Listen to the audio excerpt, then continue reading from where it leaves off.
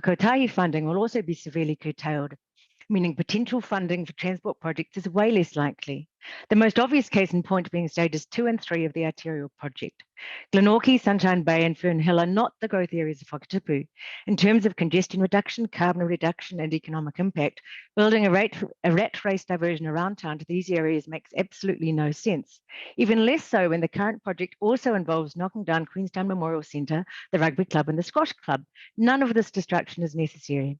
If you decide to go ahead despite all the reasons not to, perhaps to meet some secret squirrel deal with Lakeview developers, there are two perfectly good route options that wouldn't involve knocking down existing community facilities, as outlined in my submission. QLDC's long-term vision acknowledges the importance of community centres to create community cohesion and heart. This is so vital in a transient community like ours, especially when many of our people are facing financial and housing pressures. Community facilities are nearly always the first to get the chop when council finances are tight. So please do not needlessly deprive our community of those we already have. You can't rely on philanthropists or granting agencies to make up the shortfall, because many of them will also be under financial stress.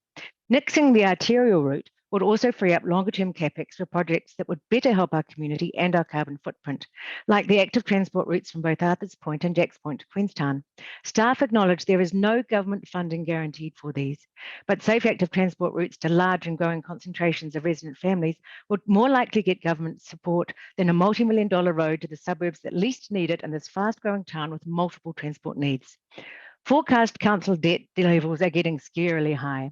The multi-million-dollar leaky building debts inflicted on this community are both unfair and ongoing. Please advocate strongly with the central government to change the legislation to put these costs on those responsible for them, not ratepayers.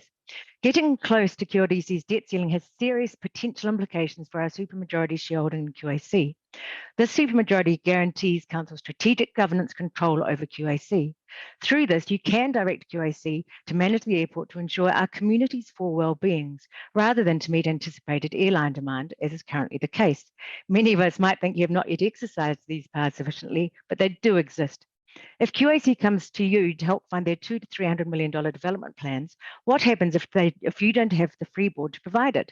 If you need to sell shares, we lose that vital supermajority, and that would cost our community the only legislative method of control to prevent over-tourism and its downstream negative effects that we have. I also ask you to please urgently revisit Council's current growth projections used as the basis for this annual plan and the LTP. These project a 50% increase in peak day visitors over the next decade. That would mean that for every 100 residents, there would be 150 tourists every day. Can our community afford this? Does our community want this? And does it remotely fit with a regenerative tourism plan that Council has strongly supported? The answer to all three questions is no. The response to QAC's attempt to expand their air noise boundaries back in 2018 showed that even then our community was feeling swamped by tourists. Airport arrival numbers are almost back to 2019 figures and projected to keep pumping. Thank you for endorsing the Regenerative Tourism Plan and its carbon zero by 2030 commitment. But there is a serious disconnect between the projected growth figures you currently espouse and the strategic and marketing changes required to meet the plan's carbon-free commitment. Fundamentally, we cannot continue on the current tourism growth trajectory. QAC uses Council's projections as part of their rationale for growth. You must ensure these growth projections reflect the carbon-free goalposts to fulfill your governance role. As an immediate response, these figures must be caveated as needing an update downwards to reflect the structural changes the RTP requires. You need to commit resource to update these growth projections as soon as possible in conjunction with your regenerative tourism plan partners, and also to annual updates to inform QAC and the RTOs. Again, many thanks for your time. You have a big job. Thanks for doing it. Happy to answer any questions. 5 seconds to spare, so yes, it's available. Yeah. I've had a few years honing that. Yeah, cheers. Thank you. Thanks, everyone. Keep going well. Bye. Okay. Julie, same deal again, 5 minutes. Over to you. Yes, good morning, everyone. Thank you for your time today. As you know, we submitted on the district plan with regards the annual plan, sorry, with regards to formal engagement with the Queenstown Lakes Community Housing Trust for the Lynch block. So, you know, you can see there from the submission that this has been talked about with council for a long time, and for whatever reason, we've never quite got it over the line. during that time, over the last few years, we've engaged 2 different architect firms and come up with a couple of different options for developing the Lynch block. In the submission, I refer to the Mayoral Housing Task Force and also the home strategy. Now we also have the Joint Housing Action Plan, which is out for consultation at the moment, and it refers to a number of key actions, such as realising opportunities to purchase and develop land for the provision of affordable housing in the Queenstown Lakes. So I think what I'm trying to say here is that there's a lot of emphasis throughout a number of council's policies around ensuring that we have affordable housing. With the Lynch block, we have this key site that's already been identified for excellent, affordable, high-density housing. We think we can make it work. We know we can make it work.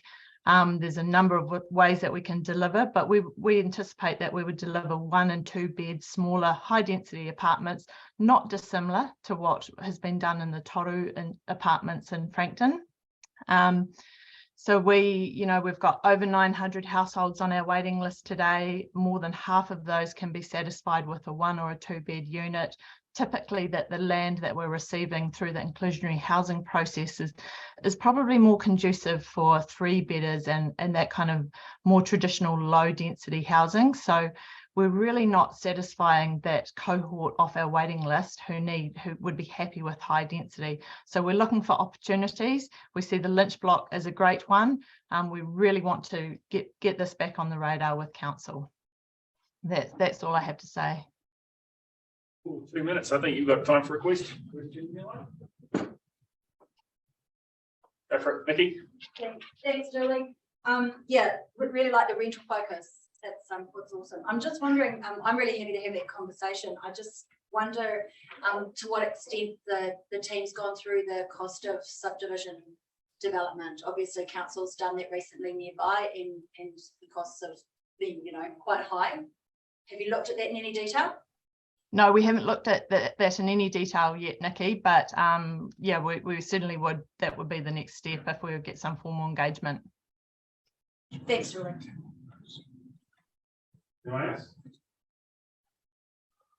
Looks like stunned silence. Thank you, Julie. As always. Good day. Thank you. Bye-bye. Bye. Thank you. We've got 2 minutes, councillor.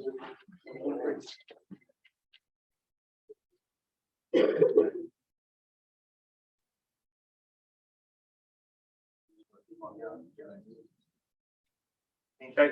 Yep. Can you keep going, Joe? Joe? Yeah. Good morning, everyone. How are you doing? Okay, 5 minutes. I'll raise my hand when it's got 1 minute left. Okay, so I'm speaking on behalf of the Whakatupu Wildlife Trust today, and you will have received our submission. We wouldn't have contacted you if we were desperate. The council has kindly given us $30,000 for the last 2 years, and again for the coming year towards our operating costs. But it's getting increasingly difficult to get those operating costs. Most trusts prefer to provide charities such as ours with project money, which means if there's no operating costs available, there's nobody to deliver the projects.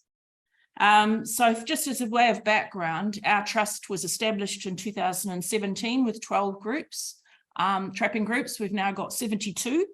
We started out with 421 traps. We've now got 3,574. Most of those traps are on public land, including council land. And they're all manned by volunteers. The volunteers put forward around 7,200 hours a year. So we're saving council and DOC about 180,000 a year in predator control costs. And that doesn't include the trustee time. If you think about the numbers, one stoat can decimate a whole nest of baby birds and or eggs overnight. So you work it out for yourself, 7,000 pests a year removed from our environment. What we do closely aligns with Council's climate and biodiversity plan. And what we're seeking is a relatively small investment for our operating costs. I'm the only paid person. I work part-time for the trust. Without somebody to deliver on the trustee's strategy, the whole thing falls apart, because volunteers are fantastic, but they actually need someone to bring them together, to recruit and train them, to provide them with bait, tools, maintenance of the traps. And that's not without growing our trap network. So we're doing that all the time, putting in new traps. We need to get landowners' approval.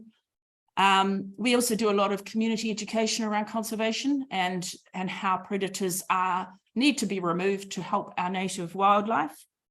So what we're looking for is an extra 35,000 this year, because we do not have the operating costs to cover my wages for the coming year.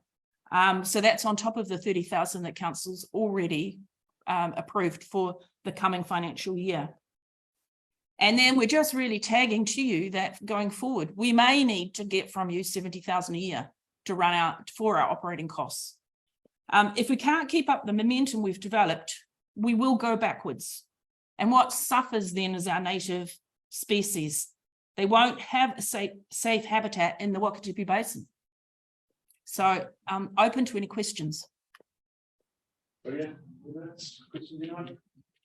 Hello, Joanne, is this Wakatipu or is it district wide? No, this is, so we're just Wakatipu. There are other entities who undertake the same kind of role in the Wānaka district and beyond. Just a comment, thank you for pointing out the challenges that we all face in terms of operational costs to actually keep these things sustained. So thank you for bringing it to our attention going forward as well. Yeah. Given the joint responsibility, what operational support does Department of Conservation give you? So we have had funding from Department of Conservation for the last 3 years for our operating costs. So they've covered pretty much all of them. However, they are obviously under cost constraints as well, and they have not carried that program of support forward. Thank you. thank you, Joe. Okay. No more questions? No. All good, thank you. Bye now. Thanks, Joe. See you walk in the drive-through.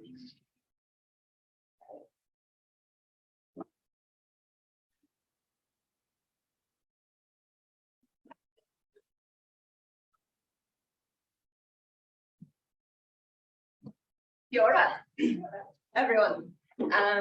I am Niamh, and I have with me here Fiona and Randall, who will introduce themselves in about 1 minute and 50 seconds. And we are speaking in support of the Wānaka Alcohol Group's mission and request for funding support.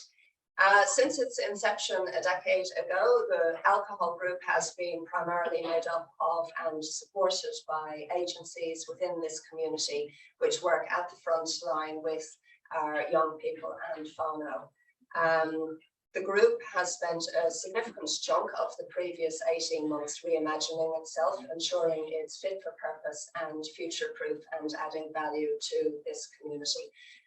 Its revised purpose is empowering parents, caregivers and whānau in supporting our young people dealing with adult-sized problems, and its remit has broadened to include all those areas which the community considers risks. So substance and digital harm, mental well-being, healthy relationships, parenting and the family unit. We started community engagement last year and received a clear remit from this community as to how they would like to be supported and what sort of activities they would like to see from the group. So to deliver these actions, we would be grateful if council would consider financially supporting the group in the form of funding for a project coordinator to deliver a schedule of activities, and really resonated with what Joanne said earlier. This particular funding round is really one of only 2 options for operational funding in this district, the other being DIA.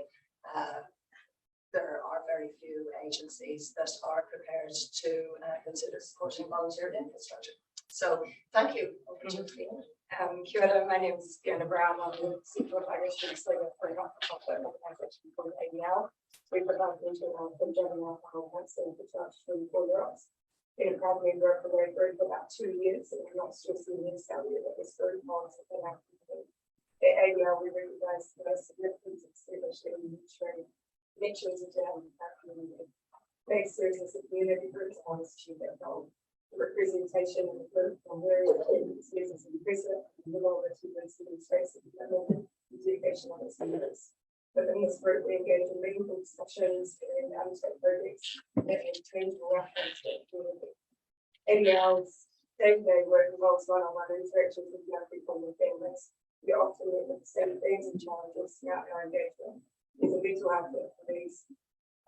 Alcohol and other drugs, social media and online presence, relationships, news, and internet. We're very struggling to connect with young people. The things and challenges we encounter with young people when we have families are mirrored in discussions and initiatives we undertake in the Lake Group. Therefore, the connections we establish with community groups are incredibly valuable to our cause. I'm particularly thrilled to be a part of the rebranding and exploration process of this group. We're at a pivotal moment where we have the opportunity to unlock the true potential of the Lake Group. For ADL, it is crucial to be able to represent and share vital information within this group. The young people we work with rely on us to be their voice and their advocate in the community. By actively participating in the WAG group, we can ensure that their needs and concerns are being addressed effectively. Research and experience has shown us that community presence and education have a profound effect on well-being of our young people and their parents. The outreach efforts we make together in collaboration create a ripple effect that positively influences our community. Together we can create a stronger, more supportive environment for our young people and families where their well-being is featured. 1 minute. My name is Randall Dobbs. I'm the Chair Trustee of Kahu Youth, and I've been a trustee for the last 5 years. I'm here to support my colleagues and the submission we've already made. And I'd like to make 3 points. One is, for the last couple of years, 3 years in particular, the environment for youth has become very people. Second point is, the most important thing when we make decisions is having data. The reason Kahu Youth is a member of WAG is that they have institutional data going back for 4, 5, 6 years, and we want that to continue as Kahu Youth and for a revitalised group. And the third point is the revitalised WAG, let alone WAG itself, Wānaka Alcohol Group, is a classic example of many groups, 8 or 9, working together. So it's a collaboration for good purposes for a number of groups. So collaboration and extending data. Yeah, the key part. Thank you. Thanks, Ryan.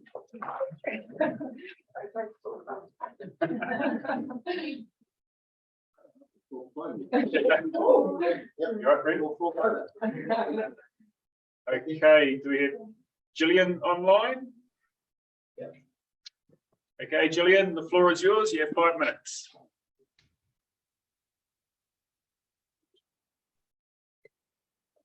Hello there. Sorry, I have my sound down. Now I can hear you if anybody's talking to me. Am I good to go? Yes, you're good to go. You've got 5 minutes. Perfect. Thanks very much. Sorry about that. Thanks very much for allowing me to talk today. I'm Gillian White and I'm the Regional Lead for Volunteer South. Volunteer South is one of 20 volunteer centres around New Zealand, and we all work to promote and support and strengthen volunteering, creating stronger, more connected and resilient communities. Volunteering underpins social inclusion. It's our strength as a nation, and it contributes collectively to our well-being nationally and locally. We're open to everyone, and we're passionate about building the capacity of organisations and ensuring that they provide the best possible experience that allows volunteers and communities to thrive.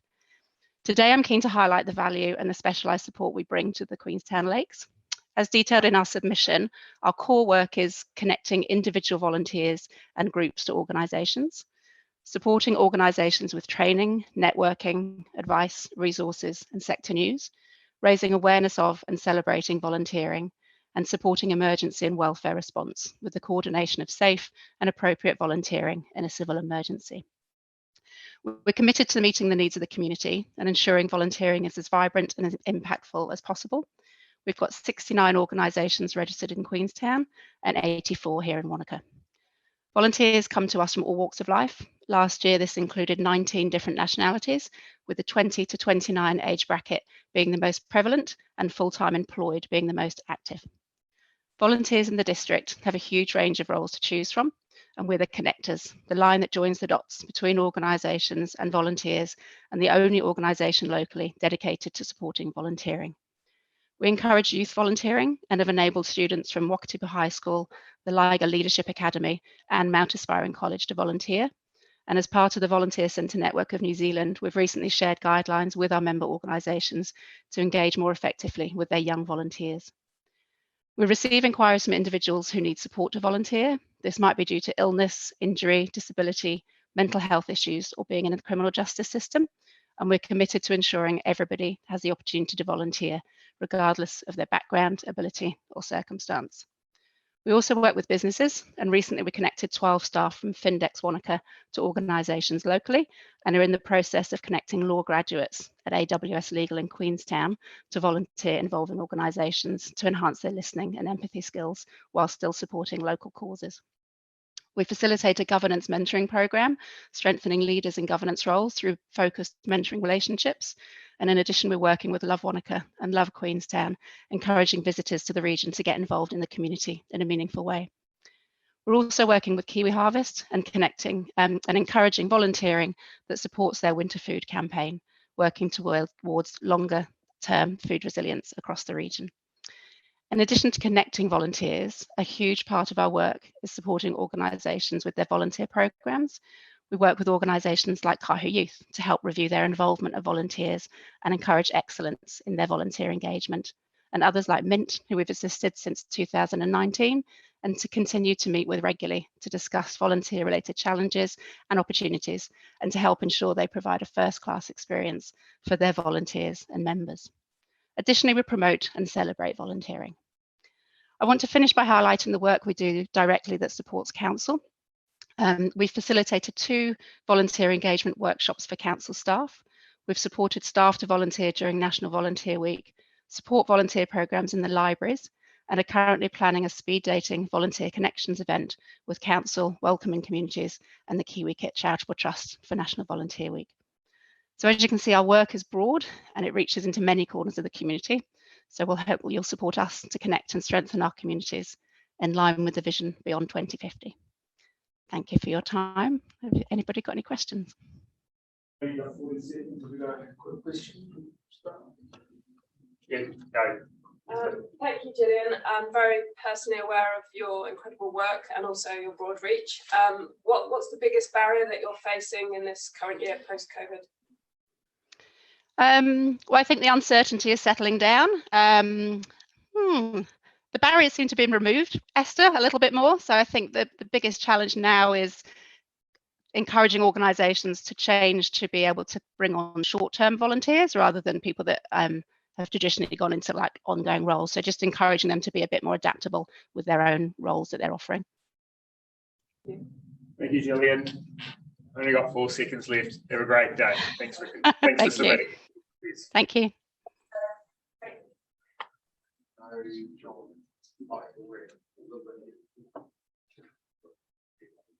John Mitchell's cancelled, so I think we should extend the break from that.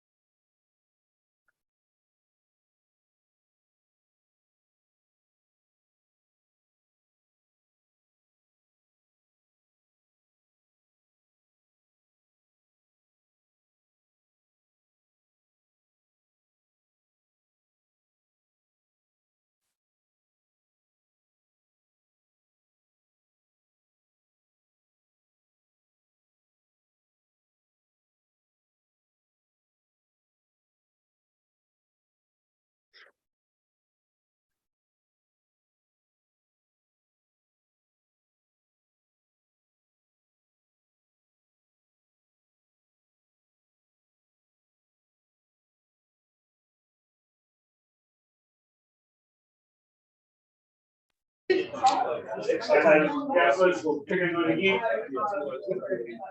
Councillors. Hi, Mary. Good morning. Good morning, Glenn. It's all over you. You got 5 minutes. The floor's yours. Thank you. Maureen, everybody. I'm calling from Christchurch. Been called away, so you have to bear with me. Thank you.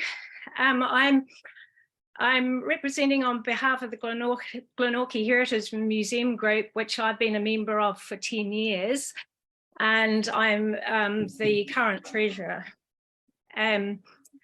So we would writing and calling to support the proposed district plan for 23-24. And we'd also firstly like to thank the QLDC for last year's support towards our outdoor exhibition space, which you kindly contributed $5,000 to. Secondly, we'd asked to be part of any working group or formal discussions in the future in the development of the revised district cultural and heritage plan. We feel that up in the Glenorchy area, we've got a lot to share and offer in that respect. We've also got some very talented people that can contribute a great amount of information and knowledge in that working group. Our third request is for continued rate relief for our site and to look to meet with the QLDC staff in the future about working out an enduring solution for the ongoing challenge of costs related to that. And the fourth and final request we've got is we would like to ask for $1,500 towards the support of an eHive online collection archive, which enables us to continue to make our historical materials that we've collected available locally, nationally and worldwide. Now, the Glenorchy Heritage Group, many of you will know about it and some won't, has existed since 1997. And our mission has always been to preserve and celebrate and share the heritage of the head of the lake, the Glenorchy area. And our mission aligns with the wider vision that's called Vision Beyond 2050 goals. So especially in that idea of thriving people, embracing the Maori world, sharing our places and the breathtaking creativity, and basically preserving our community heritage, which it is more and more important, I think, that we need to do and be proud of what we've got here. So firstly, going back to number one, is that we wish to say thanks for your support. And we've got this piece of land up there just behind the hall and the community ground land there. And we want to have an outdoor exhibition which is easily access to all people, all public visitors alike, and it also doesn't cost as far as maintaining that. We're well on the way to gathering funds for that. Your last year's contribution, plus we've had contribution from the Glenorchy Community Trust, Te Papa, Ora, and creative communities. So we're poised really to get this show on the road. We're in the process of putting together our resource application, which again takes time and money to get that together. As far as engagement in the cultural and heritage planning, we're aware that there's the council the QLDC have been developing this plan, and we would like to be part of that again, because we've got a lot to share and also some very good resources in the name of people that have a good background in that area, which some of you already have had met with those people before. As far as rates relief, this piece of land that we've got there, section in Argyle Street, it's 1,000 square metres, and of course we can't get the full rates relief because we haven't got a building on it, and it's kind of like putting the chicken before the egg, or horse before the cart, is that we need, you know, we're a small group, and the rates have been quite considerable. So we've had some relief for the last year, but we would like to see some continued relief, and then perhaps maybe some help with a bigger plan for what we want to do in the future. And finally, sorry. yeah, Sorry, 5 minutes are up there. Yes. Sorry. Okay. Well, all the best for your discussions, and we hope that, well, supported by the written material, that you will be able to keep us in front of your minds for in your future planning. So thank you very much, and all the best. Thank you, Mary. Okay. Thank you. Bye. Thank you. So Nina. Nora, can you hear me? Yes, 5 minutes. The floor is yours. Go for it. Good morning. Youth Search and Rescue are a youth development program. So we train and mentor rangatahi who are aged 14 to 18 years. We train them in search and rescue and emergency management, which includes disaster recovery. Disaster response. That's a very different thing. We have been established for the last 14 years, and the Wakatipu region have been reaching out to us for many years to start up down there. Our local man on the ground is Ed Halson. I'm not sure if any of you know of him. He couldn't make it today, which is why I'm zooming in. We also have Johnny Franklin from Land Search and Rescue and John Fuchs from the police down there behind us. So our program is a 3-year course that the kids join us, pretty timid young people, and they come out amazing leaders who are field ready and really encouraged to be community minded and volunteer for your local community. So what we're after is the funds to get the gear ready for them, so that next year when we start this program, they have the radios and the GPS and the repeater and all those things that is required.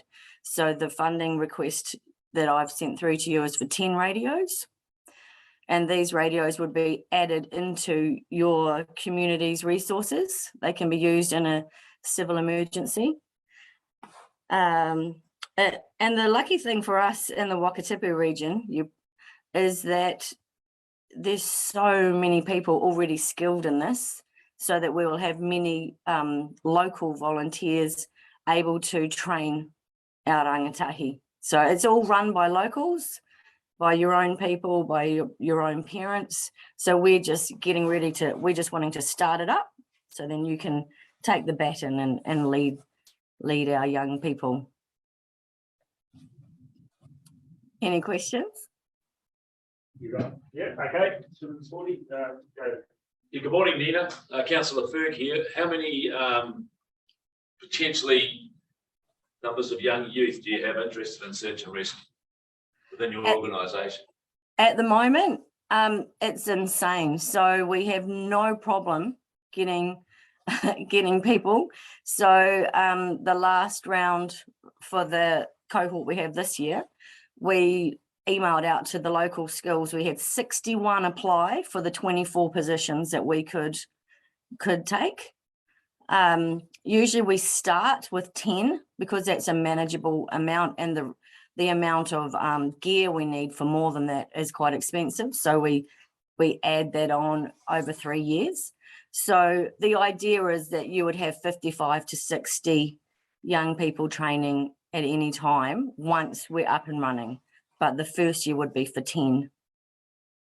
The Waikato region was so popular, they started with 15. We just had too many wanting, and I wouldn't be surprised if Wakatipu is the same.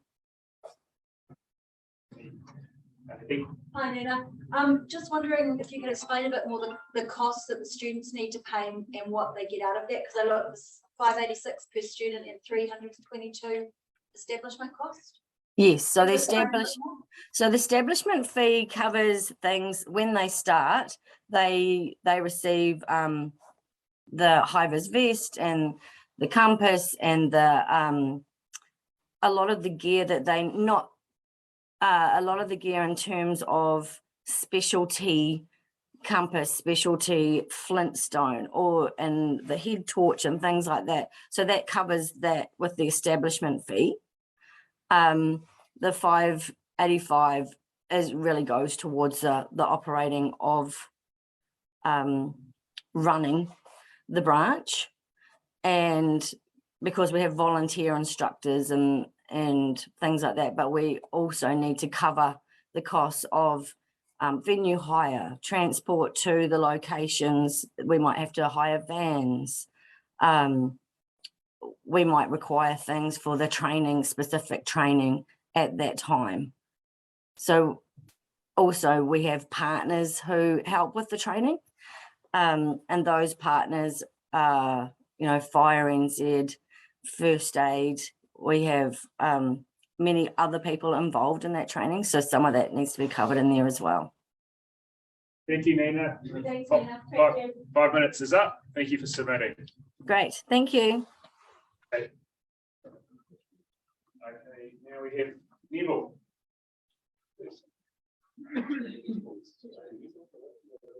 Oh.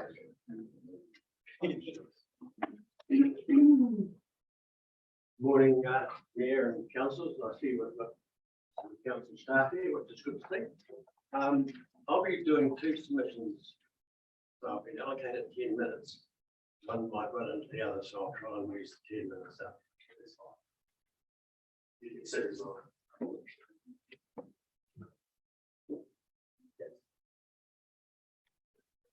First one is regarding the Wānaka Cemetery. I have some photos which may help councillors in the deliberations that I will give them.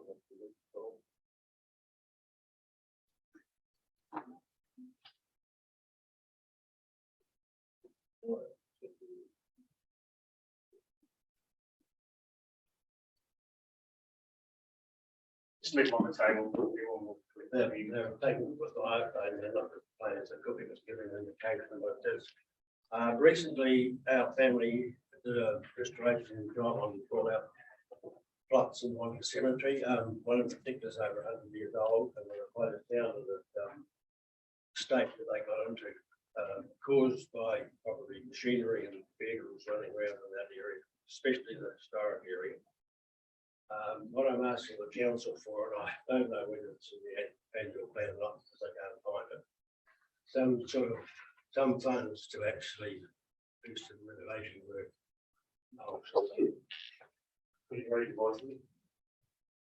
When are you going to get this? Council, yes, I'm sorry. Oh, it's a bit of a Yeah, well, it's always the same. Yeah, so our family did a restoration job on our family plots, and when we finished, we could see quite plainly that they were a real target for either vandals or vehicles who've got free access to the whole cemetery. So what we're asking, I've been in contact with Ian Bailey and about funds to actually do some upgrading in those grounds. I think that's an area that's been neglected for some time. It's perhaps the rough grass has been cut, but apart from that, very little has happened. The people who live on the boundary using the cemetery parking cars, boats, caravans, you mentioned it. So I think there's some sort of rules that are important to stop that. The main issue of my submission is to try and keep the vehicles away from the plots, which at the moment are free access. So that's about the best of my submissions. I have a copy of a submission from the Historical Record Society who support my submission. Like an area that should be preserved, and I would hope the council without taking something forward that even getting a management plan together. I think it's quite old one that's in place. So that's about all I've got about the cemetery. Looking at funds to do the whole place up and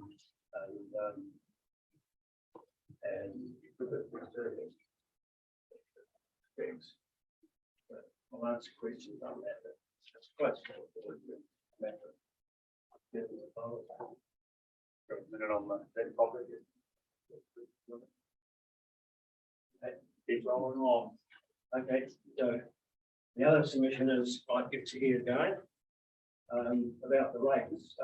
Just one issue regarding the rates, 13.4% of that, over 4% is because of leaky homes. Could the council tell me or the public how much of that is capital repayment, and how much interest? That's a question you might be able to answer because Stuart Burns is not here. But you might give me a rough idea.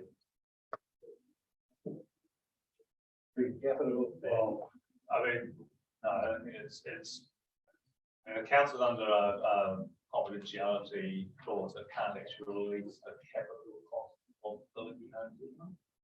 I'm not saying that, I'm saying on the rate paid this year, 4.5 on the capital repayment, and what is it? Oh, what is it? Unfortunately, down, so I don't have it on me. Find out. Could you make that available through the press? Because a lot of people have asked me what in the next council I did, well, you have to ask yourself. Well, hang on. So the other one is part of the rates. How are these capital sums going to be repaid? Obviously, you haven't got an answer of how much we're paying off this year, but 140 million or something around figures, what's been press. How much of what council paying to reduce those debts? And I gather there's a lot more coming too. So that's something that I think should be brought to the public's attention. Just how you're going to pay that back. It's very nice borrowing of the people sitting around the table and outside of the bank to pay it back sometime. So that's a lucky question. The airport is one we should look at, but don't really like that, Mr. Mayor. The airport is one that a lot of funds could be generated. Now might be the time to sell it because within 10 years there'll be an airport in Paris, which will give you what you've got on Queenstown. The other one is the Lakeview development. A report on that from the public's point of view would be very acceptable. I'm quite a substantial shareholder and carer part of that. We've had reports already about how higher interest rates are affecting income from that. The expected income initially was looked pretty good, but as it's turning around, it might be a dog. So that's all I've got for you to think about, Mr. Mayor, and put the chair in there. Legal through the press what some of those answers are. It's been pretty secret about until now, so I think it's time we use it for a large amount of debt. Rely on these Lakeview development, the funds you might be sure. So that's all I've got. I haven't taken up for 10 minutes, I don't think. You've got 3 minutes 20. So the councillors can ask me questions. But any questions, councillors? That's a good way to shut you up, isn't it? Okay, Nikki, and then we've got time next time. Thank you. In terms of a report on Lakeview, what's the thing what you looking for? Have we got anything together? Well, as an investor in some of their projects, the interest rate is the one that they're concerned about. They're reducing to the shareholders, no particular ones. Council will fall under the same, that we're borrowing money to, or that consortium will be borrowing money to do that development, which in the end result will reduce profits of it.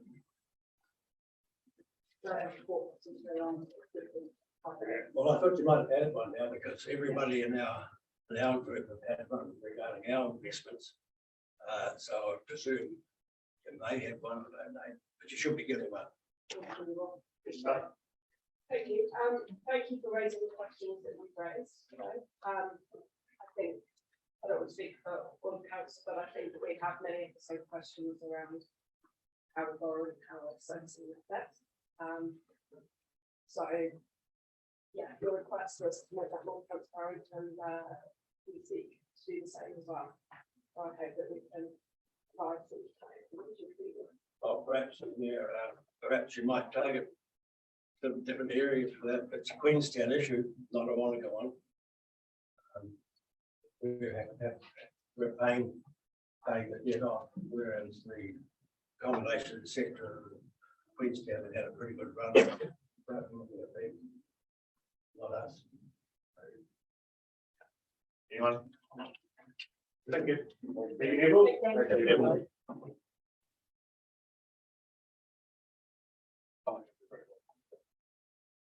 Howdy.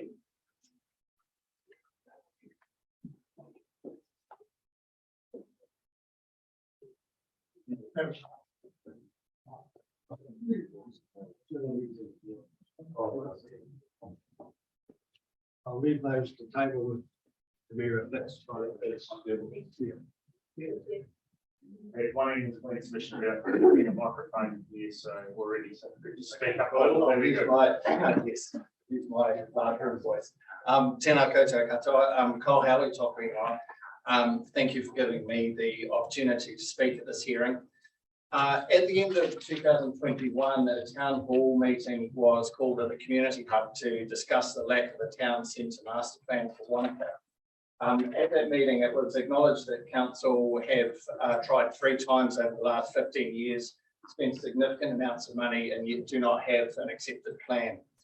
At that meeting, some key problems were identified that had led to the current situation. Among them were the challenge of creating a comprehensive and detailed plan that would be fit for purpose 30 years into the future. Realistically, we have no way of knowing what our technology or community will be like that far away. Some hot topic consultation points were also identified, such as the road past the golf course that solidified opposition to the plan in general, and some missteps in communication were identified as to why that 2019 plan didn't progress. In answer to the question, are we on the right track? At the end of that 2019 consultation, only around 400 of the 1,200 respondents replied yes. The result of the town hall meeting was the formation of a small group of locals with diverse experiences of living in our community. The Heart of Wānaka was formed with representation from town centre businesses and property owners, schools, communities and more. We started with sharing our stories of living in Wānaka, what drew us to this place and what was important to us. Hearing the stories of people coming to Wānaka and knowing in their heart that this was the place they wanted to live was inspiring. We also looked at previous consultations, primarily the 2019 council policies such as the Climate and Biodiversity Plan and Spatial Plan, and started talking with council staff about how we might create and navigate a new pathway towards creating a town centre plan. We're called the Heart of Wānaka because we recognise that this is the place where our people circulate into and out of, and it's the place that connects and sustains our community. It is also a key interface between our people and our place. The connection to the lake and the environment is central. As locals, we understand the combined influences in our community of kaitiakitanga, seeking to look after our environment and community, and manaakitanga, recognising that people travel from around the world to visit and live in Wānaka, and wanting to welcome and support them. We're at a critical place in our developments of the Heart of Wānaka, with the visitor economy returning, continued growth in our resident population, the progress of the lakefront development plan, and the growth of the free parks. While we acknowledge that the town centre is broadly functional at the moment, we also recognise that these pressures may start to negatively impact the Heart of Wānaka in the near future. We've spoken with a diverse range of groups, from garden societies to businesses, to having drop-in sessions at the AMP show in Lake Wānaka Centre, and sought feedback from the community board. We followed a highly iterative process where we create a plan, seek feedback, refine the plan and repeat. We've come to understand that what we need is a strategic direction for our town centre that adheres to the core principles of our community life. It leaves room for council to provide detailed business cases and budget and plan for specific needs. Our next steps, which is what we're seeking support for, is to more widely socialise the work that has already been done and help provide the evidence the council will require to endorse this plan. We have used media, direct consultation with stakeholders and drop-in sessions to get to this stage, but given the challenging history of this key subject, we want to provide the highest possible standard of feedback to council. It's been inspiring over a considerable amount of time to hear the stories of why our community is so strongly connected to our people in place, and humbling to see the incredible amount of voluntary hours that people have put into this process so far. We hope the council will recognise the importance of this issue and recognise that this is a valuable process and support us to continue our work. Harry, you've got 30 seconds. Yes, sir. If you were to secure the $10,000 So currently we haven't looked at any other options. Given the nature of the project and the fact that what we're seeking to do is support council in developing a process for this, we thought this was the most obvious funding channel. All right, yeah. Thank you, Harry. Thank you very much. Thank you.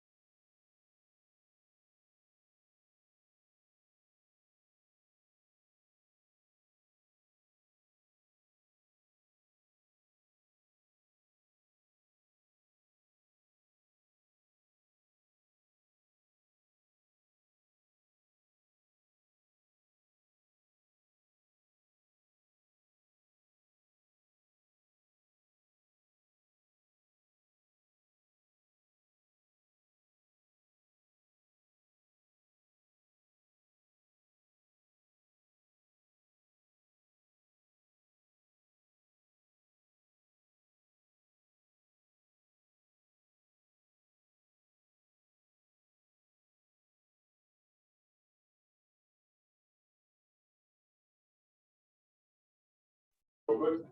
Right. Will, Peter. Thank you. My name is Peter Soundley. Thank you, Mayor and Councillors, for being here today. I've been in the district for 25 years. I'm a professional engineer originally, been involved in a number of construction projects around the place. I'm here as part of PACT. He's an Alpine Charitable Trust. We've got 3 trustees here, myself, John Hogg and QBell, who we're all going to talk a little bit. We're effectively representing 103 submitters who have been submitting for facilities up at the Wairau Recreation Reserve.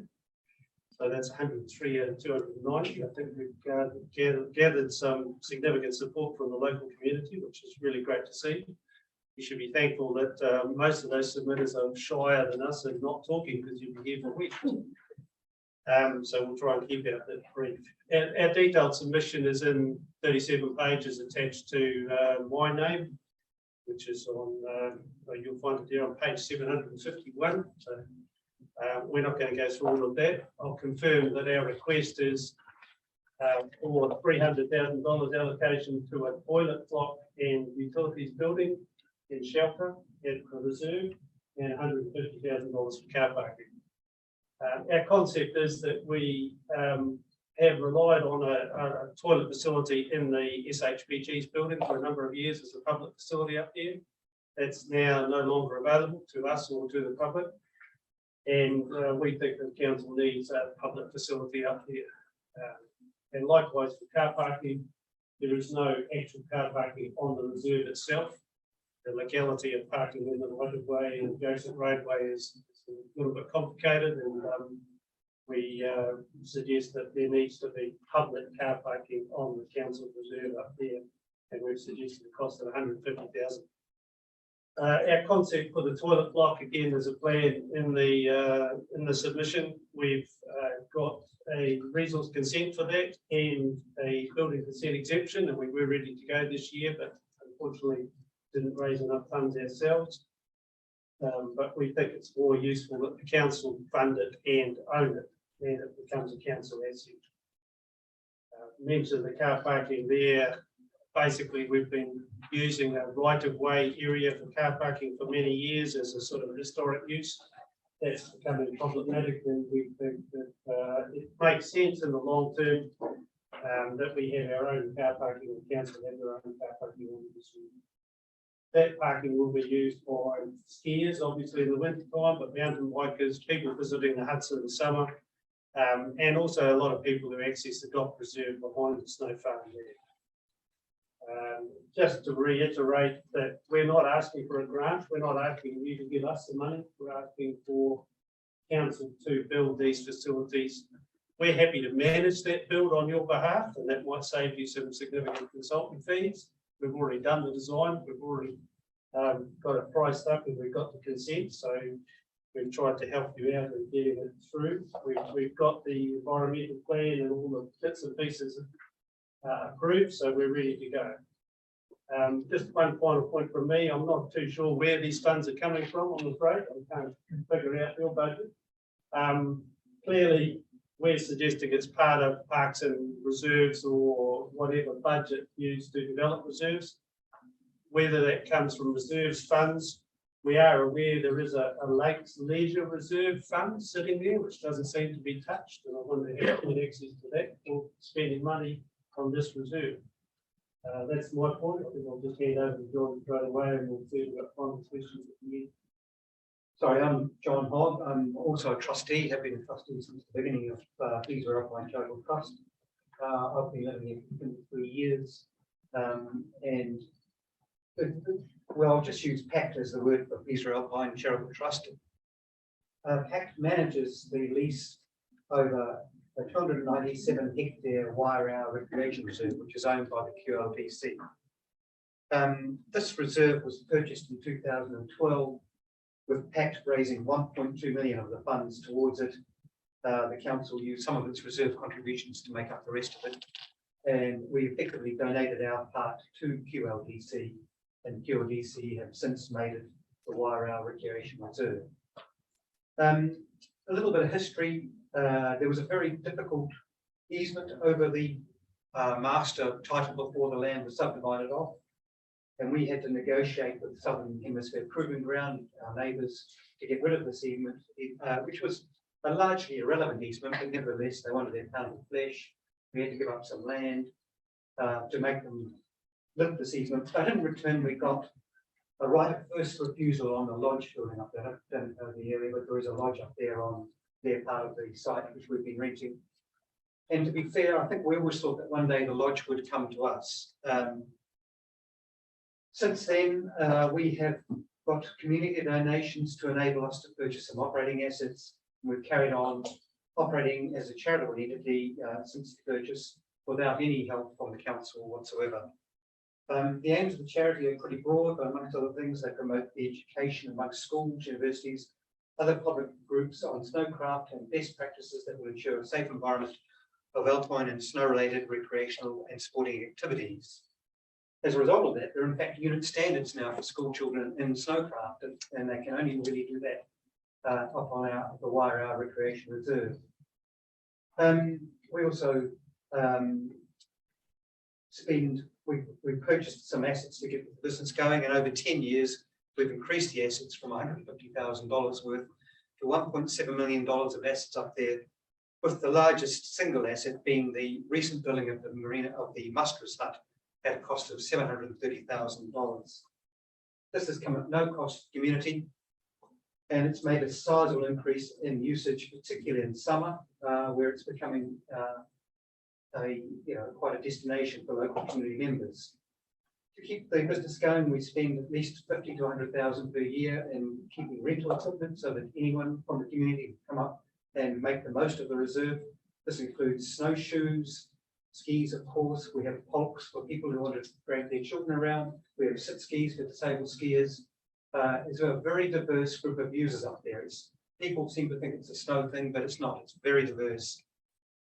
We have over 600 or 700, we call them seasons pass holders, but they're really just community members of our,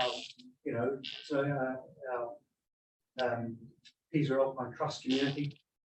Over 70% of those come from Wānaka and Queenstown, so it's very widely used amongst local residents.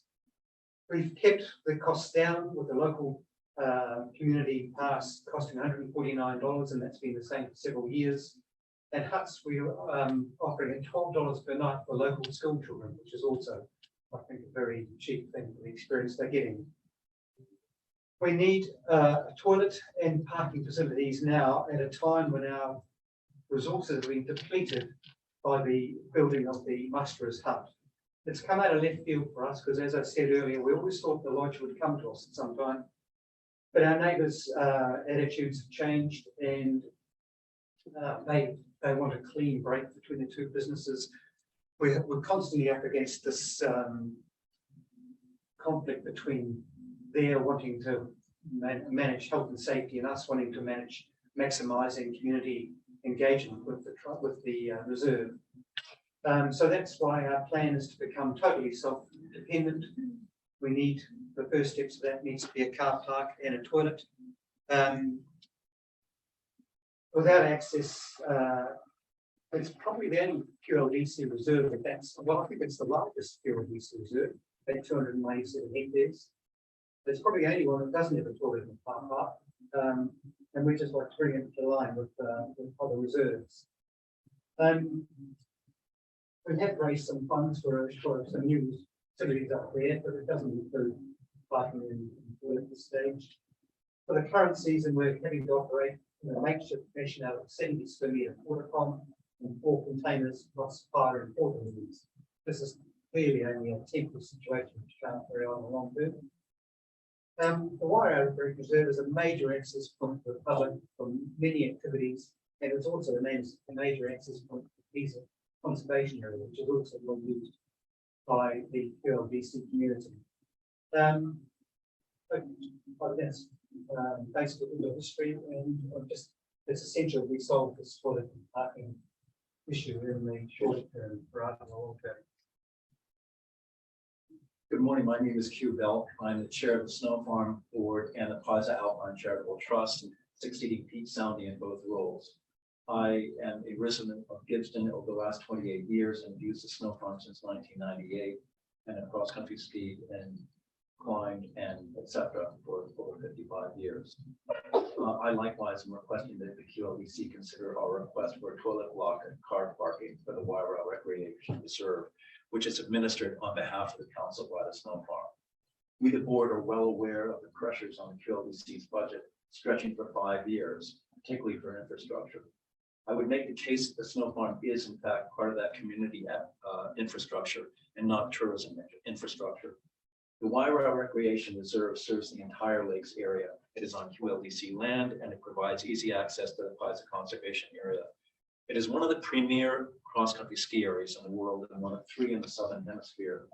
And for the quality and terrain of the snow, in the top 5% of Nordic ski areas globally, which is why so many Olympic athletes come to train at the snow farm.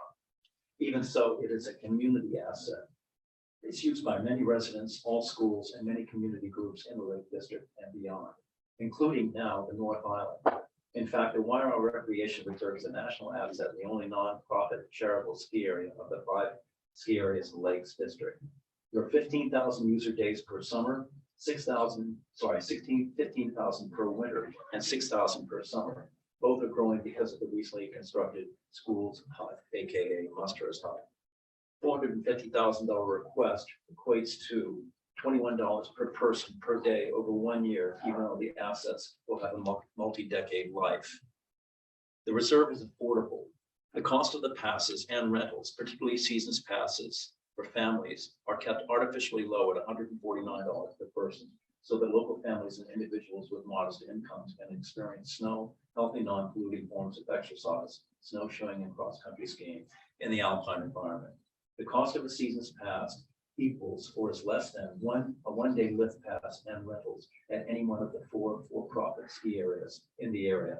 As well, the snow farm provides discounted lessons and rentals to families and groups of all ages from 2 years old up to nonagenarians. The snow farm runs racing programs for toddlers through to adults. You can witness Campbell Wright of Hawiah, now an Olympian, a competitor who finished in the top 3rd of the 20-kilometer races at Beijing, and incredibly, is the recent winner of the Junior Worlds. Campbell is a snow farm product. He started skiing at the snow farm at 5 years old. We host international skiers, many Olympians, who instruct local skiers and toddlers. And witness the gold medalists Jesse Diggins and Keegan Randall, who, when they are not training at the snow farm, are instructing local toddlers on how to race. The snow farm is now used by 48 schools from Christchurch to Invercargill, including North Island schools such as recent Wellington Girls College, which is bringing special educational needs girls to snowshoe out to the Muster's hut and spend the night.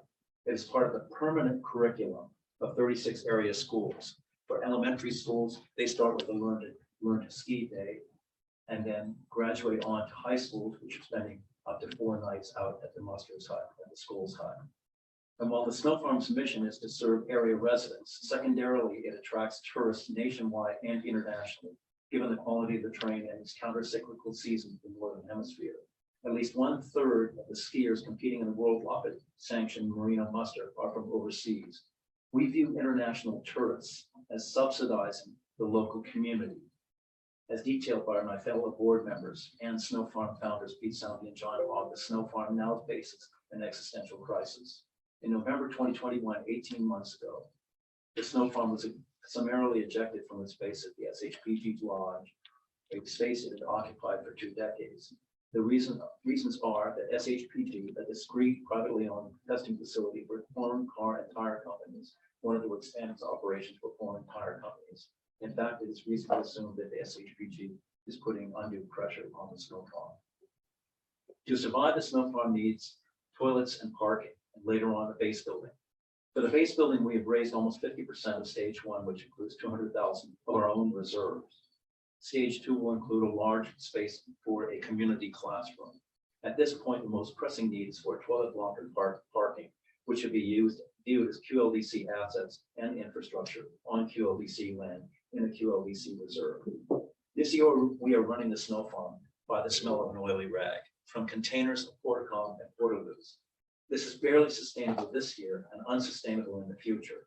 So I implore the QLDC in this year of budget deficits, higher inflation and rates, to think of the snow farm as local infrastructure that should be assisted and upgraded so it can continue to serve the local community, schools, and secondarily the nation and international tourism. I thank you for your time.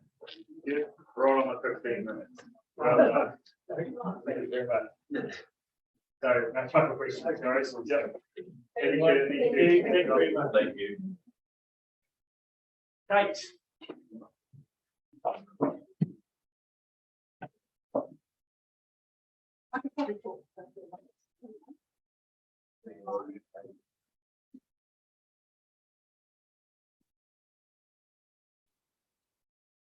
One minute, I'll just raise the hand up. Okay. Floor to you, it's 5 minutes. Tēnā koutou, ko Rebecca Karawaia Whakawhenua, no Queensbury at home. So technically, I'm actually not in the QLDC area, but I am a lawyer here in Wānaka, and I'm also the chair of the Alpine Community Development Board, and I'm here today in that capacity. Our trust oversees the operation of community networks and Link, and we've recently completed our recruitment process. We have 8 trustees. They've got a diverse range of skills and experience. They include our Deputy Mayor, Quincy Smith, who brings a really important council connection and perspective to our board. We take a dynamic approach to governance. We're actively involved in overseeing the strategic direction of our organisation. And that's involved a recent review of our strategic plan to make sure we're focused on meeting the needs of our community, and particularly the vulnerable parts of our community that might be struggling. We're a really nimble organisation that's been able to adapt to meet the needs of the people, particularly highlighted during the recent COVID situation. Community Networks and Link, the operational part of our organisation, is 8 staff and approximately 55 volunteers. And we're very fortunate to receive support from QLDC. Looking ahead, we'll be seeking funding support in the 10-year plan. And we hope to continue as QLDC's trusted funding partner. So I'd now like to introduce Kate Murray. Kate's been the manager of Community Networks and Link for 12 years. So I'm sure many of you will be familiar with the great work that Kate does. Thanks, Rebecca. So Community Networks Link, a grassroots organisation. We've been supporting community wellbeing here for 19 years. We're based down in the community hub. Our purpose is a one-stop community support and connection centre, and our job is to connect and support people. 2 slightly different aspects. One is around supporting individuals in whānau. Last year we had approximately 5,000 people presented our front desk for support, largely around financial struggles. They could be referred to our social worker, connected to another organisation for budget advice, to our food bank, to a fund that helps with household and living costs. This is a really brief snapshot. Young woman presented on her own, 3 young children, had to go to have major surgery and had no family here to look after her children. Another young woman who arrived from overseas to work for the winter. She had poor mental health, couldn't afford to see a doctor or pay for mental health support. A man who realised he was going to lose his family if he didn't stop drinking and needed to know where to go to get support. A single father who could not afford to buy a school uniform or send his daughter on a school camp. That provides a brief overview of that support. Alongside this, we coordinate a whole lot of different community services. Wheels to Dance and Meals on Wheels, immigration, JP, money matters, community law clinics. The rise in cost of living, we are seeing increased pressure on our community. The first quarter of this year, we've supported 50 families accessing funds for things like heating costs, wood, vehicle costs, and school-related costs. The other aspect of the organisation is community development, which the council supports. Thank you. So that's about working with stakeholders, collaborating, working across the community. For example, working with Ignite, where they're hosting a mental wellbeing workshop, hosting an interagency meeting. The other aspect of community development is what are the needs and gaps in the community? Working with groups, and out of that comes the community shuttle trial, the Reconnected Seniors Project, Wānaka Alcohol Group, Older Person Needs Assessment. Everything we do is in collaboration and often with council partners. So we work with council staff, school and rec staff, food security, partnerships team, and we really value that work we do.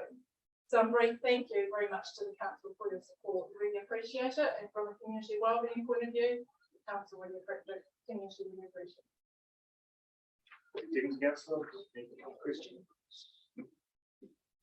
Well done, mate. Thank you. Thank you. Next up.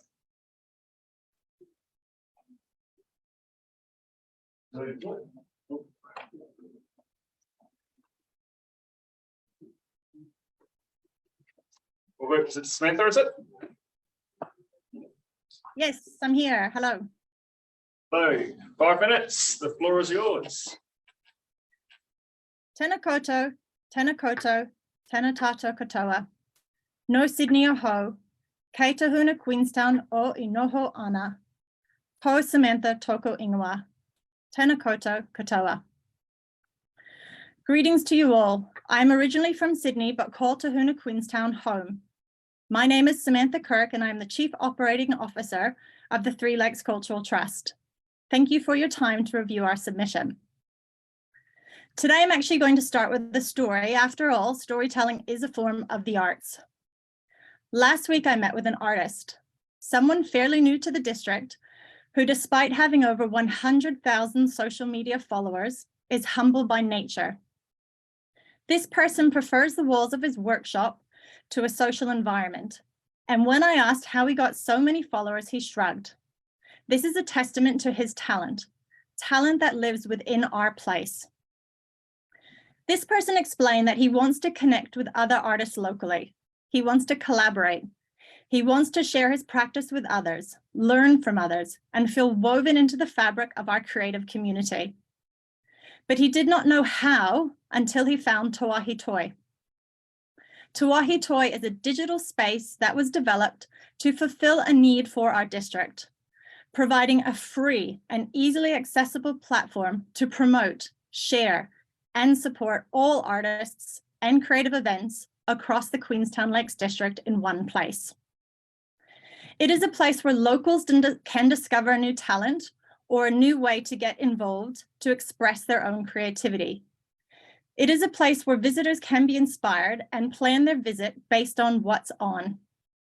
It is a place where creatives can collaborate, learn, and work together to not only lift each other up, but to elevate the overall arts and culture scene across our district. With the key objective to nurture the growth of arts, culture, and creativity district-wide, this site, again, is a free resource that can connect the community and visitors. While deceptively simple for the user, sitting behind all of this is a unique and sophisticated system that has only been achievable thanks to the philanthropic nature of our community and the vision of the Three Lakes Cultural Trust that was guided by our community. Now that the initial mahi has been done, we ask that the Queenstown Lakes District support the operational costs of Te Wāhi Toi as a platform that has wide-reaching benefits for our community and our manawhiri. I am here today on behalf of the Three Lakes Cultural Trust, but I speak for the artists, makers, performers, musicians, and creative thinkers that live in our district, of which there are many. We would ask that you believe in the work we do and to acknowledge the economic and social benefits of the arts and how it can play a vital role in the livability of our place. The mission of the Three Lakes Cultural Trust is for Queenstown Lakes District to be a powerhouse of arts, culture, and creativity, supporting and facilitating its growth through infrastructure, capability, and capacity. Within the QLDC guiding document, Vision Beyond 2050, breathtaking creativity is a vision for our district to be surrounded by the endless inspiration of our landscapes, a place that nurtures the arts, culture, and spirit of invention. Te Wāhi Toi and the mahi of the Three Lakes Cultural Trust will take you one step closer to this vision. After all, artists are innovative and lateral thinkers. They see ideas and solutions where others may not. Thank you for your time. Ka mihi nui.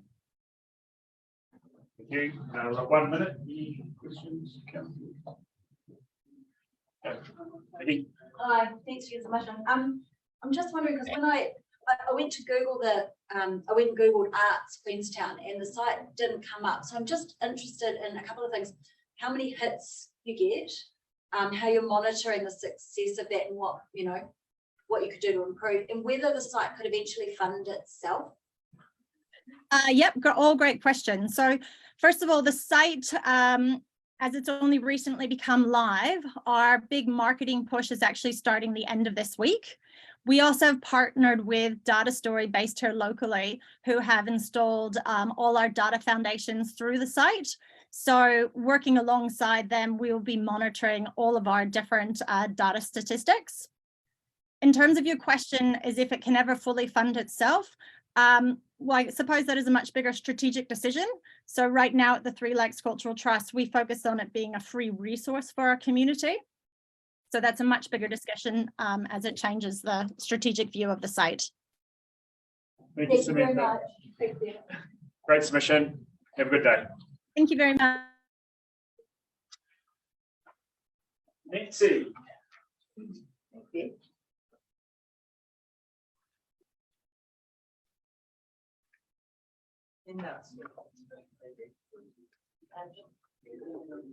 So you 5 minutes and then I'll just raise the hand and we've got 1 minute to go. Great.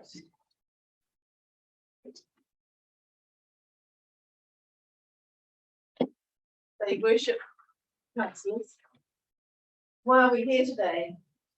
We don't plan to read out our submission. We assume that you will read it. We'll restate a few truths in the hope we might spark some real commitment to fixing a serious failure of stormwater management, urban development and resource consenting process in the heart of Wānaka. Half of you are elected on a ticket of commitment to protecting our freshwater ecosystem or protecting our environment. There's also commitment to strategic vision for our community wellbeing. To remind you as councillors that ongoing economic, environmental, and social, cultural wellbeing of our communities are totally dependent on the ongoing maintenance of pristine water quality and excellent ecosystem function in our lakes and decades. Our lakes are in decline. This fact should result in community and statutory body commitment for evidence-based management and mitigation. Such commitment is missing. We're here today representing concerned community groups as well as future generations. We're here as a direct result of an incredibly bad resource consent improvement process by QLDC, followed by ineffective management resulting in sediment-rich, contaminated stormwater runoff from the Alpha Series development. Community groups, the QLDC, have been working together to get a solution for 8 years now. A solution was agreed and 6 million of funding was allocated by council for this coming year. This sum has now been deferred in the draft annual plan for 7 years out to 2030. We find this deferral baffling and absolutely unacceptable. There may be a better case for deferring some of the Queenstown leaky home settlement. Deferring leaky home settlement would cause much less environmental damage. Non-deferral stormwater assets would also avoid QLDC liability for not addressing continued vulnerability of Lake Wānaka, the creeks in the catchment and local property to ongoing stormwater contamination. It would also mean that the benefits of current investment in promoting Wānaka as a premium tourist destination would not be undermined. Our poster board shows examples of ongoing Bullock Creek stormwater contamination as a result of gross mismanagement of consenting and compliance. The first photo taken in July last year when the abatement notice was issued shows sediment-laden flow in Bullock Creek. This spring-fed creek was pristine before urban development occurred south of the headwaters in 2015. The second photo taken a month earlier in June 22 shows similar contamination of Bullock Creek. The third photo, also taken in June last year, shows that the green space in the wetlands, which has become a really valued space by our community, was extensively inundated by contaminated stormwater. The fourth photo was taken the previous winter in August 21. Again, Bullock Creek is polluted, absolutely devastating. This sediment and contaminated water flows through the heart of Wānaka and into a highly valued lake. These photos are a small sample of 8 years of frequent and severe flooding. A record showing all these events is was included in our written submission. And today I've just heard that there was an infringement notice to QLDC issued on the 20th of March this year. We haven't even started winter yet. So to conclude, your deferred investment in the Stone Street stormwater upgrades by 7 years to 2030 will create a legacy of 7 more years of avoidable stormwater contamination of Bullock Creek and of Lake Wānaka. A legacy for future governing bodies and future generations to deal with. The ecological health of Roy's Bay and Bullock Creek will continue to decline with no redress, and financial and social well-being of our segments of our community will be impacted. Investing now will provide protection of Lake Wānaka and Bullock Creek and prevent 7 years of stormwater contamination. Investing now would support your objectives of being committed to Te Mana OTY, as well as complying with the National Policy Statement for Freshwater Management and your Climate and Biodiversity Plan. Friends of Bullock Creek and our supporting community stakeholders request that you reverse this deferral of $6 million for the Stone Street stormwater upgrade within the annual plan 23-24 and add a further $4 million to ensure that stormwater infrastructure is fit for purpose to protect our environment, as well as to build community resilience against changeable weather patterns. We request that you do not put fixing the serious failure of stormwater management in the too hard basket. Thank you. Okay, councillors. We'll go through 5 minutes.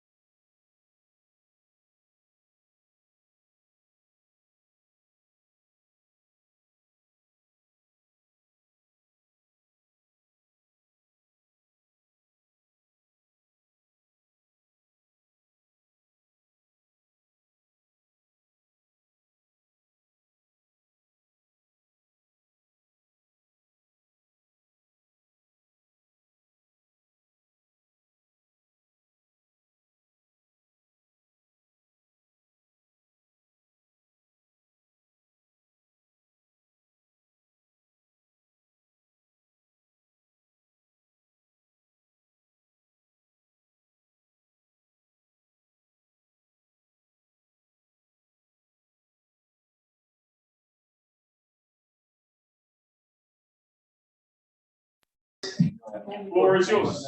Where are my friends with me? All right, morning, ladies and gentlemen. Thank you for hearing us through. So I'm Alistair King, Anna Somerville, Kirsty Hazeldean and Alan Dippy. I'm sure you're all familiar with. We're all trustees of the Lake Wānaka Arts and Cultural Trust. So the Arts Cultural Trust was formed in 2001 to build a world-class performing arts centre in Wānaka to serve the Queenstown Lakes District.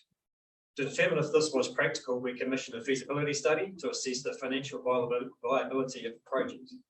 This has been through several iterations, reviews and challenges, therefore reflects as accurate and arguably conservative a project as we can make today. The trustees of the trust are Michael Sidey, myself, Mark Verbeest, Kirsty, Alan, Annis beside me, Chris Hadfield, and our patron is Lady Drew Wallace. Supporters in person are the Central Lakes the Central Lakes Trust, the Otago Community Trust, Creative New Zealand, the New Zealand Arts Foundation, Kai Tahu, Philip Tremewan, Lotteries New Zealand, the Festival of Colour, including the Full Trust, Justine Cormack at the World's Edge Chamber Music Foundation, and many others. The feasibility study was completed by Orwith HTL using a team of New Zealand theatre experts and an Australian-based performing arts architect. And the QLDC will be familiar with Orwith HTL because they have done work for the council in the past, including the Queenstown Conference Centre.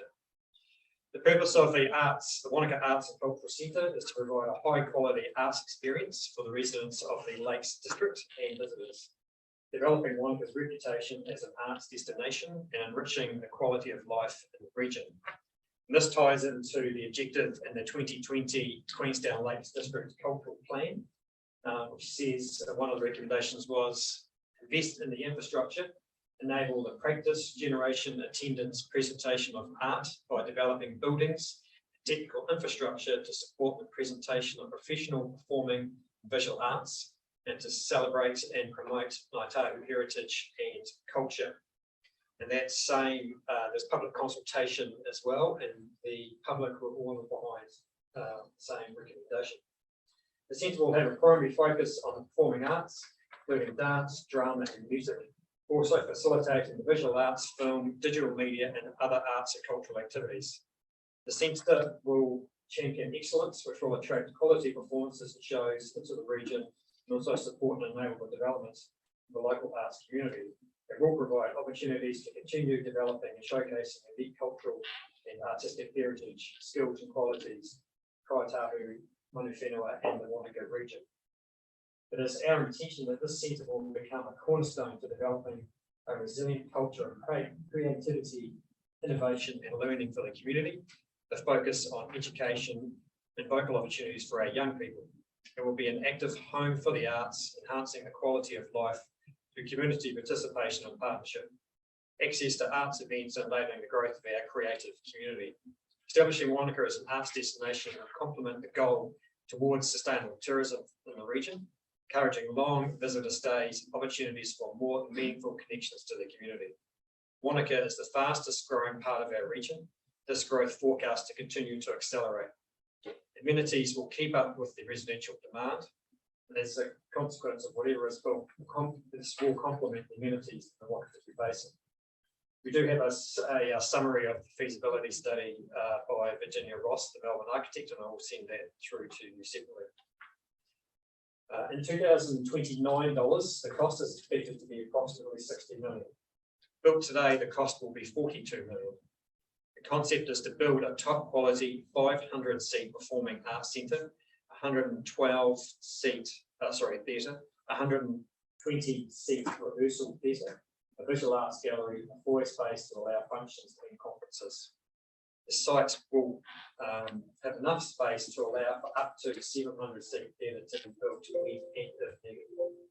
Proposed funding is as follows: QLDC $30 million. This will be spread over 5 years, with the first instalment of 6 million in April 2025. The balance at 12-month intervals through to 2029. On the condition of the QLD support, we will target as follows: institutions 15 to 20 million. We've talked with and kept informed all local community trusts and institutions. Public funding 10 to 15 million. We have already pledged in excess of 3 million. We already have pledged in excess of 3 million with minimal fundraising effort to be paid equal amounts over 10 years. This gives us confidence in our ability to raise 10 to 15 million. These funds will enable the trust, if the project is supported by the QLDC, to employ a project manager, architect, etc., to ensure minimum momentum is continued to the QLDC's first of 2025. Thank you for your attention. Thank you, Alistair. Oh, that's the gallery. Okay. So yeah. Thank you. Tim.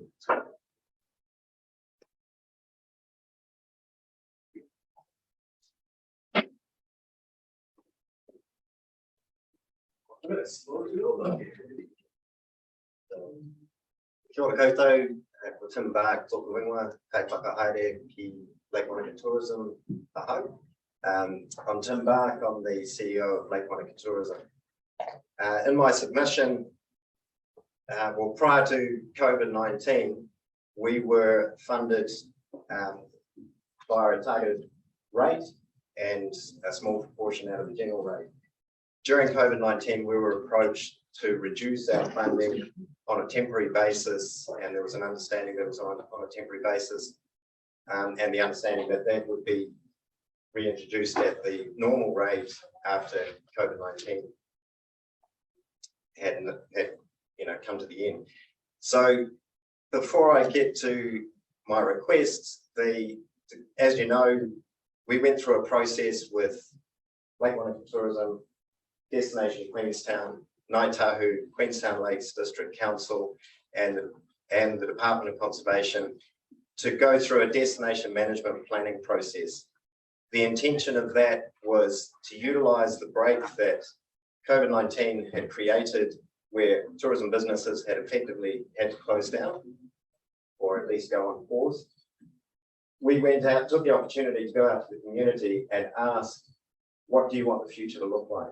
What would you like tourism as a component of one of the industries within the district? What would the role for that be in your ideal world to be able to create this future that you would like for your grandchildren and great-great-grandchildren? Through that process, we created a destination management plan, excuse me, travelled to a thriving future, which you're all well familiar with. The councillors in the room today all unanimously endorsed that, and we really thank you for your support on that. The purpose for my requests, the first one being that our funding is returned to what it would have been if COVID-19 hadn't happened and if we hadn't taken that voluntary reduced funding on a temporary basis. So that's request number one. The reason for that request is that we have listened to the community. They've told us that they acknowledge tourism as an essential part of our economic package in this region. It's essential that that continues.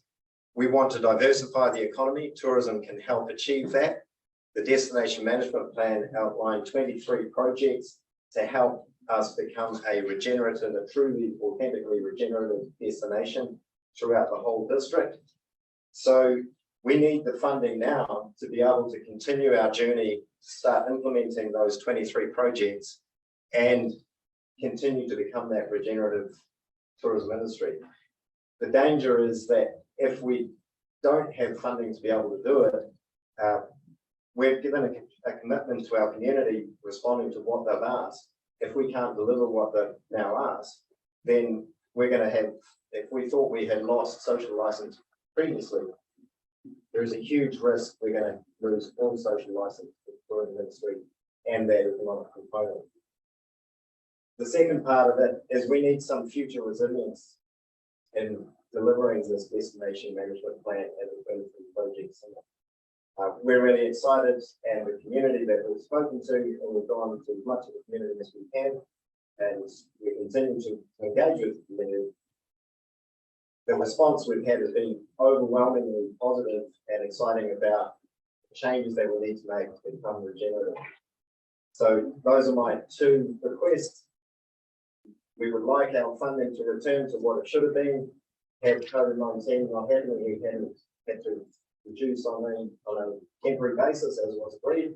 And secondly, future funding for destination management planning and implementation be introduced into the 10-year plan. 2 seconds. Thanks, Mayor.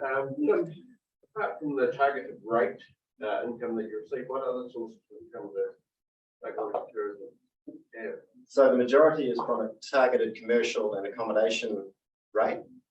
There's a 5% is from the general rate, and there is a small component which comes from businesses who want to be members but aren't paying that targeted commercial rate, so they pay a membership fee. 5 minutes. We haven't speak. Thanks, thank you. KJ.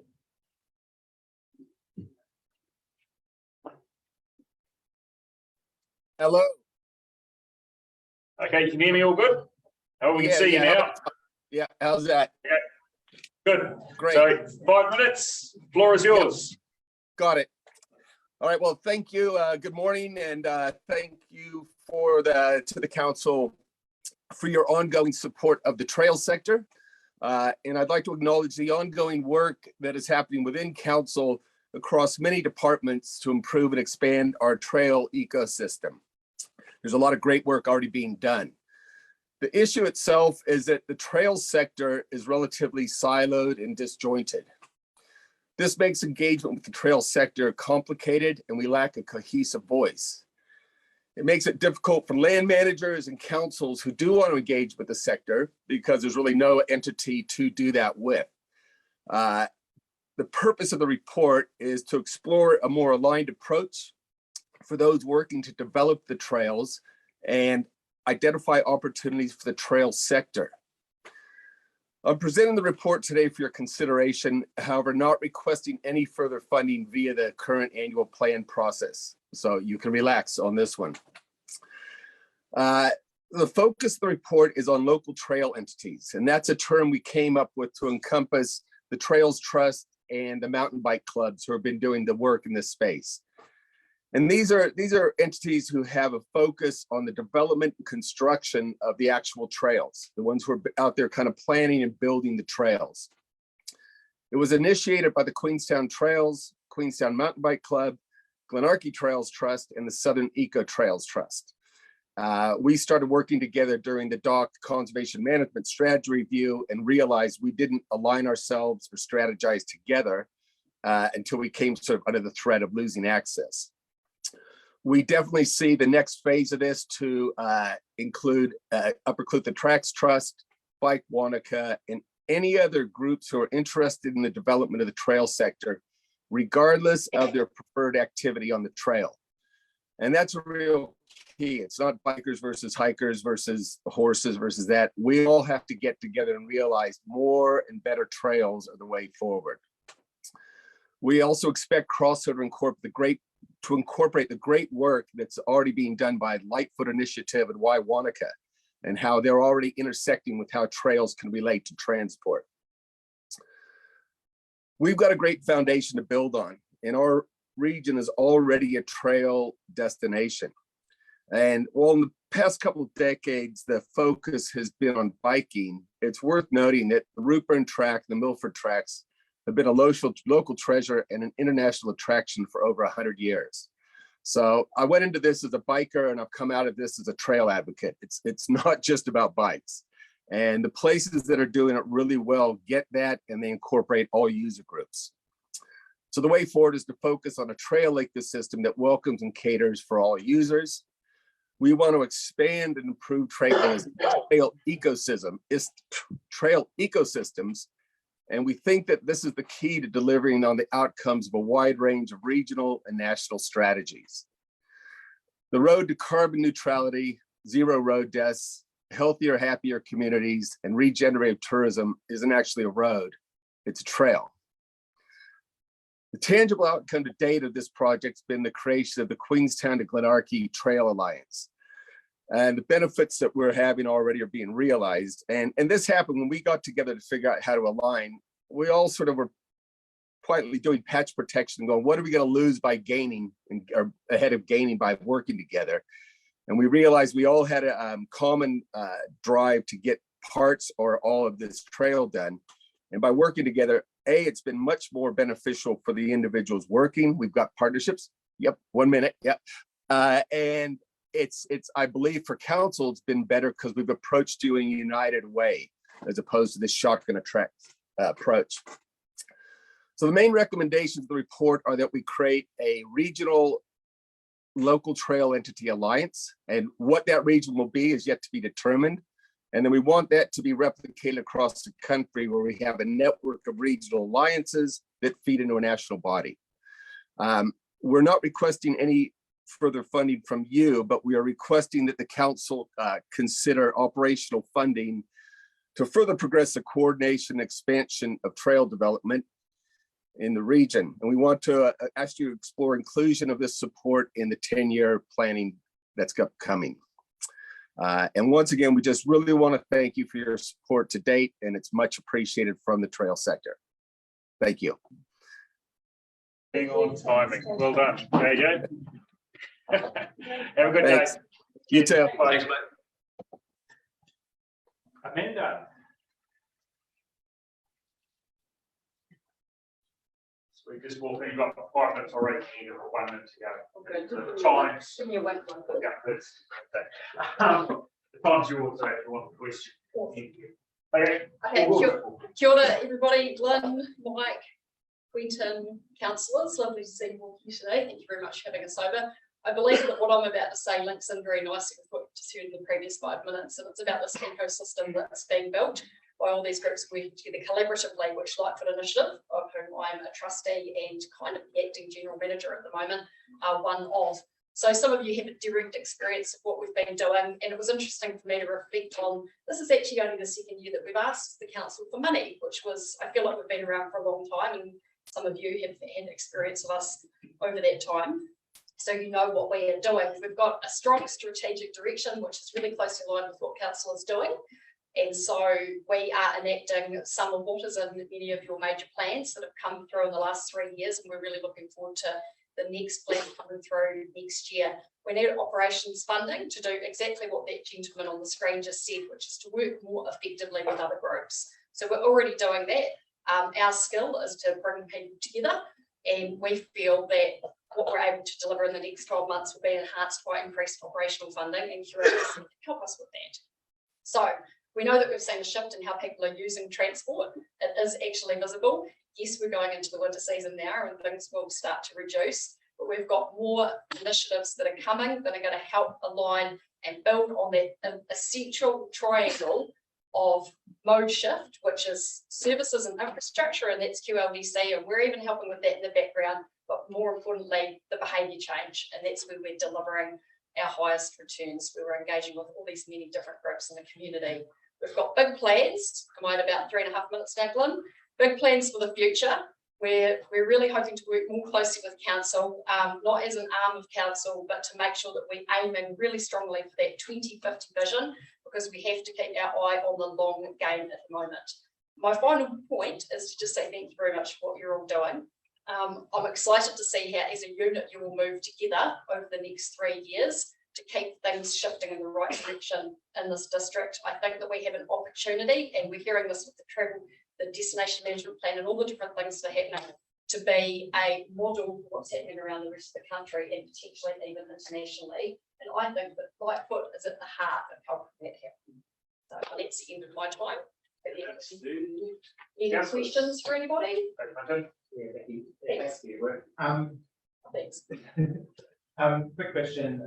Are we funding you to be an advocacy group back to us, or are we funding you to affect change, behaviour change and travel farm management?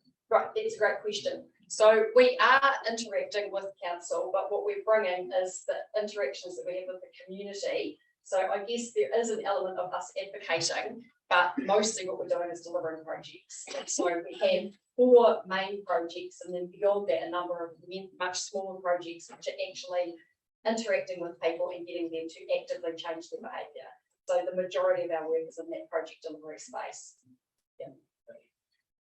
I see you've got a few applications in for from other organisations, but in terms of your own this organisation, how do you see that if you didn't get to? So we have some commercial potential with our projects that we're delivering at the moment, and then they can either go out to market or be used actually with other regional councils and district councils across the country. And that's one of the things that the OPS funding would actually help us secure, is that sustainable funding model. So we are resilient, but we believe we need one more year of good funding from QLDC to get us in that position. As I say, we're really only 2 years old.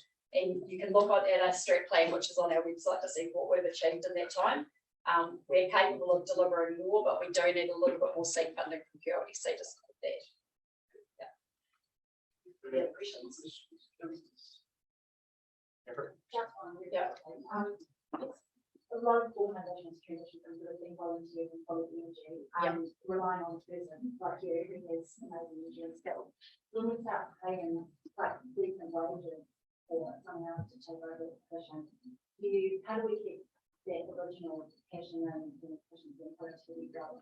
The passion comes from the board, so you've got to have a strong board, and we've spent 18 months developing this very solid foundation, working closely with other trusts, because we are still a young trust that have been successful at Trails Trust, to make sure that we are following a model that we know is proven. We do have staff. We've got 3 staff at the moment, so we're already in that mode of actually having an existing staff that will help carry that momentum through. The institutional knowledge of how we are and what we do. That's the point. Cool. Thanks, mate. Always fun, guys. Pick up the words, okay? Rob.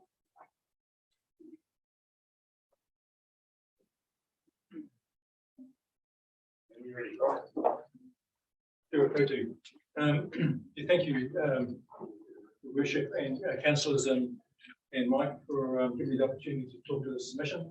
My name is Rob Phillips, and the hat I'm wearing today is I'm as a facilitator for the Upper Clutha Wilding Tree Group. The keys, some of the key messages I want to give, I've only got a few minutes, keen to have some time for questions if it's going to work. Is just talking about why we need to control wilding conifers and why we need to do it now. You know from your work with the Wākatipu group that it's a huge issue over there. They cause a lot of problems with wilding trees, wilding conifers. They displace native biodiversity, displace grazing land. They increase the fire risk, and they also decrease the amount of water that's available and water recycled into this region, this district. There's a huge and emerging issue here in the Upper Clutha. It could be relatively easily controlled at this stage. We're still at the early stages, but if it's left for a couple of years, it's going to get more difficult and cost a lot more money. So now's the time to do it. The community group, the Upper Clutha Wilding Tree Group, has been established to deal with this issue. We've sought some advice from other trusts around Otago as to how best to do it, including the Wākatipu group, and we congratulate you on your partnership with that group and the amount of support you give it.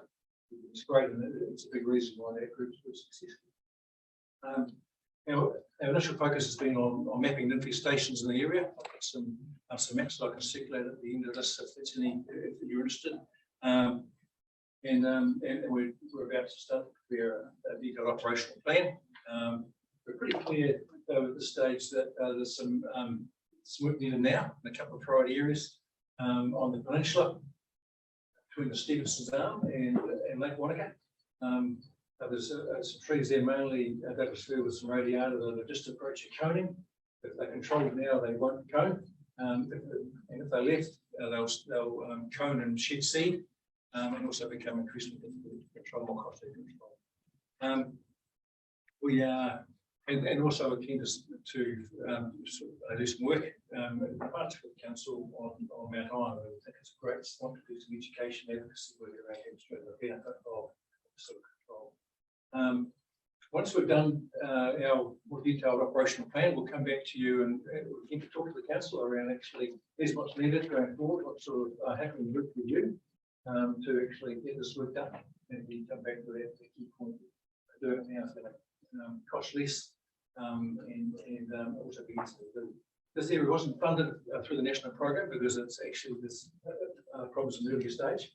So we're at a disadvantage. There has been some control done through Wānaka and through the Jobs for Nature programs over about 1,200 hectares, and we work closely with them. So that's a quick run through. Keen to get a couple of questions if that's possible. Great, Rob. 2 minutes. Okay.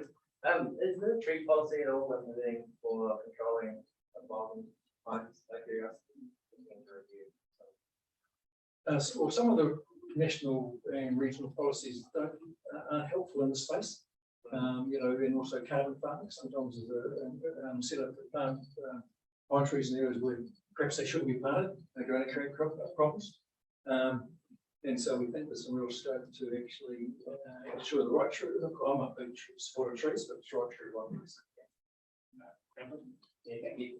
And the Wānaka and your recent appointment to the liaison, pretty cool. Just a question regarding the machine, if you like, in Queenstown has become very big. To know that it costs, I think it's well over $1 million a year, and that goes into the Wild and Vine program in Queenstown with a big contribution for Wānaka over the coming years. Do you expect, how big do you expect the Wānaka program to be? And is the request this year, seed funding is something that's growing? Oh, I know. Yeah. And this is really some initial investment in the priority areas. We are going to need more because it's a larger program, but it's not at the stage of a rocket scale. So we think it's much less than but the key thing is to do it now so it doesn't get to this stage.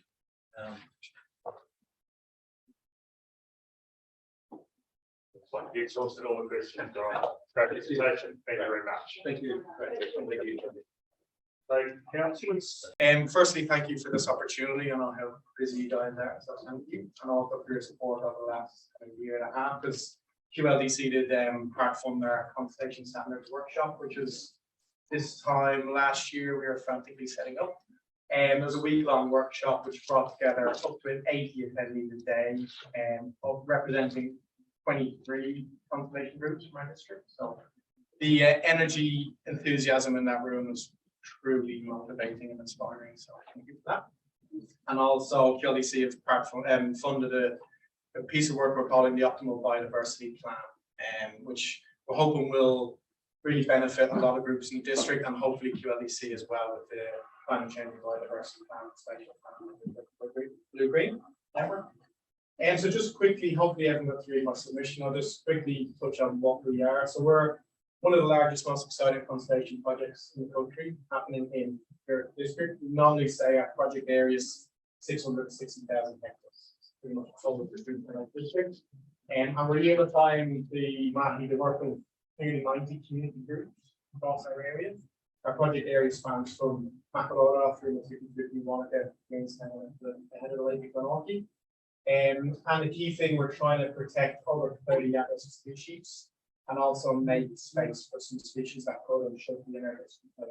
Grand plans for Akahe, Reese Valley, next year and a half. And so species that are extinct a couple of times, and we might be releasing that in our district, which is special. And so I guess the key thing when we started was 6,400 traps, we're now well over 10,000. And so we feel we've achieved a lot in our time. Our strategic pillars, there's lovely alignment with the QLDC Climate Change and Biodiversity Plan, and also Vision Beyond 2050 in particular. So our key strategic pillars are flourishing biodiversity, meaningful engagement with mana whenua, and really important is empowering the community, and then to create a thriving conservation culture in our district. That's the last thing. So I guess as we talk about economic diversification, it's not just our openness to collaborate. We want to work with any group who wants to work with us. We've also got an openness to innovate, try new things. But again, it's not just the new tech we're trying that we're being a trial site for. It's also the people. So we want to create a cluster, a conservation innovation cluster, and we feel that's really well underway. And we want you guys to recognize the role that environmental jobs could create in our long-term rebuild of our economy locally.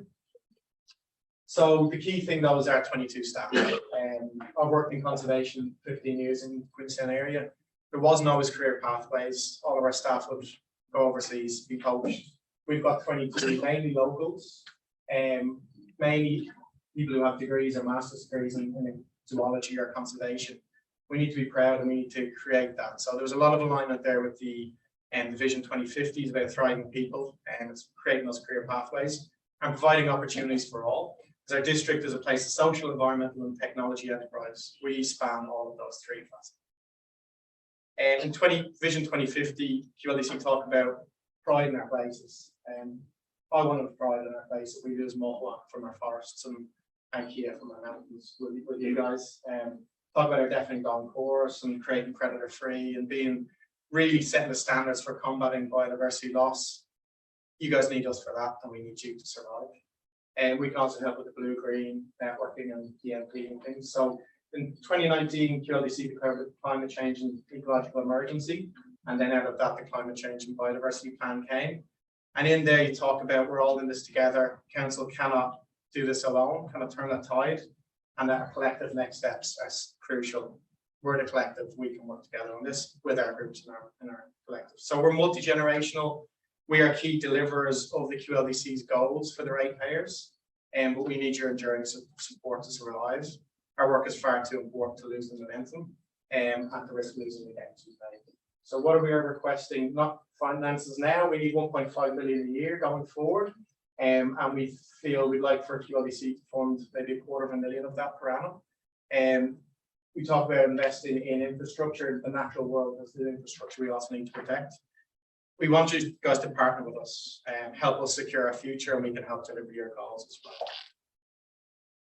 Well done. 4 seconds. Well, good, Paul. Thank you very much.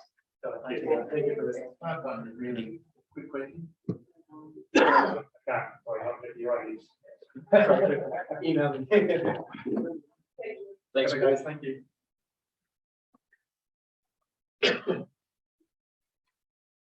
G'day, Nikki.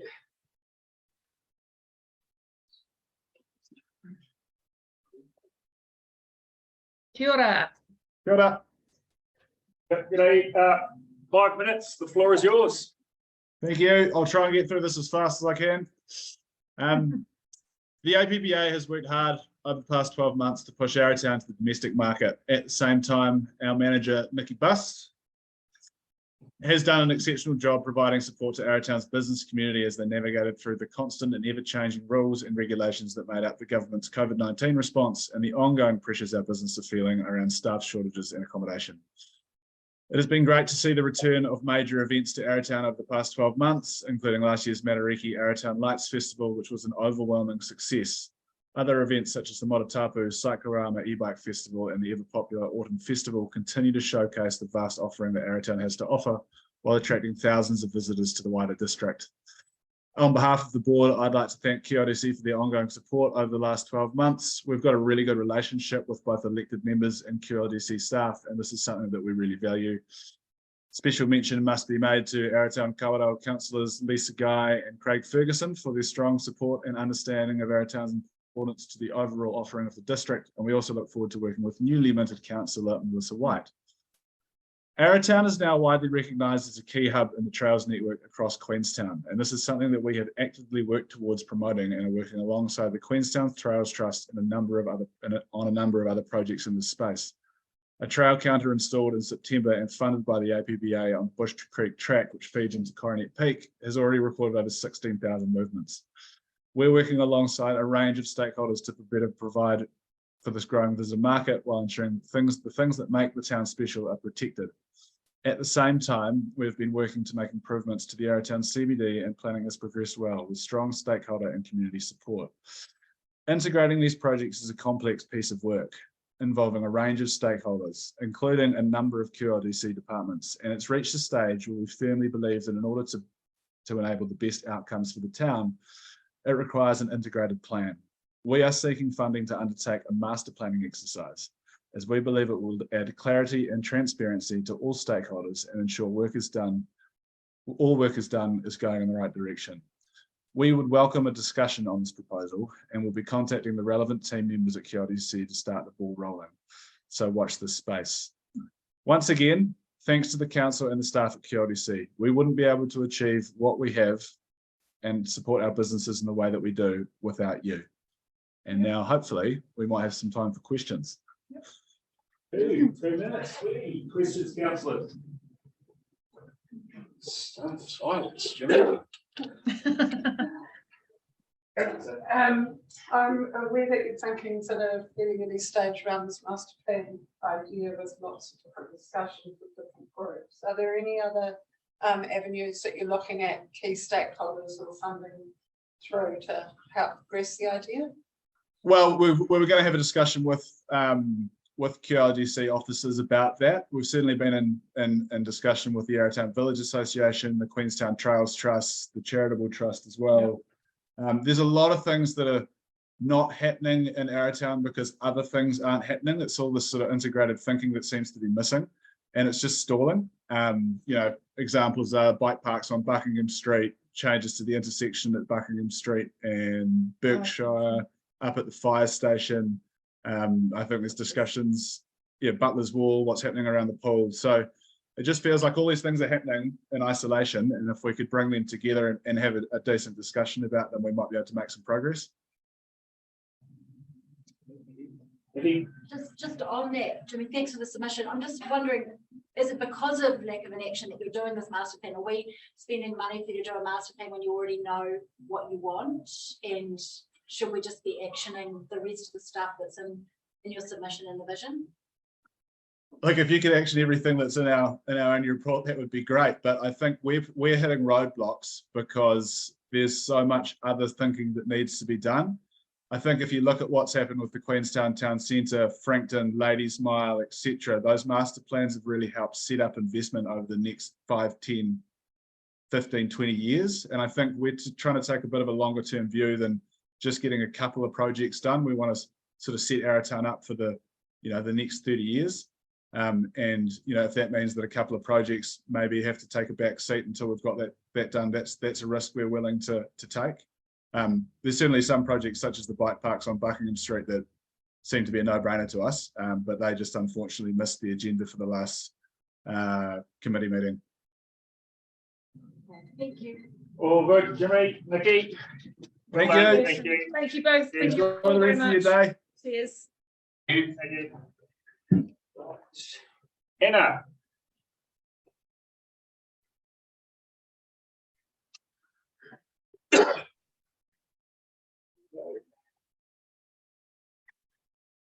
There you go, Anna. You've got 5 minutes. The floor is yours. Kia ora koutou, thank you. I'm just sharing my screen. Please give me 1 second. Right. Oh, is that working? Yes, great. I hope you can see that. Kia ora koutou katoa. I'm Anna Dorsey. Thank you for giving me the time today to meet with you all and tell you our story. I'm the Chief Executive of Headlight. We're a local charitable trust that is run by people who care about mental health. We started life as a Southern Wellbeing Trust in 2020, but since July 2022, we've been operating as Headlight. Our work is to empower communities to support their mental well-being. And we do this in 3 specific ways. We deliver mental health education through workshops in community. We co-design training with other organisations who care about mental health of their communities and members. And we actually talk with our community members about mental health. We go out there into the markets and to other settings to talk and engage with community. But why do we care about mental health literacy? So I just wanted to highlight this today as it wasn't in our proposal. But there's really strong evidence that investing in mental health literacy delivers significant outcomes for communities. Firstly, it reduces the risk of serious mental illness. It also encourages people to take action earlier to support their mental health if things aren't going well and they're experiencing challenges. And it reduces stigma and discrimination around mental illness so that people talk about it more openly with whānau, with friends, with community workers, and feel more comfortable doing that. It builds connection in communities and reduces loneliness. And ultimately, investing in mental health literacy means that we're giving our community the tools, the knowledge and the skills to support their mental well-being and the mental well-being of people around them. So we're here today because we've been doing this already for 2 years and longer through our Good Young Community Program, which I hope you have heard of. It's a unique program to Queenstown Lakes. We started it after COVID with the goal of increasing mental health literacy in priority communities, but we're still running it today. The program is designed around a 3-hour evidence-informed workshop, which helps people understand mental health, the signs and symptoms of mental distress, and what to say to somebody who's struggling. And since 2020, we've been focusing on priority groups in Queenstown who've been identified as vulnerable since COVID. Those include migrants, NGOs and small businesses, and also parents. And we've trained 17 facilitators to date. These are non-clinical people who work and live in our community, but are passionate about mental health and bring their own stories of lived experience to their facilitation. To date, we've trained 400 community members, and that's people from priority groups. We've had 51 workshops and community events, and we've really succeeded in engaging with our migrant communities. So our pilot found that 41% of participants had English as a second language, which we thought was really significant for a community program. 97% of people increased their mental well-being and their knowledge of mental health, and 100% said they would recommend this to others. But what's interesting really for us is that most people really found that the information that was valuable to them was around the signs and symptoms of mental distress, and also understanding about suicide prevention and awareness and what support was available locally. So this information was really valued by community members. Also, we've been doing our own study of long-term impact of mental health literacy training, and we found a recent survey found that 50% of people had applied the learning and the education to support their own mental health and the mental health of someone else within 3 months of doing the workshop, and a further 30% applied it just to themselves.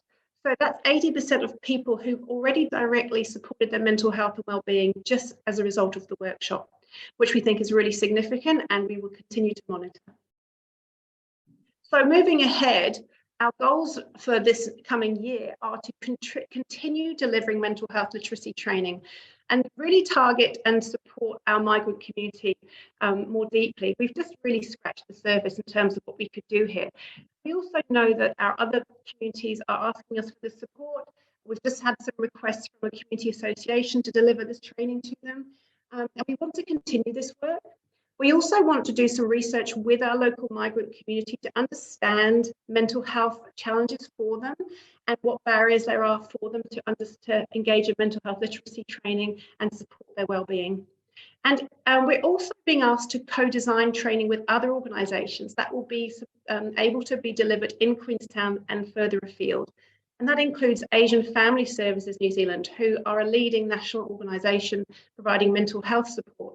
But they're asking us to work with them to see how we can support peer-delivered mental health literacy training for Asian migrants. We're also going to be partnering with the Queenstown Arts Society to deliver an arts project for local community members. So we have some really exciting work coming up this year we wanted to share with you. Okay, Ina, you have 5 minutes is up. Thank you. My last slide was just saying thanks for helping us to continue our work. Thank you. Thanks, Anna. Thank you. Thank you. Right.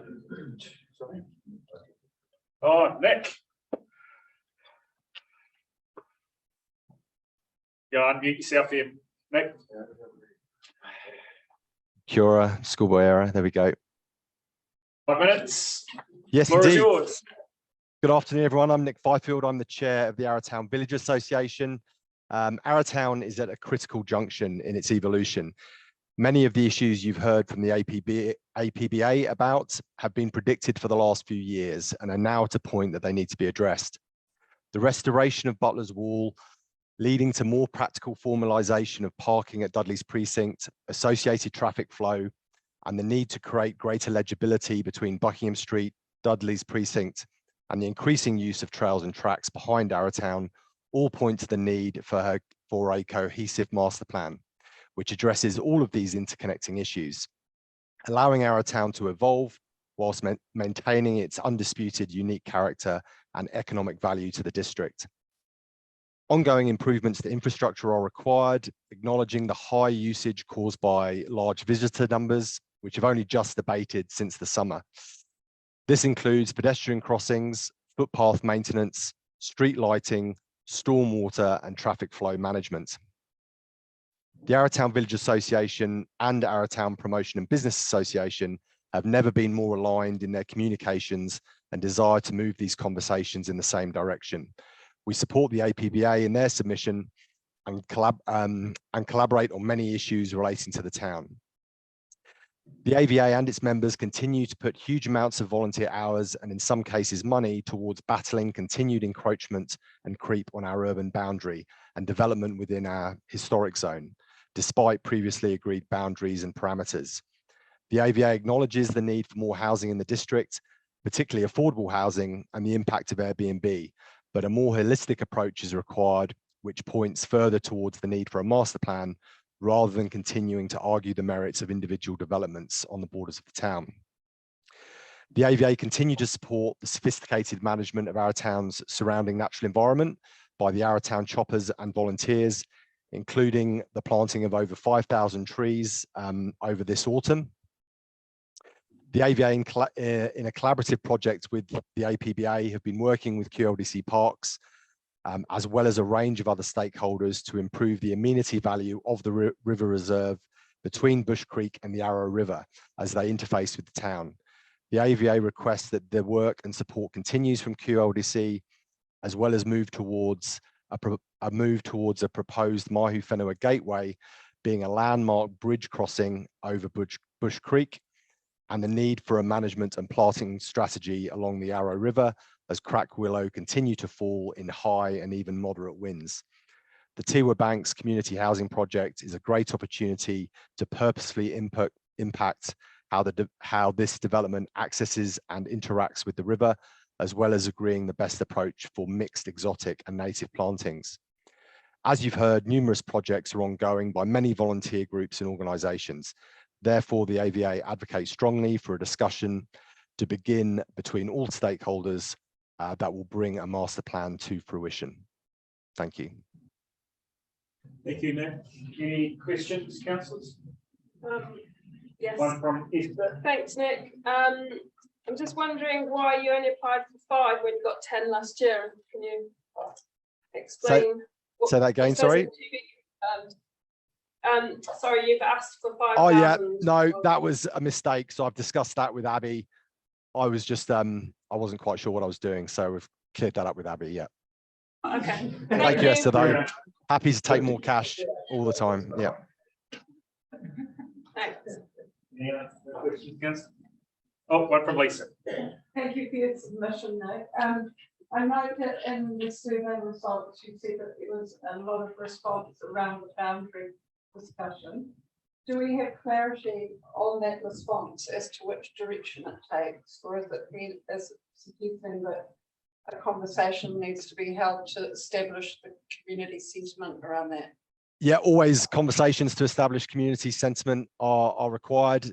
We don't have any more information on what the survey results indicated in terms of an interest in that discussion, but we do know from the Shaping Our Future discussions that community sentiment leans towards restricting encroachment on the Arrowtown urban boundary.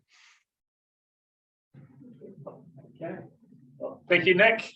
Great. Thank you, everybody. 7 to 5. Cheers. Thanks, Carter. See ya. Oh, yeah.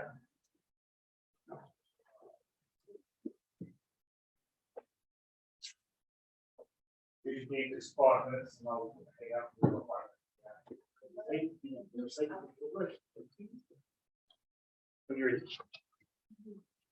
My name is Claire Smith and I'm here to represent Wānaka Charitable Trust as a board trustee and current chair. I'm also here as an active resident in the Wānaka community. Wānaka is determined to enable our community to live in a balanced and thriving ecosystem. We're focused on advocating for behaviour shifts necessary to go towards a low emissions resilient future.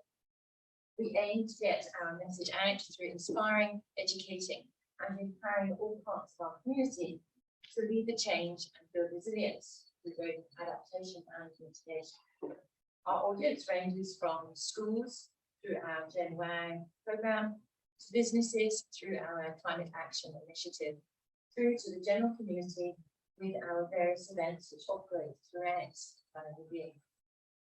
In the face of social and economic challenges within our region and across our nation, it is evident that our community well-being is of the highest importance right now. District Vision Beyond 2050 states the need for increasing community well-being and where is at hand to pull this lever. Our charitable trust needs financial support for operational costs to operate with efficiency and focus. In order to educate, enable and inspire our community, we must understand our region's vulnerabilities, whilst also channel our efforts towards the areas that are having greatest impact on our planet. Our strategy is clear. We accelerate the rate at which our community can become a low emission society and inspire other communities through our initiatives. We increase community business and environmental cohesion through enabling the establishment of partnerships and collaboration, networks and opportunities. We mainstream sustainability, using the framework of the SDGs to a thriving, diverse and interconnected environment with communities and businesses. We also increase awareness of our biosphere and environmental rights and responsibilities. In order to support this strategy and gain consistent, meaningful outcomes, we need paid staff hours to support the work done to coordinate the ongoing work that is not done when left to volunteer diversity. Further, to best support the huge number of volunteer hours that we already have contributed to our events and the working of our charitable trust, we need to develop more and further the robust processes and procedures to strategically coordinate and create accountability for the success and this is only enabled with consistent funding.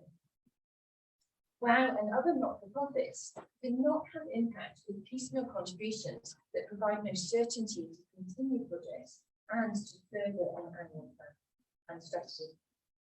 The grant that WOW has requested will fund the administration of operational needs to deliver on annual workload that the WOW Summit, Food Resilience Project, our Get Smart campaign, and in particular the October month of October, the Better Building Working Group, our Gen WOW programme, the community events and our climate action initiative will continue and grow.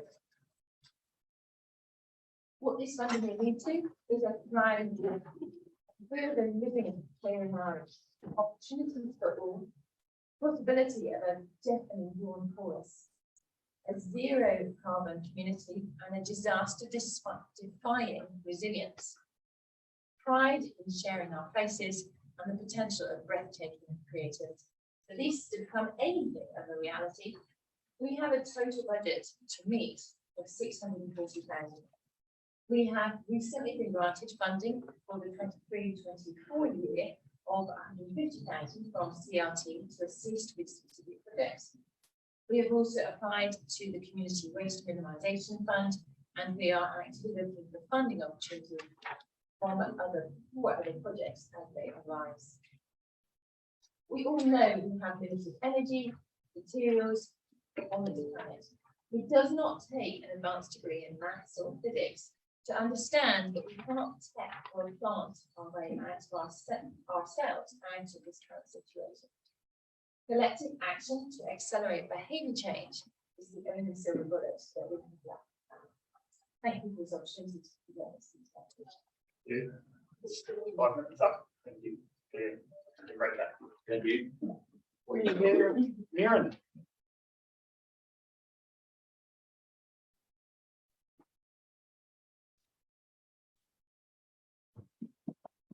And you need 5 minutes of minutes.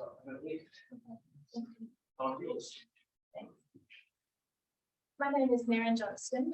I'm contracted to be Endurance Wānaka and have developed and operate swimming programs using demonstration. I wish to state my opposition to the QLDC draft annual plan proposal that commercial lane users of the pool will have a rental increase of 73.9%. My question to you is why this huge increase to such a small sector, yet increases across most of the rest of the draft annual plan are under 30%. No one in the council who I've spoken with yet has been able to satisfactorily answer this. We bring 30 to 40 swimmers, adult swimmers, into the pool each week, year round, for lessons, technique coaching, or fitness in squads. My unique position in the Wānaka swimming community is that I teach adult non-swimmers to swim.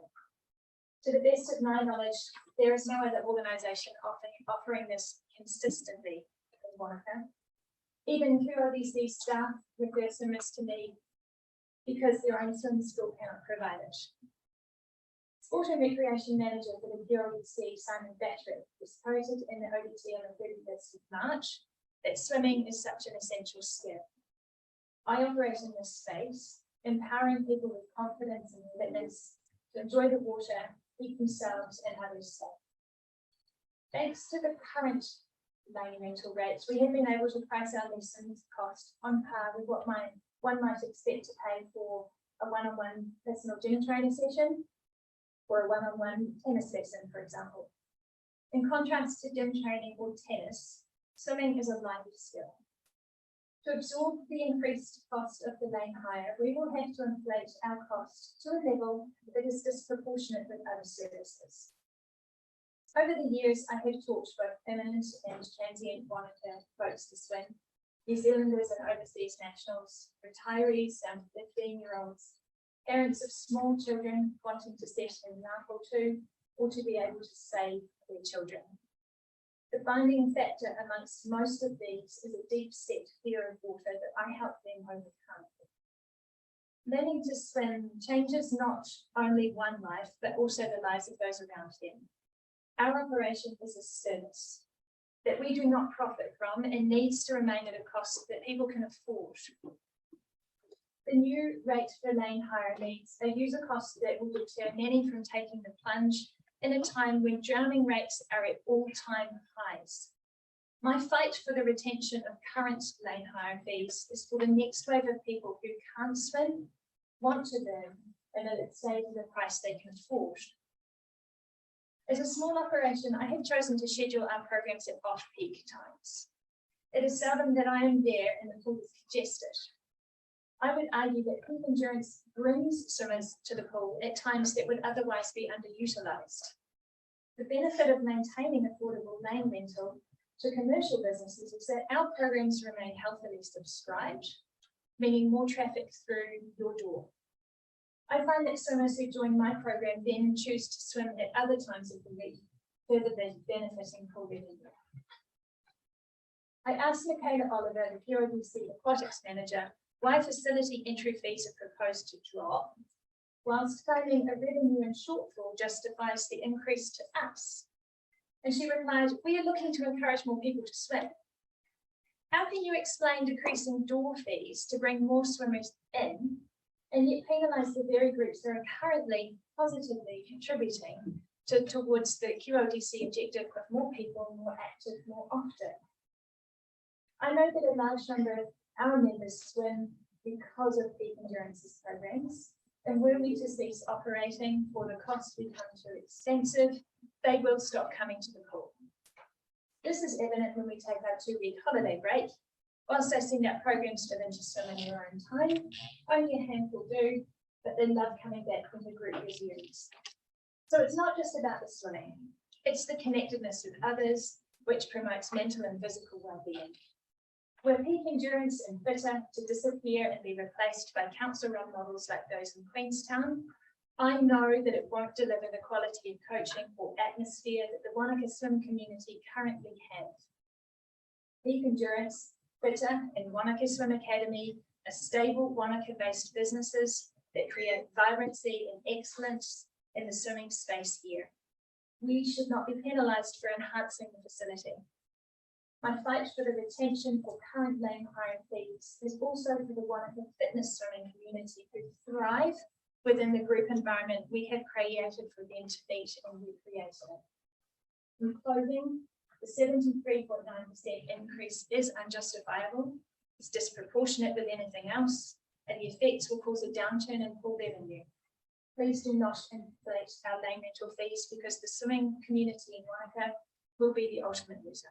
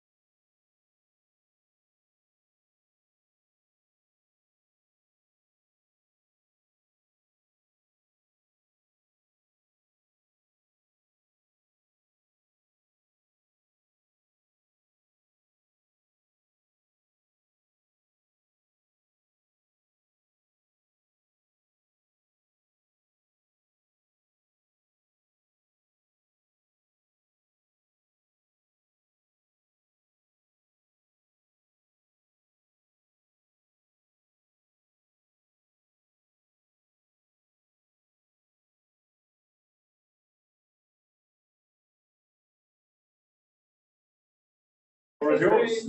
I'm Ansa Valley and I'm representing the Seven Hills Association today. So we are submitting that recommendations of a wildfire threat assessment report that was received by council in November 2022, be funded and implemented as part of the 23-24 annual plan. The Hidden Hills Residents Association is an active community organisation, and in the past few years we've been working with FENS and emergency management, and also through the Mount Iron Community Response Group to help neighbours take personal control in mitigating the risks of living in the Mount Iron red zone. These same positive actions are now also recommended in the report. However, it has been frustrating for neighbours that they have been encountering hurdles from the council in doing this important risk mitigation work. The report itself states that the district plan is at odds with the management of wildfire risk, a situation that may indeed lead to landscape and ecological values being placed over and above threats to life and property. In general, the recommendations of the report came as no surprise to Mount Iron residents, and the report reinforces what is already known to us, that the wildfire risk on Mount Iron is high and growing. The report notes that Mount Iron has the second highest wildfire risk in the district, and in particular that the reserve is not maintained or treated in any way relevant to wildfire threat. The report also prudently notes that any solution needs to look at educating the users of the reserve, reducing the probability of fire and reducing the impact of a fire if it does occur. The report records that it should be considered as a first step to be followed by further risk mitigation over time, and also in line with increasing fire danger due to climate change. The report provides specific recommendations for 12 high-risk public reserves in the district. And in order to implement those recommendations, funding is needed in the annual plan, and that funding line will need to continue into future years.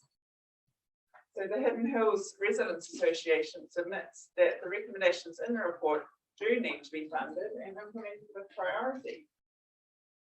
The current situation creates an intolerable risk to human life, and immediate action is needed to reduce the risk. We certainly do not want to see a repeat of the loss of life like the situation that occurred on Wakaare White Island due to a lack of implementation of the recommended risk mitigation. So latterly, the Hidden Hills Residents Association has been positively and constructively engaged with the QLDC Parks team leading up to the Mount Iron acquisition. And thanks to that connection, the wildfire threat assessment report has been shared with our immediate neighbours in Hidden Hills. So in the interest of getting the best outcome for the Wānaka community and for our iconic Mount Iron, we would love to continue fostering that commitment to open communication. It's recorded in the report that a clear communication plan is needed to ensure stakeholders and the community are aware of the report's findings and recommendations. So we submit that this communication plan needs to be created and implemented urgently to ensure community awareness of the issues and risks faced when using not just Mount Iron, but all of these wonderful reserves that we're privileged to have right on our doorsteps. So in summary, we're submitting that the recommendations in the wildfire reports received in November 2022 are funded and implemented as part of the annual plan. That the hurdles to implementing the recommendations in the report on private land be investigated and removed, and the funding to do that work be included in the plan. And finally, that a communication plan be created, funded and implemented to ensure that all stakeholders and the community are aware of the report and the recommendations and the risks that they face when using these wonderful reserves. Thank you for your time. Thank you. Thank you. Keep on going. So green. I take it, is that Thor? Yeah. So Karine is there we go. Hello. Hello. Floor is yours. 5 minutes. Away you go. Thank you. Thank you for letting us speak to our submission about our proposal for a dark sky sanctuary in Glenorchy. Since we last spoke, we've achieved a lot. We've had a really busy year. The most important achievement is, of course, that we've met all the criteria to become a dark sky sanctuary candidate, and we've been welcomed as a formal candidate by the International Dark Sky Association. So now our hard work really begins. Becoming a recognised sanctuary, the first inland sanctuary in New Zealand and only one of 17 in the world, it isn't as simple as just filling in a form and paying a fee. There's a lot of work to be done to convince the IDA that we are able to meet our obligations to protect our dark skies now and into the future. The IDA has a list of criteria that has to be met. The first list we've achieved and we're now a candidate. There's a second list that we need to achieve to become a sanctuary, and that's what we're working on now. So that's the reason why we've asked for request in our application. We need to be able to work with appropriate QLDC staff to develop a lighting management plan for our sanctuary area. We've held meetings, provisional meetings with the QLDC lighting team already to discuss our requirements. So we've begun this process. We just need to continue it. It needs to be documented and able to have evidence of a commitment. We also ask that we get included for any review of the district lighting plan in our area and be part of the consultation process. Another requirement we need to meet is that the protected area needs to be acknowledged as an important scientific, natural, cultural, or scenic resource value by jurisdictions higher than community. So that means you guys. We'd like to ask that a document from QLDC supports us and acknowledges the importance of our application. Part of that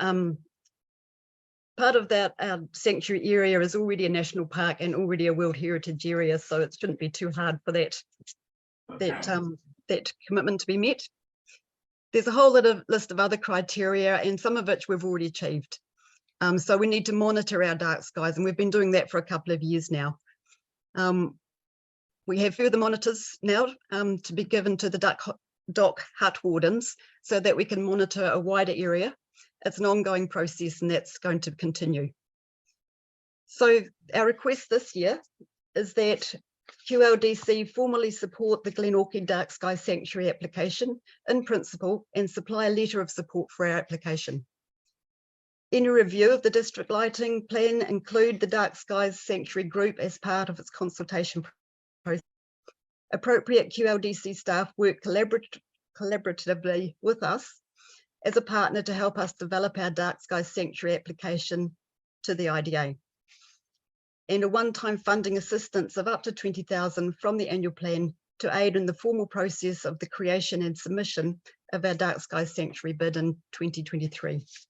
So we're excited to think that we'll be able to send in our application by the end of the year.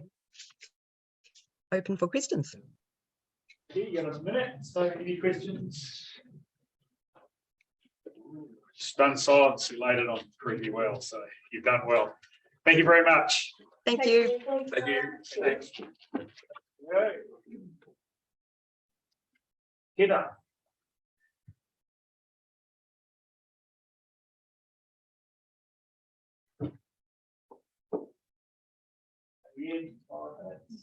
Over to you. Good afternoon, and thank you for the opportunity to speak to the annual plan for 2024. My name is Heather Thorne, and I'm chairperson of the Albert Town Community Association.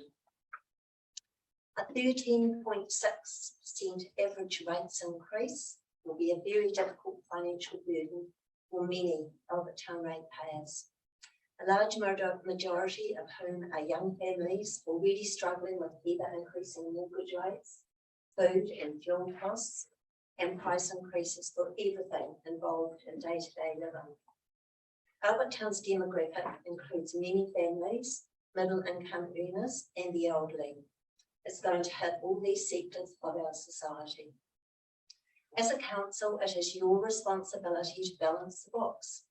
However, it is also your responsibility to have a social conscience and consider the huge implications that such an increase has on the daily lives of residents.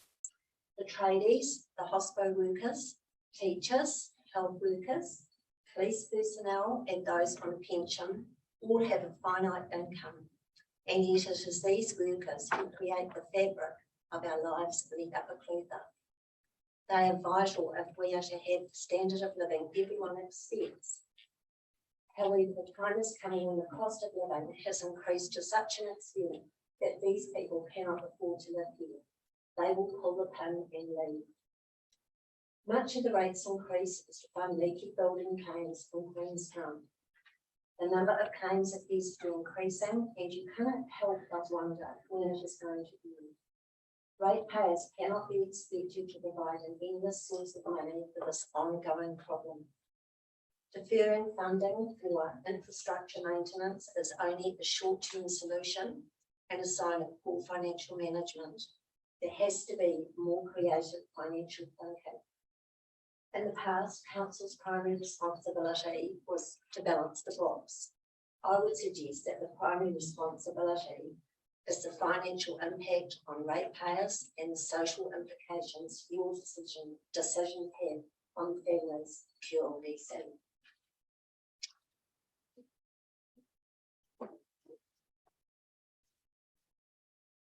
ATCA would like to apply for a $5,000 community grant for the 23-24 year. We have a very active and enthusiastic committee, including all age groups, and recent use of the grant has been to provide a surplus food and vegetable stall for our community, upgrading the bicycles park in Gun Road, planting native trees in the lagoon, and installing irrigation in the community orchard. Our Christmas party in the park was a huge success last year, with over 500 residents attending. We do not ask householders for subscriptions, however, we do welcome donations. The community grant means we can fulfil our vision of enhancing facilities and educating the residents of Albert Town. Thank you. Councillors, questions or any questions or? I'm really interested in your community. Are you involved in the To a point, we also have our surplus food, fruit and veggie store and plant store. So we sort of on the periphery of that.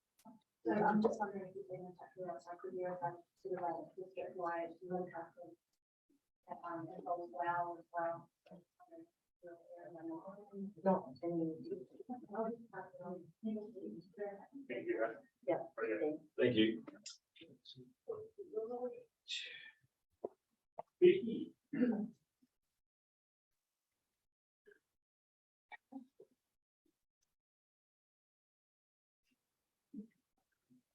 I'm Vicky McCormack. I'm a trustee for Takapio Aotearoa Trust. I am joined by a wonderful trust manager around and Kahikitia and Totara. These have been grown from seed and 3 at Takapio. They're about 3 years old. So they're really slow growing trees, but they will become the tallest trees in the forest, both of these. So a great example of the work that we do, which is investing something for our grandchildren's benefit. So we have applied to the community grant for $5,000 to cover increased operational costs. So the boring stuff, basically, that is really hard to keep money for, but the core part of what we do. We're really thankful to QLDC for a lot of support over the years, and that continues. But yeah, and then you can see increased operational costs for things like labor wire fence, compost, plant protectors, and also for our amazing contractors. A lot of the work we do is done by volunteers, but we have a really small and important group of contractors who will run and we really want to pay them the text of how part of why we're asking for the money to increase costs. And basically, just here to sort of, I guess, remind you about, most of you are probably familiar with Takapio, but about why we do the work we do. So I'm basically speaking on behalf of our contractors and volunteers. So I've got a couple of quotes to read to you and then happy to answer any questions. One of our really dedicated nursery volunteers says Takapio is a wonderful organisation that gives purpose, feeds our spirits, helps the environment and introduces us to new friends. Takapio provided a wonderful welcome for us as a couple of Wellington refugees 11 years ago. And from a parent from our last planting session just the other weekend, when she asked her son if he had a good day, he said, yes, is there another session tomorrow? I said, it was like next Saturday. He said, oh, it's ages away. And we have lots of families that come to our planting sessions, we have education sessions in our nursery, and the theme that comes through from parents and educators alike is you can hear in this quote.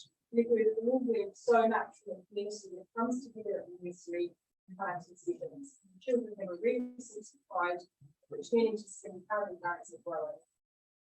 And another quote, coming to the planting is very important. Kids love it. During the week, we come to the places where we plant and see, and the kids get to see what they're.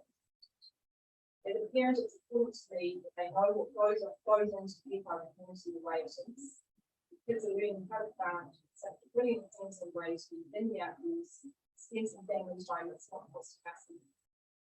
Leave the planting season on the high, it's such a good community spirit, community feeling, everyone is. So that's kind of a summary of, I guess, our vision, which is connecting people with land, but connecting people with each other. And there's a huge amount of value that comes out of that work. So, any questions? Yeah.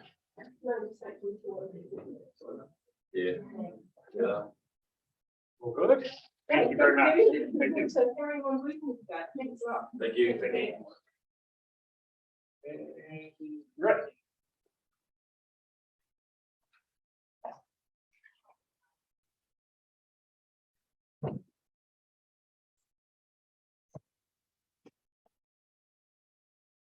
The floor is yours. Thank you for the opportunity to speak. This is a personal submission, but I'd like to think I'm speaking on behalf of all of us that live in Wānaka to take advantage of the recreation and other opportunities that it provides. I've used the Warao Recreation Reserve area for skiing, snowshoeing, mountain biking, and fishing since 2000, shortly after I moved to Wānaka.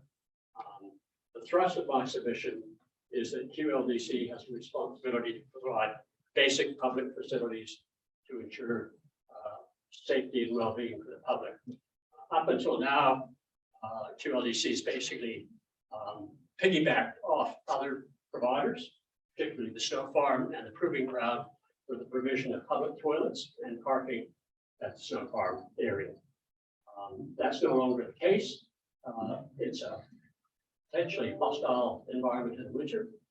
I understand the snow farm may have some portaloos up there this winter, but we're talking about a facility which could have 100+ visitors in the winter, and there'll be no public toilets. Since the creation of the reserve, QLDC hasn't provided any public facilities up there. It's enjoyed toilets provided primarily by the proving ground and an area for shelter primarily provided by the snow farm. Those facilities are no longer available to the public. So the nearest public toilets are at Cadrona Village, 16 kilometers away. The nearest shelter, again, would be down the mountain at the bottom. There's no public shelter, no area out of the wind. And I've been up there when it's changed from a benign day to a howling gale and snowstorm. I'm concerned about public safety, in particular for parking. At the moment, there's no guarantee of access to any of the proving ground flat area for parking. And the only area to park will be on the roadside leading up to the entrance to the proving ground facility. And I've seen school buses up there with, used a lot by primary school children in the winter at the snow farm, and there will be nowhere for the buses to park, there'll be nowhere for private cars to park. And you'll have to basically cross an area that's used as access to proving ground tracks by proving ground vehicles, including graders and the rest of it. So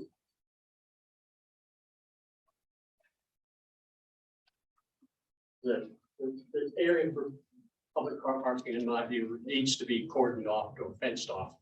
It needs to be flat so it can be plowed in the winter, and it needs to have a hard surface of some kind, compacted gravel or whatever. And over the past decade in particular, I've seen a huge growth in day visitors in the winter when I'm up there skiing. It's very much an overflow area when Cadrona is closed down because it's over capacity or at capacity. Families turn around and come out the other side to see what's there. There won't be any public toilets. There won't be an area to park. And they'll presumably want to park on the roadside leading into it. So I think there's a public safety issue there. So overall, I think QLDC really does need to rethink its budget for the coming year. There should be a public shelter, there should be public toilets, and there should be a safe designated parking area that is off the road, off the track leading up to it. I'd be interested though, if you all put your hands up, how many of you have actually been out to the reserve there and enjoyed the facility, because it is a fantastic area and it's getting a lot of use in the winter and in the summer. Thank you very much. Thank you, Rick. Any folks you can see? My first cross-country skiing experience really so far me and a half there as well. And it was pretty great. I had a dog carry that night, and so the next morning I was passing Olympians. I've been on my second day skiing trying to rush the toilet, so I don't know. I think area is used a lot by international visitors, particularly international races. It's not very good description. Because they're all using public toilets. Yeah. Well, that's great.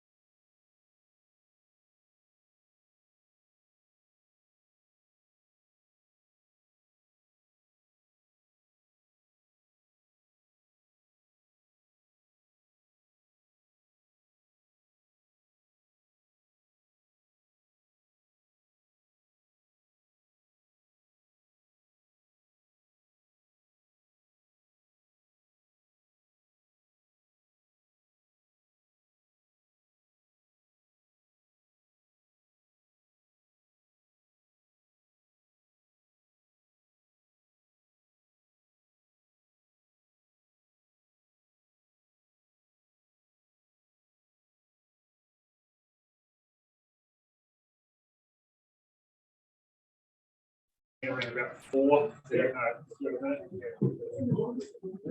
So, yep, when you're ready, yep, go for it.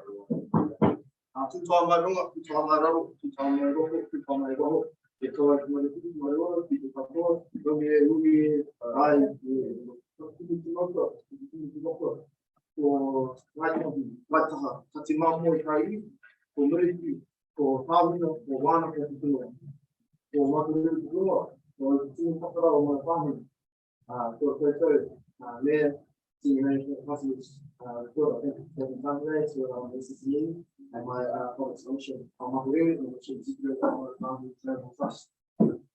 Probably right leave it all 5 minutes. This is also my first time doing this since 2024. So I'll say my piece and then just bring it over.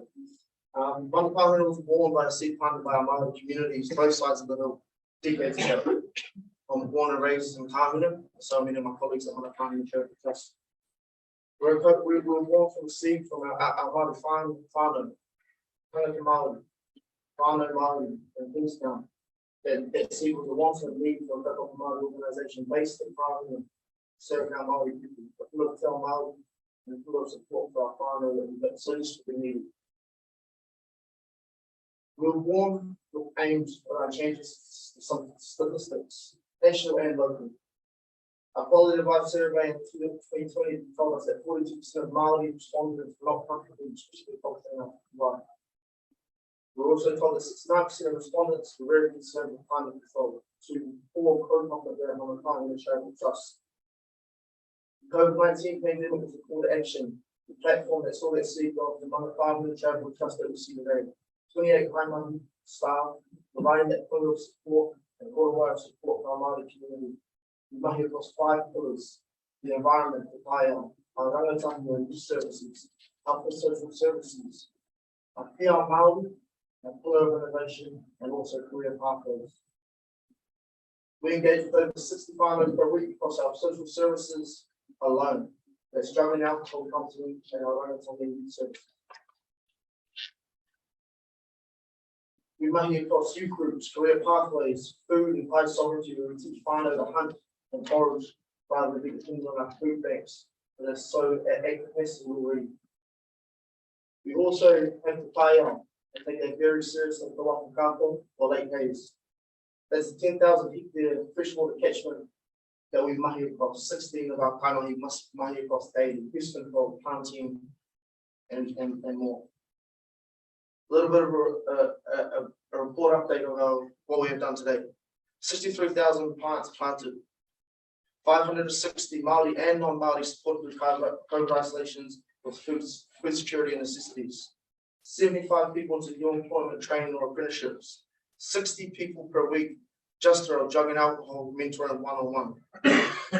We're pretty good at what we do in Wānaka and the Charitable Trust, but we are pretty bad at one thing, and that's saying no. We have 2 government contracts, Jobs for Nature and Department of Conservation, ending June 2024, and our community connected contract with MSD ending June 2024. We currently have provided funding through Central Lakes Trust. We have partial funding for our drug and alcohol mentoring one-on-one, yet we still provide that service full. We have partial funding for our rangatahi services that we engage with our kura, Whakatipu High School, yet we provide that service in full. We have no certainty with funding given the election year and also the impacts of the cyclone Gabriel and flooding in Auckland. We're very extremely fortunate to have the backing of Mr. Roger to support our services in Te Paia and health and social services. The funding that we are seeking will help us transition into a self-sustainable kaupapa, give us security and services until central government can give us an answer. Almost 3 years to the day I sat in Gorge Road with Mia Bolt and Steve Baxton asking for similar support, and was provided a food chiller to help us start our kaupapa. Today I'm asking Queenstown Lakes Council to support mana tāhunu, work with us, provide a little bit of sustainability and security of services for our whānau while we wait uncertainty in Wellington. So, appreciate it coming over and talk with us. Thanks very much. Kia ora, Michael. Chris. That's the Mayor Resources. What I'd like to do is take a submission of the road, but there was a typo when it were asked for a further $10 million to be spent on stormwater infrastructure. That probably should have been $100 million. So, Mayor, Councillor, staff, and public, thanks very much for listening to me today. My name is Chris Harbour. If you haven't met me, I'm a freshwater ecologist. My experience is land use impacts on freshwater, both science and policy. If you look at slide 1, you don't need to be a freshwater geek to see what's going on here. From the base, we need to form touchstone, which is over the years, sadly, I've taken many photos of bleaching country brains around Lloyds Bay and elsewhere. The slide 2, if you turn to that, this piece of work was related to the urban impervious service work done by Victoria Grant, which was an MSc student. That's shows 1976, which was basically when I left Wānaka at the age of 10. And the 2018 shows impervious service in 2018, and since then there's been significantly more increase, including Alp series, but also the lakefront development and parking was put in there. That project further evidenced the need to focus on drains and stormwater issues entering the bay, and it further scientifically evidenced that we need to act on issues related to the human health impacts that we're facing in places like in the bay. So if you turn to the third slide, that work and other monitoring done by myself, the University of Otago and Otago Regional Council is showing we had a human health issue with Brenda Bay as the swimming area. It's very popular with children, and I've watched and basically measured inflows into that bay, which carries significant high levels of bacteria. There's a photo on the lower section, which essentially is people swimming there and acting and having fun in the water when there was actually still some water flowing in. So signs don't actually work. They don't stop people from interacting with water.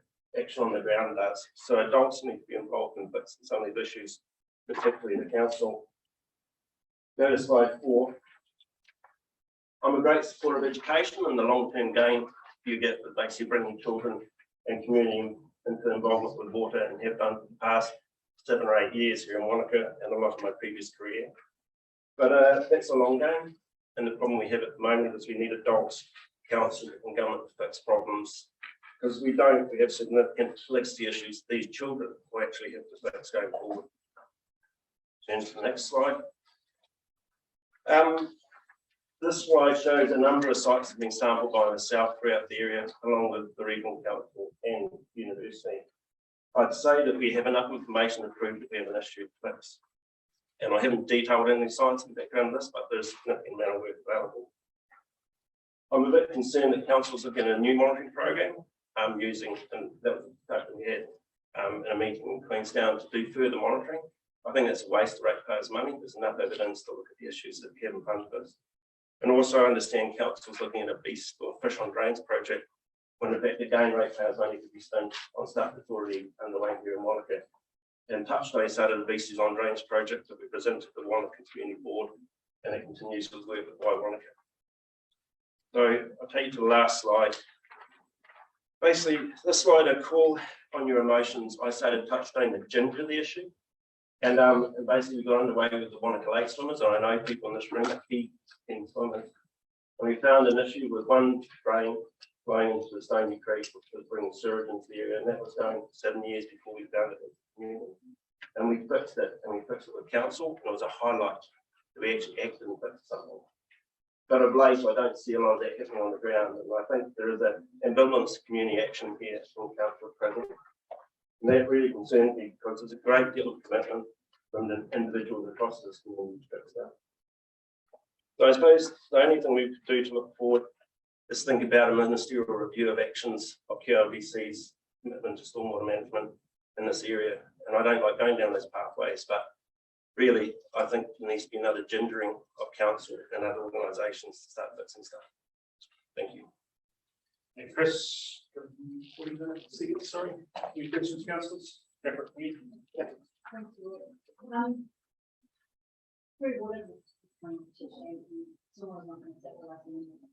Have you given any thoughts, given that legislation is having a specific on drinking water, what legislation under the road to what can continue to the road? Do you think lawyers are going to do more now to do it?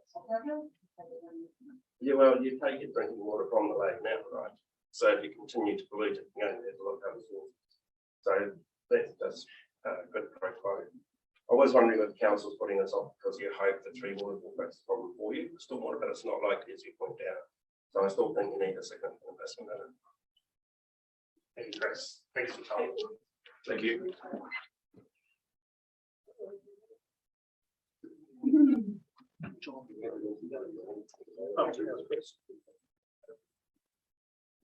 Right to John. He's right here, though. John. Kia ora. Over Kia ora. to you. 5 minutes. You can start when you're ready. Thank you.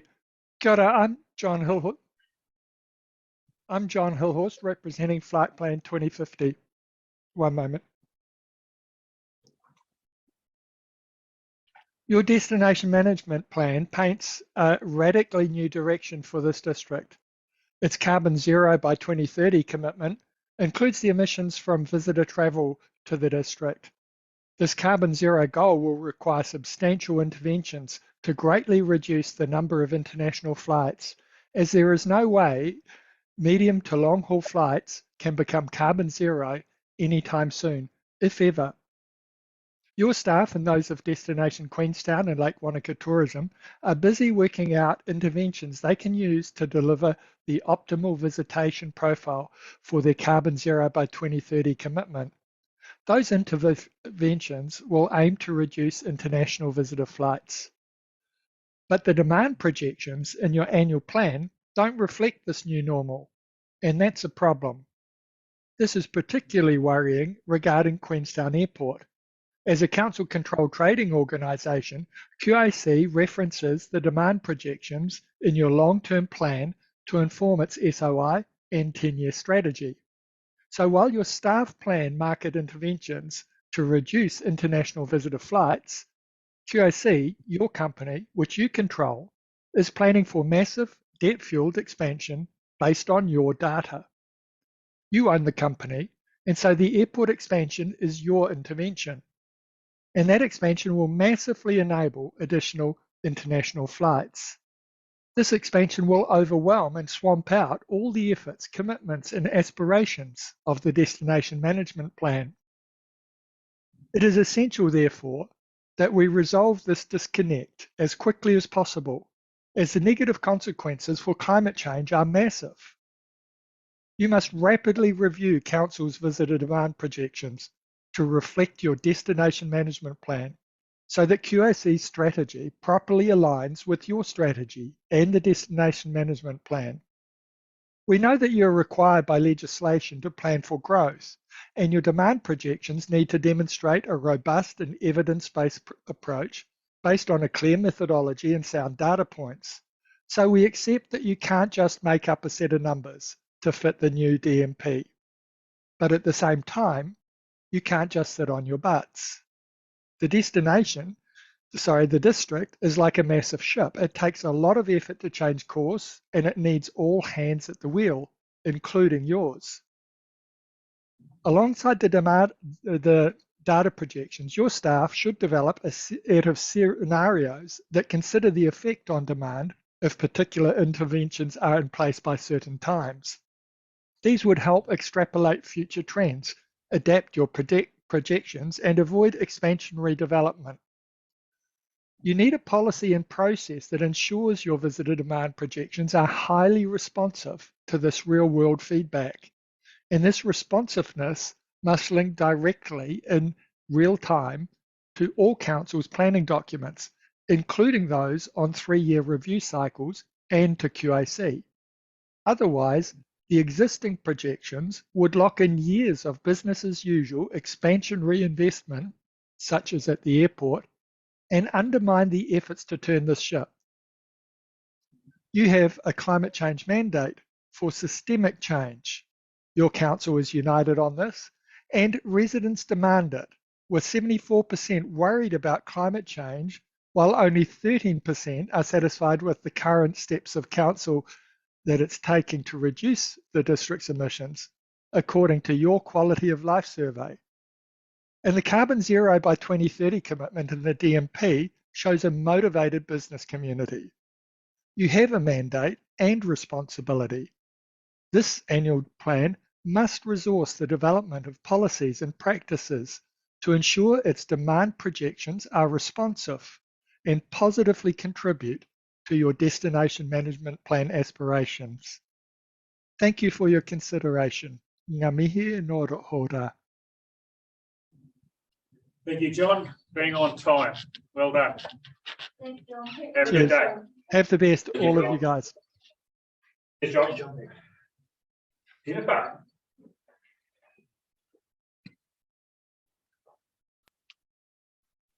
Hey everyone, thanks for having me here today.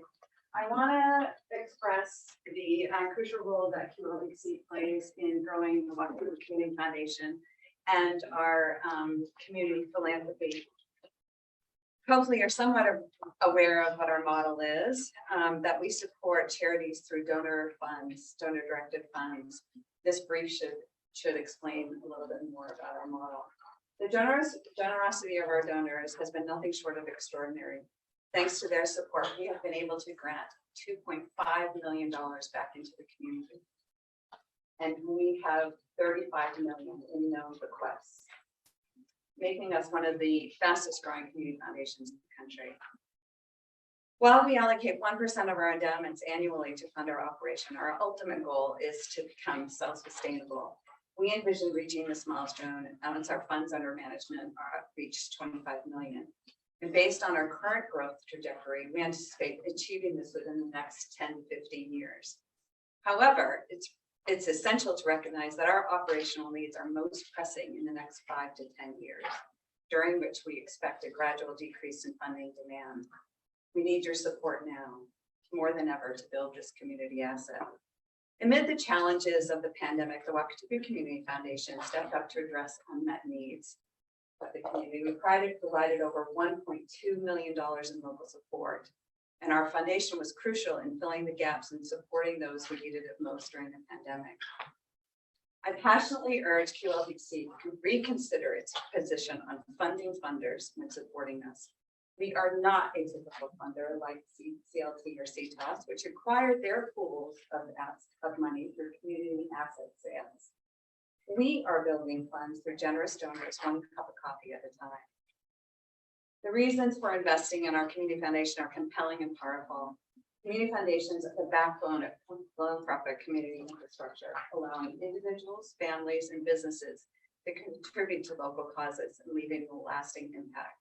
By supporting our foundation, QLDC can help build and nurture this infrastructure, driving philanthropy and community engagement for years to come. Councils traditionally focus on physical infrastructure, where community foundation play a crucial role in fostering social and community development. Investing in the local community foundation yields significant long-term advantages, enabling ongoing support for community projects, social services, education, and cultural initiatives. This sustained investment contributes to the overall well-being of our community, making it a highly valuable and impactful investment by QLDC.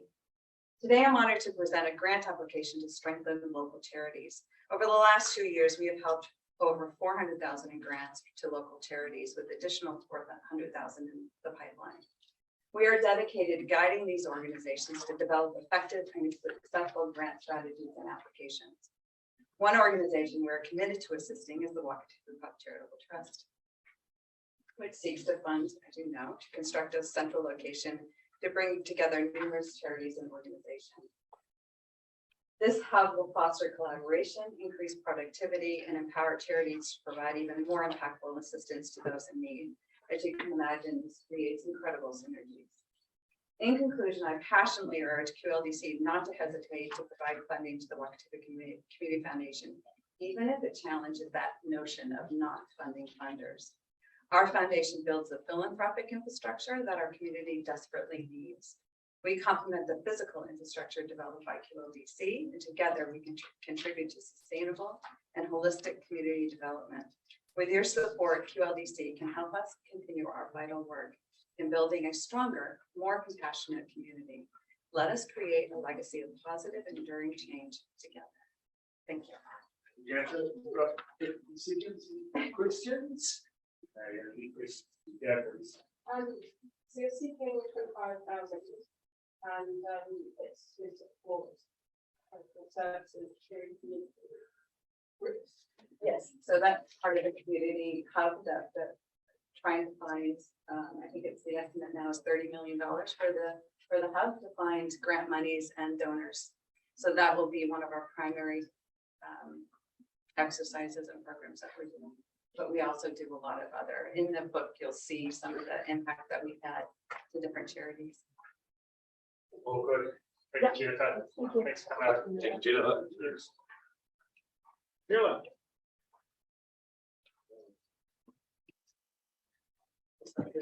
Bunch of takeaways today.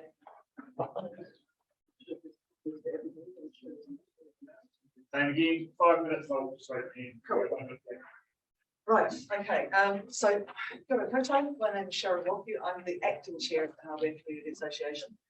I actually resigned 18 months ago, but nobody stepped up yet, so here I get to go acting away. Right, okay, so the overview of the Hardware Community Association is the second largest population or settlement in the Upper Cleveland-Mata'o area. And we hold generally public meetings 3 times a year with residents in January, so we have executive meetings once a month. We have public meetings 3 times a year. We're a bit delayed this year because we're waiting on the announcement to be made around the mediation with the proposed district plan. So through 2022, we've been working with Shaping Our Future, which what I've passed you there is a testimonial for working with Shaping Our Future. It's been a really excellent exercise. And it's also provided a number of insights into the priorities for the growing demographics of the hardware area, because it is changing. So you've got the testimony on paper that pretty much says everything we want to say about Shaping Our Future there.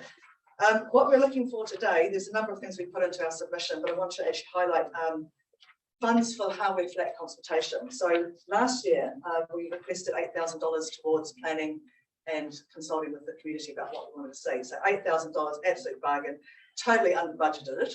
So we ended up doing a whole bunch of work done on pro bono, so thank you to those involved for that. But it was a really good exercise, as to say, in terms of understanding what the community wanted. But a lot of that conversation took place around the lake settlement, and the reason for that was because of the impending appeal with PDP. So also last year we had the announcement that government was putting $24 million towards the Project Pure or wastewater, however that's tailored up, which meant that Lake Hardware would actually be connected up to Project Pure. Now, that kind of goes down the road and is actually only a few kilometres from Hardware Flat. So that causes us a little bit of concern with development in the way that the area is growing, because Orca already indicated that there's problems with the proximity of the bore intakes in relation to the septic tanks. And so if Three Waters goes through in any format, that's going to be a problem, and the pressure will come on at that stage, I think, potentially to Lake Hardware Flat up.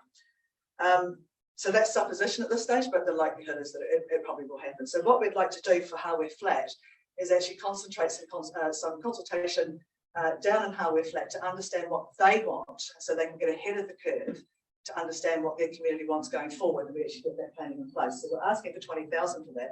Again, that's a total bargain, given that we're also asking for $20,000 to $30,000 for planning around the Anzac Peninsula, around access to that, because it's becoming quite a popular location around Anzac Day. So doing the planning in advance seems to be vastly cheaper than planning when there's something actually there. So that's pretty much that. But we've already spoken to Shaping Our Future, and Shaping Our Future have actually suggested that they're happy to work with us in the Hardware Flat community to look at aspirations around that. So the $20,000 is to put towards the mapping and sort of documentation around what Hardware Flat is looking for. So as I said, we think $20,000 from ratepayers' purse is an absolute bargain. And talking of rates, then moving on to rates, I've also been requested to bring up the average rate rise, which I believe is 12.19% for the Hardware district. A lot of people finding that seems really, really high, given the increases in recent years and the limited public facilities that we actually have in Hardware. Seems to be a lot of money coming out of it. Also, you've got $24 million committed by the government for the wastewater improvements. There's been the rezoning and the revaluation, which is that most people are actually sitting on a bigger size property than 450 square metres. So most people actually last year saw an increase in the rates beyond the average increase in the district, certainly in the township. Okay, I've not heard of anyone going from this, so I'm quite interested in how it works out exactly. But it's hard to understand how the rates would actually be more increase given that. We understand that much of the driver around that is the restructuring of council debt. However, we don't sort of feel that it's right that we should be paying for debt that maybe we didn't actually accumulate with. So again, transparency around that would be very good. So we can understand how that's actually been paying on. And the final request we actually have is for a North-Speed toilet, vault-style toilet at Longgrass Reserve, which is in the Hardware Flat area because there's no other public toilets in the area. And this is the reserve that we're looking at actually putting a playground into, so it'll make it much more usable for the community down there. There's a few other bits and pieces in the actual submission as such, but that was kind of what I was asked to highlight and questions. Well done, 13 seconds to go. I timed it as well. Well, yeah, That's 30. brilliant. So, Okay, thank you for your time. Yeah, Thank you. all good. Graham.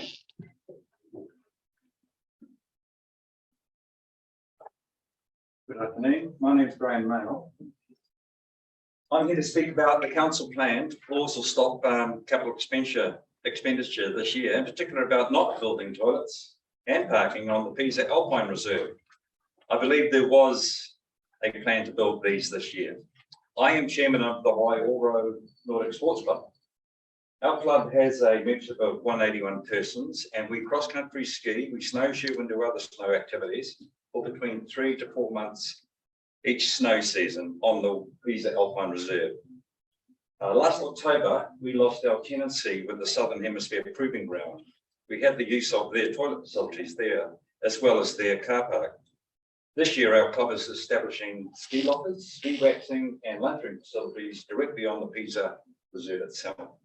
And we find ourselves without toilet facilities and probably a very much smaller car park. We believe the council had committed to building a toilet block on the reserve this year. Then we were advised that the council wanted to stop capital spending this year. I understand this would mean no toilets. I can't see how our club members can continue to enjoy their winter cross-country skiing this year without toilets. Could the council please provide temporary toilets this year at the very least, and continue to do that until the council can build permanent toilets on the reserve? Reduced parking is also a major concern because of the increasing volume of Alpine Reserve users throughout the winter snow season. Our club looks to a future where increased volumes of ski numbers at Cadrona and Treble Cone are talked about being tapped by the ski field operators up there. This will probably lead to an increase in the volume of skiers choosing to cross-country ski instead of alpine skiing. Our club is planning how to serve an increased membership, and which will probably result from that. The key ingredients that our club cannot provide ever are toilets and parking. Our club would be happy with temporary toilets and parking facilities for the duration of our winter season, which usually lasts between 12 and 15 weeks each winter. The health benefits our club members derive from cross-country skiing on the Pisa Reserve are massive and would be severely missed if our activities were limited due to lack of toilets. Thank you, that is all. Right. Wow, 2:30, well done. Any questions? Where's the toilet waste go? Oh, I don't know. The facility, the toilets we use were owned by the proving ground. Is it removed by truck? Just as a matter of clarification, I don't think it was correct to say the council had allocated any capital. That was just hearsay, I wasn't. Yeah, so I just want to clarify that we haven't taken any money away from the project, or from the facility. Yep. That's all been enhanced in the past. So. Yeah. Okay, understood. Any further questions? All right. Well, thank you. Thank you. Very much. Thank you. All right, we've got a break now. Councillors for 2:35.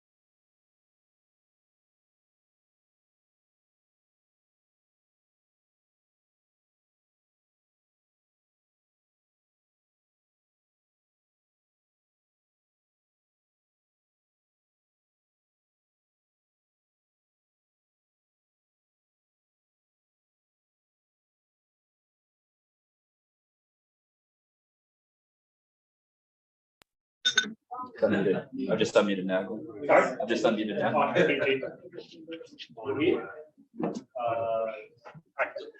G'day, Tom.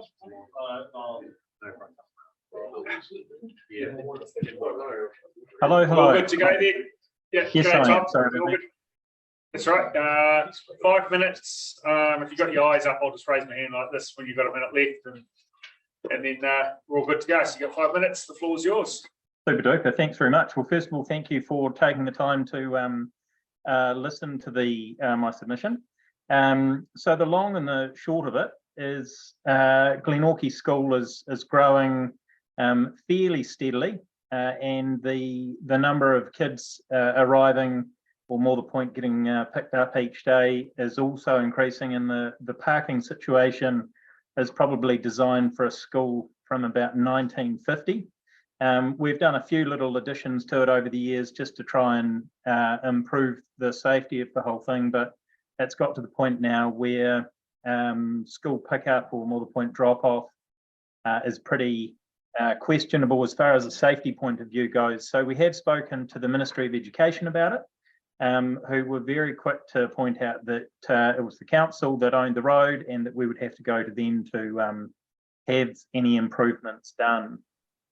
The area just in front of the school is there's a perfectly good entrance as far as it goes for everyone to come and go, but it's just the number of cars along the street. We can only get about 4 or 5, and bearing in mind there's a roll now of about 36 kids, which will no doubt grow to closer to 50 in the next few years with the various subdivisions that have been going underway. It would be good to be able to extend it and double what we have there, which I think would probably be enough, certainly to future-proof the next 20 years. It's not a big job, I don't think. We're talking about scraping an area of a grassy verge off, cutting some foliage back, which we've already done to make room for it, and having some angled parking put in along with some barriers. So presently, there are no barriers. We've got some half rounds that stop people sort of driving, which would, effectively stop a kid getting hit. But if we could have some more substantial barriers there, just in front of each car park, that would effectively do the same job as the half rounds, but people might not run into them because they'd fear their car would get dented. And that would give a bit of pedestrian access safely all the way along down the street to where parents park. There has been talk about turning it into one way and all sorts of things, but I don't think that's necessary at the moment. It would just be having angled parking so people come in, drop the kids off, or they would inevitably, we would control that ourselves, that people would come in and go out one way, and also have it designated as school parking. Presently, people park in those car parks if they're across the road at the cafe or various other bits, and that too creates a little bit of a problem. So based on the plan, if we can just have the grass verge cut back, effectively widening the road, barriers put in, potentially a little block school crossing, so that there's an area there where the kids come out and it's a designated crossing across the road. Again, that would be in front of all of the car parks. So eyes would be on that area. It's the one place kids are going to cross, rather than at the moment, that's just a game of bull rush out there. And that would be a massive improvement. I have gone to a couple of contractors and asked them for quotes. We had some work done here recently in one of our car parks at work, and I'm basing the request for funds off what that cost over the area that we've very roughly paced out. So it's not an accurate measurement, and also based on what the cost of the bollards are. So yeah, that would be me. I see I've got a minute left, so if there are any questions, or if I can offer any more. Mr. Smith, oh, sorry. Go, Bob. No support from the government on the education department? No support from the government, no. We have had them out not 3 or 4 weeks ago, and it was a no. Oh, yeah, I'm just wondering, I think that one school crossing point's a good idea because obviously the problem at the moment is people are on the other side of the road and kids run to the car on the other side of the road. I'm just wondering if it would be useful to put a no parking down the other side of the road, just because if you, yeah. Yep, totally. That's the plan. That would be the plan. Thank you, Tom. Time's bang on 5, so great. There we go. Well done. Thank you, team. Cheerio. Yeah.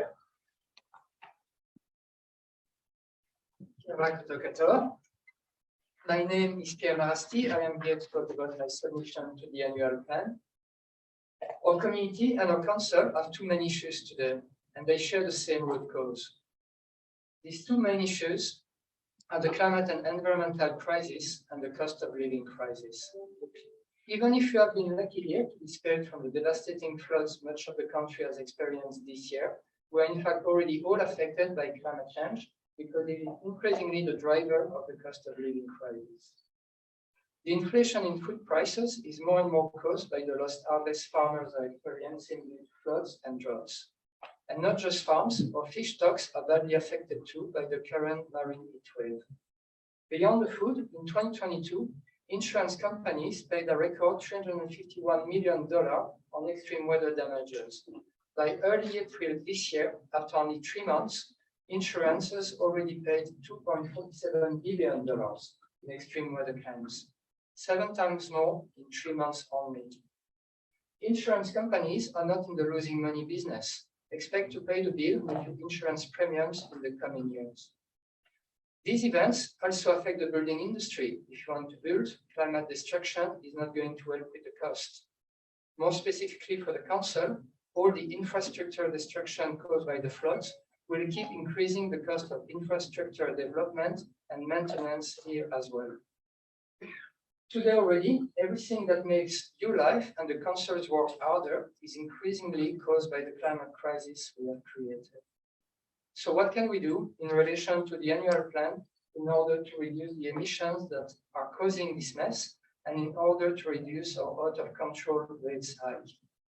On one side, our main source of emission is by far Queenstown Airport. The total emissions caused by the airport are 13 times more than all other emissions in the district, 13 times. On the other side, a lot of the pressure on our infrastructure budget is coming from the council and raising the growth in visitor numbers. You see the vicious cycle there. The kind of breakdown we are causing is creating inflation, that is causing the cost of living crisis. The same inflation is making our rates explode and stop the council from building critical infrastructure. So far, the council has been actively playing the growth game that is creating always more emissions and always more pressure on our infrastructure. By doing so, the council is perpetuating the climate crisis and the cost of living crisis. This has to stop.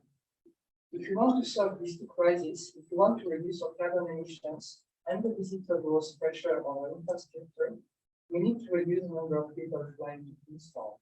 We know that it is possible, it happened for 2 years. We now need to make it permanent. And the best way to make this happen is to create a large passenger tax at Queenstown Airport in order to reduce the number of flights landing here. The goal of this tax must be to reduce the number of flights, so it has to be high enough to discourage people from flying. The advantage of this approach versus a simple cap on the number of passengers is that it would raise a lot of money. Money that can be used to help pay for the decarbonization, for the necessary adaptation, and for the future well-being of the community. There are other savings that could already happen in this budget, which I mentioned in my submission, but Queenstown Airport really is at the center of all our problems. If you want to improve our future outlook, the airport has to eventually go. To make passengers pay for the pollution and for the pressure they create is the best way to start phasing it out while helping our budgets. Thank you. 1 minute. Question? Would you base your tax idea on some research or No, it kind of seems to make sense. I mean, the council itself had the same idea with the debt tax. So raising the money to help us with the pressure, and by reducing the amount of passenger at the same time, I think it work even better than a bed tax. Yes.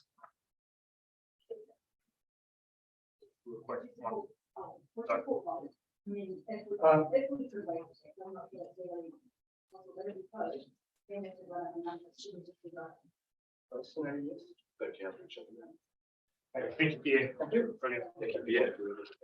Olivia, I see your face there. It's your go now. You got 5 minutes, and I'll just raise my hand like this when you got a minute to go. So, floor is yours. Perfect. Ko inira toku maunga, ko atako toku awa, ko Medro Porter toku iwi, ko Egerton toku hapu, no tahuna aho, ko Olivia toku ingoa. Kia ora everybody, my name is Olivia Egerton and I'm the director of Te Atamira. Before I begin, I'd like to acknowledge Ngāi Tahu, our mana whenua past and present, and recognise their rich traditions and continuing creative traditions in our region. Our interest is in the longer term arts and culture that are positioned to make their full contribution to civic life and economic development, the latter providing the much needed diversification for Queenstown. Since we opened our doors, and I note many of you around the table have visited several times, our 22 creative spaces have delivered on the vision to create a platform for creativity to flourish for everyone in our community every day. And I'm proud to say that we received more than 100,000 visits. We turned one last Tuesday. An estimated 1,000 of those visits each week are people under the age of 18 who are participating in classes or programming. So for those of you who don't know, Te Atamira has a couple of parts to its field. One is the curated program, and I'm proud to say that we've presented 15 leading contemporary art installations in the last 12 months, including emerging artists such as Bailey Lobb, the Chartwell Foundation Squiggler Art Labs, commissioning our first commission, Cindy Huang's delicate 1,000 porcelain pieces, acknowledging the history of Chinese mining communities. And beyond that, working with national and local partners such as Creative New Zealand, the Queenstown Art Society, Tuatahi Creatives and Miharo Arts Trust, as well as international partners, the British Council and the Asian New Zealand Foundation. We have in turn partnered with Sport Otago to deliver Wriggle and Rhyme for the under fives, the Turn Up the Music Trust with the Magical Music with Erica a couple of days a week. School holiday programs have welcomed more than 1,000 families in less than a year. Te Atamira has found also that the community is eager for high quality contemporary art experiences, that the period of long COVID has sparked feelings of being overwhelmed and needing to find new connections and belong somewhere. So we've launched projects such as Make Space, designed to foster creative wellbeing, and the Senior Arts Social, our newest program, which has been running for 6 weeks, inviting over 65s to multi-arts programming every Saturday morning, which has created new connections and incredible moments. Another element for us is our venue hires. The 22 spaces are populated between 3 and 10 p.m, with countless more bookings between 9 and 3 p.m. More than 25 groups have weekly bookings, including other trusts like the U3A, Pivotal Point, Kiwi Kit Community, Frankton Community Association and more, who hire on an ad hoc basis.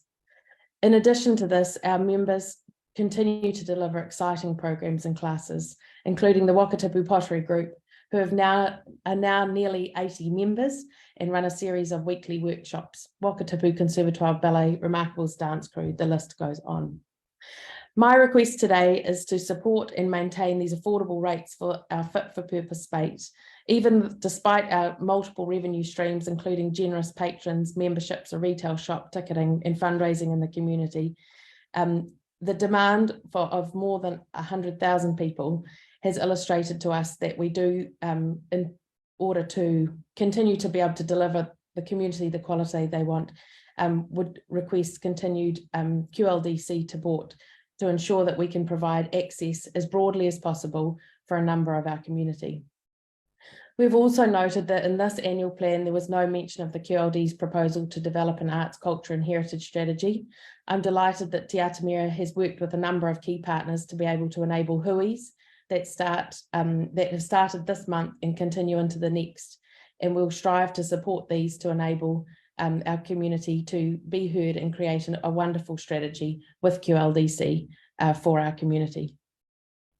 I'm really proud to be here today to be representing Te Atamira. I think it's on behalf of the community, would like to thank QLDC for your support, for your team's support, and for the ability to show that we can work together to create positive outcomes. And that's all I've got today. So is there any other questions? You've ran perfectly with time. You've got 5 seconds left. So thank you very much for submitting. Okay, thanks so much. Thank you. Cheers, Lydia. Brian.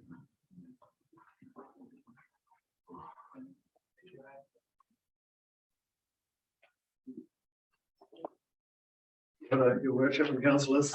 I'll put my thoughts into one page to stop me from rambling too much. So this is for Remarkables Park. There are 2 sewage pumping stations that serve the Riverside Road area and Remarkables Park that are at or near capacity. RPL has been working with council staff over many years to schedule the right time to replace them, and physical work was due to start this year. The draft annual plan has created some uncertainty over the availability of funding, as some of the money has been moved out to a future year, and I'm asking you to please address this. I do understand that council has to grapple with the funding and timing of a number of projects, but if it comes down to priorities, I would ask you to please prioritise infrastructure work that will enable high-density housing in a neighbourhood that is within walking distance of shops, work and schools, including the high school. The Remarkables Park zone is the only place in the district with 5- and 6-storey apartment buildings, such as Wyndham, LQ and Torra Apartments, where the Housing Trust purchased 50 homes. In order to build more sewage capacity is required. The second reason to prioritise this work is to remove an environmental risk. The Riverside Road pump station is below the level of the 1999 flood, and if inundated again, it would discharge effluent into the Kawerau River. The site for the replacement pump station is on land that would be gifted by RPL, and that is above known flood levels. Proceeding with this work also creates capacity for more development in other parts of the district, and that's because we can divert effluent away from the Frankton Beach pumping station. Second to last paragraph. So there are 3 very good reasons why this project should retain the priority it had and proceed this year. RPL has also recognised that the current funding issue is mainly about timing. Our proposal is that RPL would fund the work as it is undertaken and only recover costs from council in 2 tranches, one in the year following commissioning and one the year after that. RPL is also willing to accept some payment on an even longer term basis as DC credits. The second topic over the page, it was a very good idea to ask the community what it would like to see in next year's long-term plan. So thank you for that. We'd like to see the next LDP used as an opportunity to consult with the community on 2 very large projects where consultation has been non-existent or inadequate. These are the location of the future council offices and the second stage of the town centre bypass road. If you ask about future staff office accommodation, you are told that the decision was made by the Van Uden Council. It was made without any public consultation and without any regard to issues such as climate change, Frankton Road congestion, downtown parking, or where the Queenstown residential population would be living, because these issues hadn't been properly addressed. Council has refused to consult on this matter since then, even though the community's event centre, its high school and hospital are in Frankton. As council has recently resolved that it is appropriate for a new community services facility to be constructed on council-owned land in Frankton. We know that in Queenstown, transport is the biggest contributor to greenhouse gas emissions, and that QLDC is one of the district's largest employers. I'm going to change this next bit. Because council is serious about a lower carbon future and serious about active travel, it should at least open a discussion on the savings that could be made by locating its offices in Frankton. Frankton is at the centre of where people, including council workers, live. It's only 7 kilometres to bike from Henley's Farm, Jacks Point, Shotover Country, Lake Hayes Estate, or even from downtown Queenstown to Frankton. It's a sweet spot for commuting and takes less than half an hour. It is suggested that council staff provide benefits to downtown shopkeepers, but I think the community should also be allowed to debate whether it's a good use of downtown parking spaces to have them taken up by a commuter for 8 to 9 hours a day, when a single space could otherwise be used by 3 or more sets of tourists each using it 2 hours a day, we should also consider which of these alternatives would add more to the local economy. And thinking about a news article I read yesterday, just ask the question, is it a better use of the limited space on Frankton Road for commuting workers who could work elsewhere, or for transporting visitors to our ski fields? Next part was consenting that the town centre bypass was done on a fast track legislation, or done under fast track legislation as a shovel ready project, and there was no opportunity for public input. Apart from the financial cost of the community, this project involves the loss of the Memorial Hall and the squash courts. And I, for one, want to know how council can consider removal of the rugby ground viewing strip along the sunny side of the field without consulting the community first. So my request to you is that both of those projects be put up for consultation on the LCP. Just 2 other matters I mentioned. One was the bus stop, and I gave you some photos of that. That's an all-bus bus stop, not the schools bus stop. Sorry, is that my fine? Wow. The other was actually taking the travelers on some more information. Thank you. Thank you, Brian. Thanks. Simon. Hey, you're right. There's a. How are we all feeling? 11 for council. I do appreciate it. I know it's a long day to settle, and you'll all be exhausted, and appreciate that this has been held in Wānaka as well. It's really nice. Yeah, do that. I've only got 6 points. They won't take too long, so you might even get a bit of a breather. As a community board where I am chairing, as you're aware, 2 priorities for the year were active transport and the lakefront development plan. I would just encourage you to continue to funding those as you are in your plan, and not to do any deferrals around that. So active transport and the lakefront development, very important to us. So 2 points. The next 2 points were, as you would have heard, this issue around stormwater discharge at Bullock Creek and Stone Street,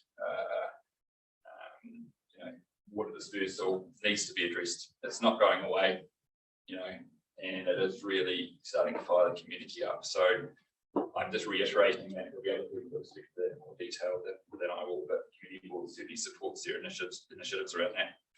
The other second thing that we're speaking on behalf of the community board is that the walking and cycling and transport tracks and trails, they're sort of getting behind in their maintenance schedule.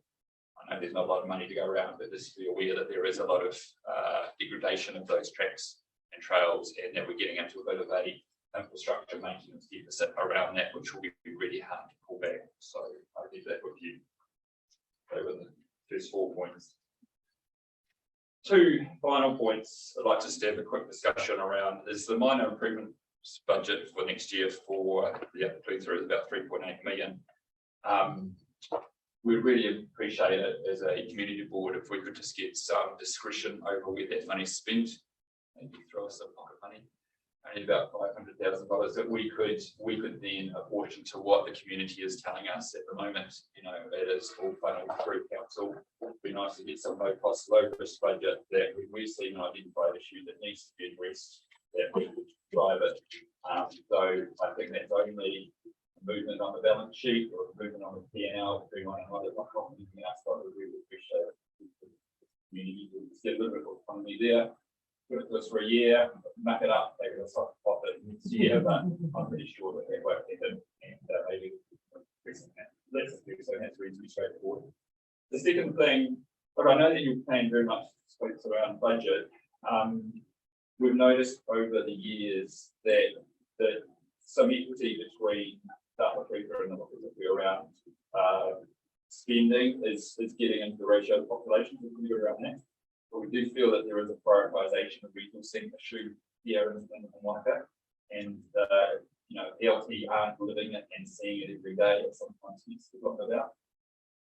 Bear with me just to give you one really tangible example around that. We've been requesting a single stage business case for transport for 4 years now, 3.5 years, where Pete Hensby sat in that room right now, like Pete sat right there and told us that we would have single stage business case done 3.5 years ago. It's yet to be delivered because of internal resource prioritisation. Late last year, there was a lot of backslapping around the district when we got $11 million in the transport choices funding. $10.5 million, which was going towards the Arthur's Point route that hadn't previously been funded, and $1.5 million was going to that. For unfortunately for a route that had already been funded internally. So what's happened is that that's actually caused issues in that Waka Kotahi are now looking and saying, actually, should we be funding that since it was already funded? And when I even spoke to council saying if it does get funded, the ELT has said to us that that will probably just move the funding you already guaranteed and replace it. So there's not new money for us. So out of that whole transport choices, Wānaka will be left not actually receiving anything. Doesn't seem fair. Now, the primary reason that has happened is because we hadn't have a single stage business case done. We weren't able to put forward Crown Infrastructure Partners and transport choices, the projects that hadn't been funded but had been designed. So it was a classic example of Wānaka or the Upper Queenstown not having that resource prioritisation. We couldn't go to central government, but here's one we prepared earlier, and we end up being lagging behind particularly Queenstown with that funding around that. Okay, so those are the three things. Continue funding active transport, lakefront development, focus on Stone Street, discharge into Porter Creek, walking and cycling assets, we're getting an infrastructure deficit there.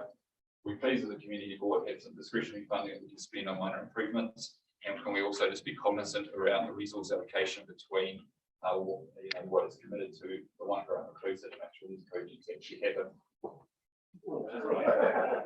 I rehearsed it. Thanks, Dave. Enjoy the rest of the day. Oh, okay. So it's brand here or brand?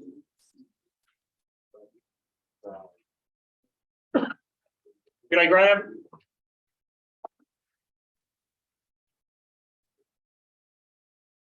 Again, yes, Graham, you're still on mute.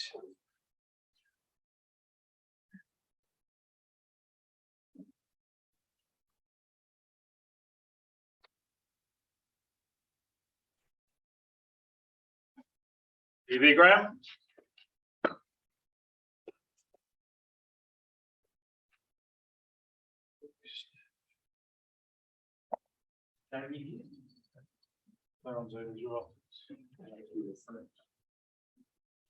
Can you hear me, Graham?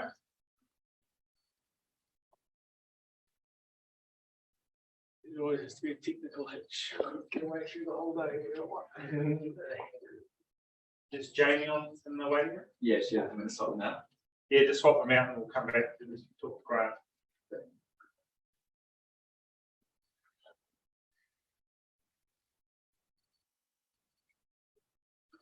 Hi, Jamie.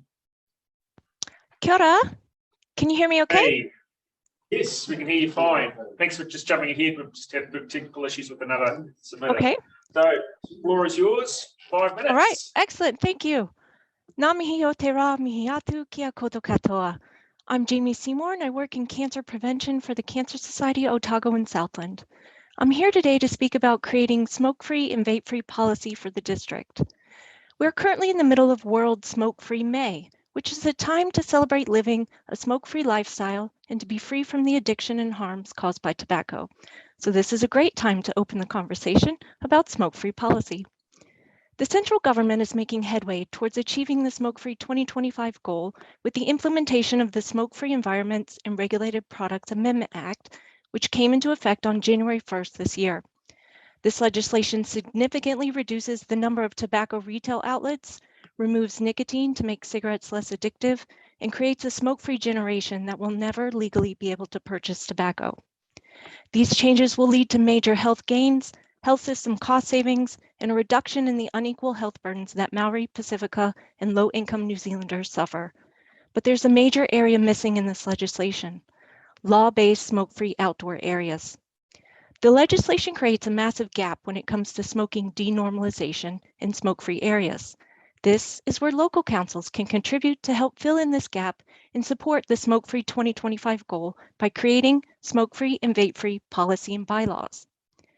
People trying to quit smoking need smoke-free outdoor public areas. They need places where being smoke-free is normal, and to be able to have a drink outside a bar without reminders about smoking. The outside areas of bars and cafes remain one of the most dangerous places in Aotearoa for someone quitting. Evidence shows that seeing smoking around you at the neighborhood level increases the chance of starting smoking or not being able to quit. Smoke-free outdoor hospitality areas increase quitting attempts and reduce relapses. We've had legally required smoke-free school and preschool grounds since 2004, but this is the only type of outdoor area covered by our smoke-free legislation. We are now far behind many jurisdictions in providing smoke-free places to help people trying to quit smoking, in providing protection from tobacco smoke pollution to workers and others in public places, and in providing protection for those inside buildings from tobacco smoke drifting in from the outside. And yes, this is a problem in New Zealand. QLDC has previously publicly supported achieving a smoke-free Aotearoa as part of its role in promoting community well-being. As part of the Smoke-Free Action Plan consultation process that happened last year, Council wrote to the central government in support of the proposals and recommended the legislation to go further, and I quote, expand smoke-free legislation to include outdoor environments to support those who are trying to stop smoking, reduce the visibility of smoking to future generations, and support the government's goal of a smoke-free Aotearoa by 2025, end quote. Unfortunately, the final ratified legislation did not include outdoor environments. So now is the obligation on local council to help fill this oversight. Here we sit halfway through 2023, with 2025 only months away. I implore QLDC that now is the time to act, to implement smoke-free, vape-free strategies that will support the legislation and the smoke-free 2025 goal. A draft 10-year strategy has been introduced to QLDC. The recommended first step in implementing such policies should be an easy one: smoke-free and vape-free beaches. With the success of the smoke-free and vape-free beach trial in late 2019 and early 2020, now is the time to pick up where the trial left off and formalize it into policy. This will progress our district towards smoke-free 2025. Council can then build on the momentum and look at including smoke-free transport hubs and bus stops. This in turn could lead to smoke-free, vape-free parks and reserves, and table and chair policy that covers outdoor dining. Ultimately, could culminate in an outdoor dining bylaw. The goal of smoke-free, vape-free policy is to discourage smoking within designated areas, using educational tools such as signage and promotion. Smoke-free and vape-free areas are a positive step in normalizing smoke-free, vape-free lifestyles and environments, and no punitive measures will need to be taken for those in breach of the policy. It's important that QLDC fulfills its role in supporting Aotearoa to achieve smoke-free 2025, and now is the time to take action. I have also submitted on the Activities in Public Places bylaw consultation and hopes to continue this conversation. Nō reira, tēnā koutou, tēnā tātou katoa. Thank you. Thank you, Jamie. Appreciate your submission. Pretty much hit the 5 minutes, so yep. Have a good day. Oh, great. Thank you. Right, thank you. We've got Graham. Yeah, we're gonna have a try. Okay. Yeah. Graham. Hi, Graham.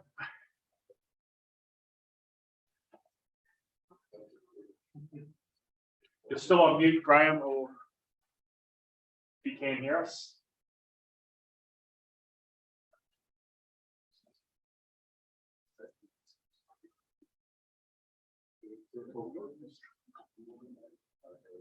We can try House City and Ghana. Yeah, we'll try House City and Ghana.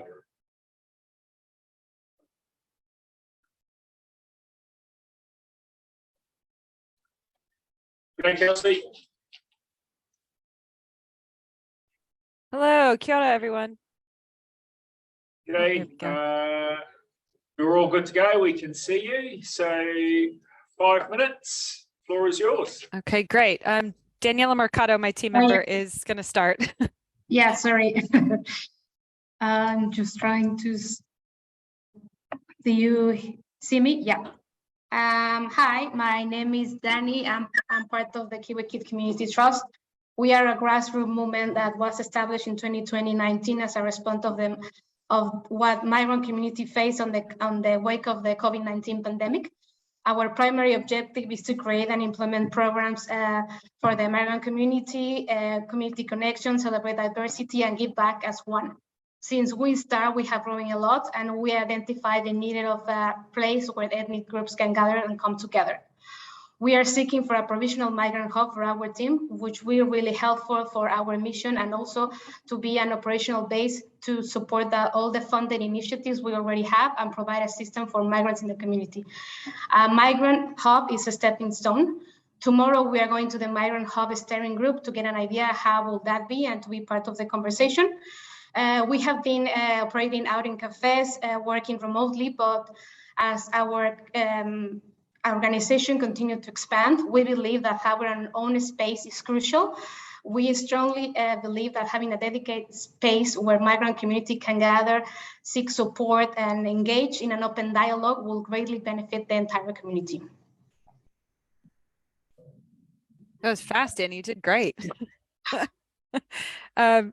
Yeah, just to add to what Danny said, we are a grassroots organization, so we are a few community members that came together to build something that's been a pretty incredible thing that's grown with the support of other organizations. You know, we've collaborated, we've tried to be really savvy, and the work that we're putting in is starting to gain traction, and we're getting more and more funding from external organizations, and we've come to the council to seek support for this operational expense for a provisional migrant hub, somewhere for our team to be based, somewhere for us to speak to migrants who are looking for support. We're working with Jess at the libraries, who does a lot of signposting, and we'd like to do the same because we do that over the phone with migrants, but we'd like to do that in a personal space, a safe space to have conversation.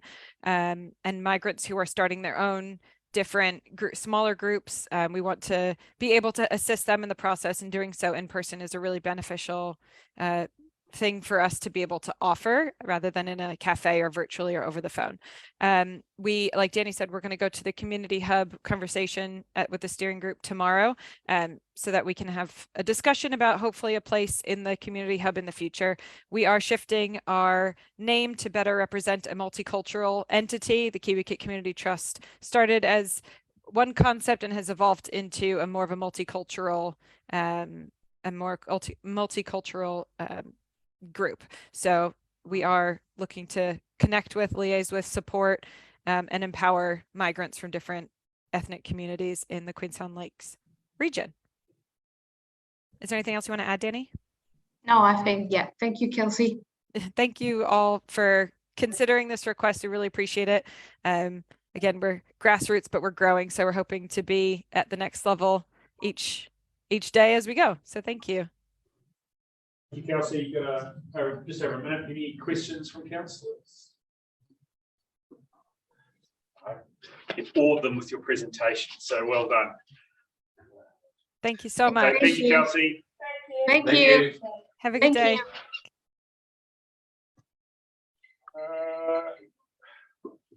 I've just given them a call. They're going to just give them a minute. They're trying to sort it out. I'll just add them.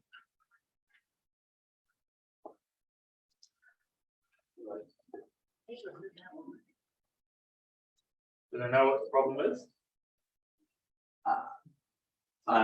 Yeah, they just don't know how to unmute. Wow, okay.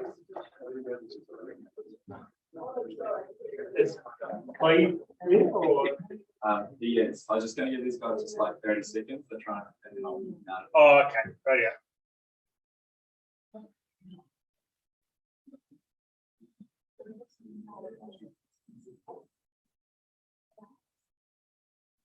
So they can't see the bottom of it. We're sort of on this we can do. I can bring in play. You're running with the iPhone, so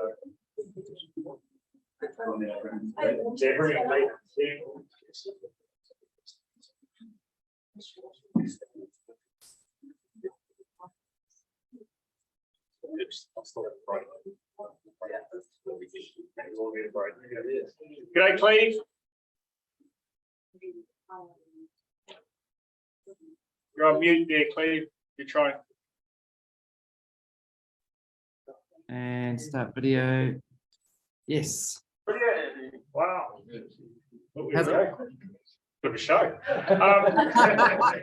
Sorry, it's quite. I feel like I'm looking over everyone's shoulder, like I'm chasing you. Sorry, you've got 5 minutes. Okay, so I better When make you're this. ready, there you go. I'll make this snappy. I will share my screen.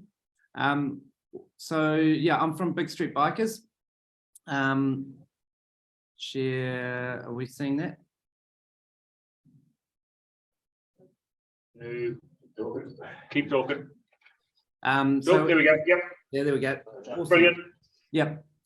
So thanks very much for letting us in here for a couple of minutes. So Big Street Bikers, we're a Aotearoa-owned social enterprise, and we are rolling out a Locky Dock network across the country. We have funding from various partners, including Wakatahi and Mercury, to deliver this at no cost to ratepayers onto the public realm. And so that's probably the key message I want to get across today, that we can bring this infrastructure to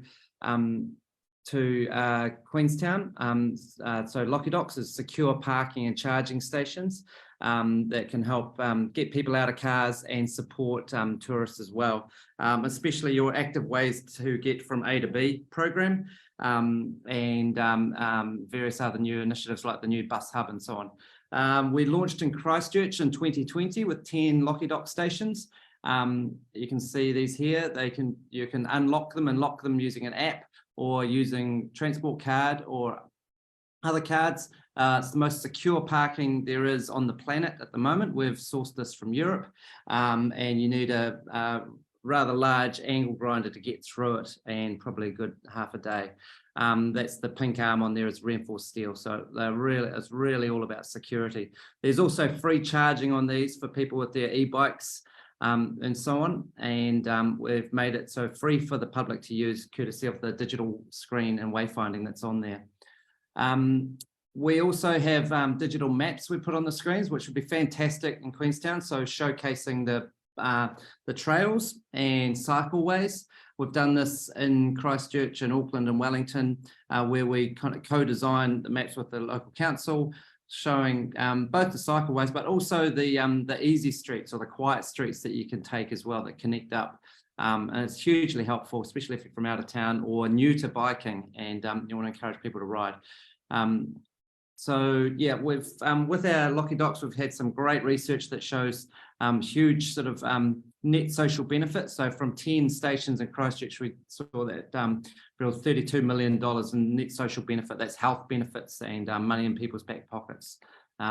We have great data that comes from the Locky Docks that shows every time a bike's parked there, we know that there was a car trip not taken. So that's great for the council reporting on your emissions reduction and so on. This graph here shows the return user rates, which shows a really strong sort of healthy behavior. I'm just going to whip through this because I know we've only got a few minutes. As I said, we're doing this with Mercury and Wakatahi. This is funded between them, our investors, and the advertising media that goes on the screen. Enables more people to ride more often, and again, so at no cost to ratepayers. I'll just go through the basic model here. So if we were to bring 5 Locky Docks onto public space, the kind of overall capex would be around $500,000. Again, we've got that covered. We'll look at, so then we cover all the OPEX costs as well, customer support, maintenance, insurance, and so on, and that's handled through with our advertising media, which helps cover all of that. Again, so we have the digital wayfinding on there, so that can be updated and showing where the great cycleways are and trails and so on. There's potential revenue opportunity as well along the line for the council, so since this is in the public realm. And then I saw a thumbs up there, and then room for council ads as well. So whether that's a contra between those things, that's great, you know, for community engagement and ads. About events and so on. And then we report on how many vehicle kilometres have been reduced as a result of bike parking in these stations. So it's great news story for the region. We look at building a network around these destinations. We're already talking to a number of private property owners. Stride Properties, which has the Frankton Village and so on. And there's and other property groups about where these can be located. But it's really key that we're also, you know, in the public realm, got a sort of really crude sort of map here. And there's a number of other destinations. It'd be great to bring a lot of wineries on this as well, so people are able to, you know, ride to the winery and lock their bike and so on, and then carry on.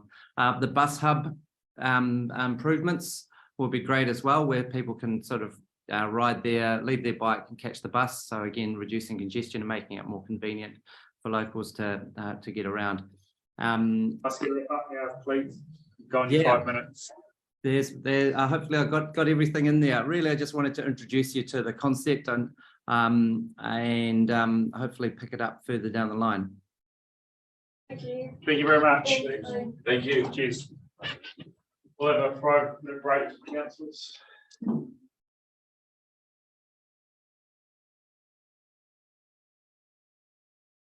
Well, I got through it. It's in there.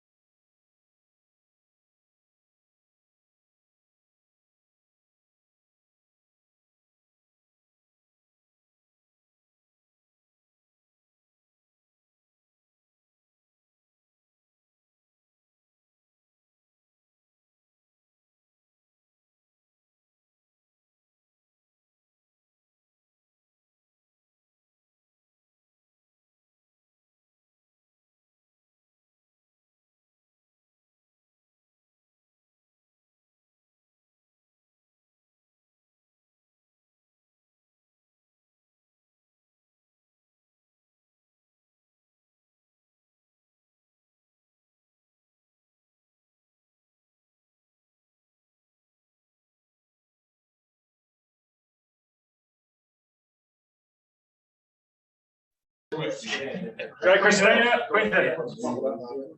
Christina. Yes, hi. Hello. How are you? I'm good. You've got 5 minutes. Floor is yours. There you go. You'll have to forgive me. I've never done this before, and John Glover's sort of thrown me in at the last minute. That's all right. This is my first time too. I don't know what we do here. I just I think one of the things that we were looking for you guys to consider was one of the main things was looking at the building our resilience as a community by looking at funding the moving of the Glenorchy Wharf at some point in the future, should the reefs encroach so much that it's not usable. Because it's Glenorchy is going to be cut off for significant amounts of time, potentially during a AF8 or any other major earthquake event. So that's what was something that people were reasonably concerned about in Glenorchy. The other thing that we were hoping to bring to your attention was the funding for the community nursery that we've built. We got $10,000 off you guys a year or two back, and we have also got some money from ORC, and we've built the nursery, and now we're looking to expand the operations in planting, as we've got a massive space to fill up, and we're looking to employ a part-time person to then go and find some money themselves. Part of their job will be to look for funding, and part of it will be to not let the money that we've already invested go to ruin. So we're looking to get somebody there. I think those were the two major things that we wanted to bring up. Be you open to questions or? Yep, sure. Yeah, we've got 3 minutes. Oh, we got Nikki. Look down the bottom, there might be a request in there for some funding for a generator. Did you see that one? Yeah, that was with our with building. Interesting. Keep going. Building our resilience, part of that was to hopefully get a generator for civil defence use, for again in the event of us being isolated because of that flimsy road we've got. Any further questions, councillors?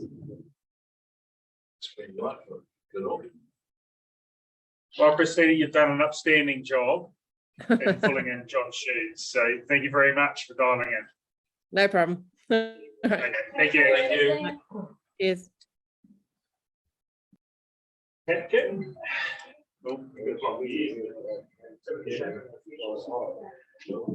G'day, Kitten.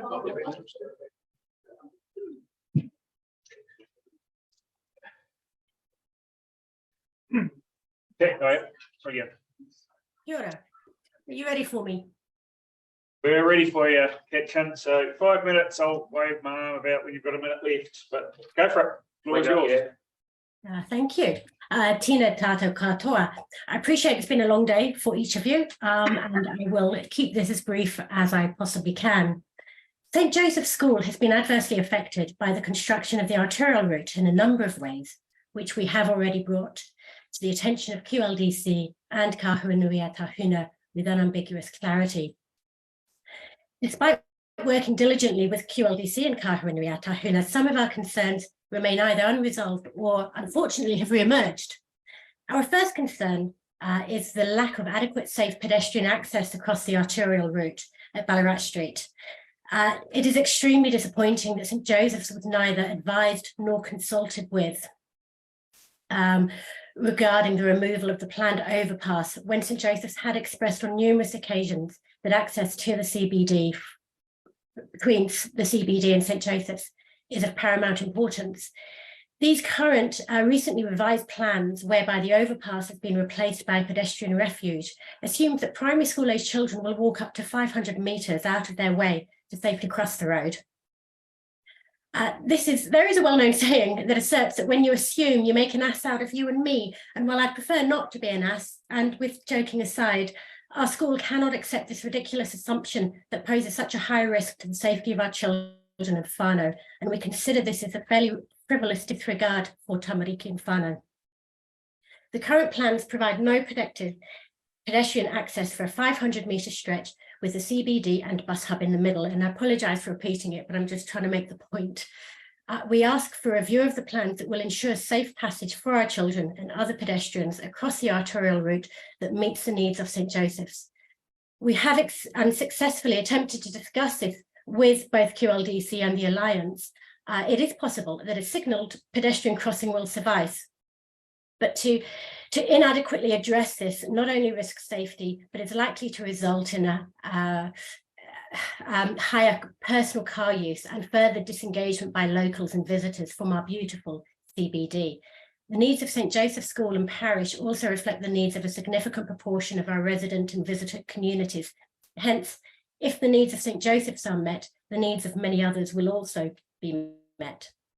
Our second request is a repeat of our annual plan submission from last year. St Joseph's is a thriving, growing school and community. It is the only primary school in the Whakatipu that is zoned for the entire basin, being a special Catholic character school. And we hope, and while many children and staff use the bus to get to school, and we hope that those who have stopped walking and biking during the construction phase of the arterial route will do so again, the need to drive to school for many remains. Construction has already resulted in the permanent net loss of 12 car parks close to the school. Beetham Street can be easily reconfigured with lines and signs to provide some additional parking. And our school was advised by the QLDC property and infrastructure team that making this submission is the correct method for asking for this to happen.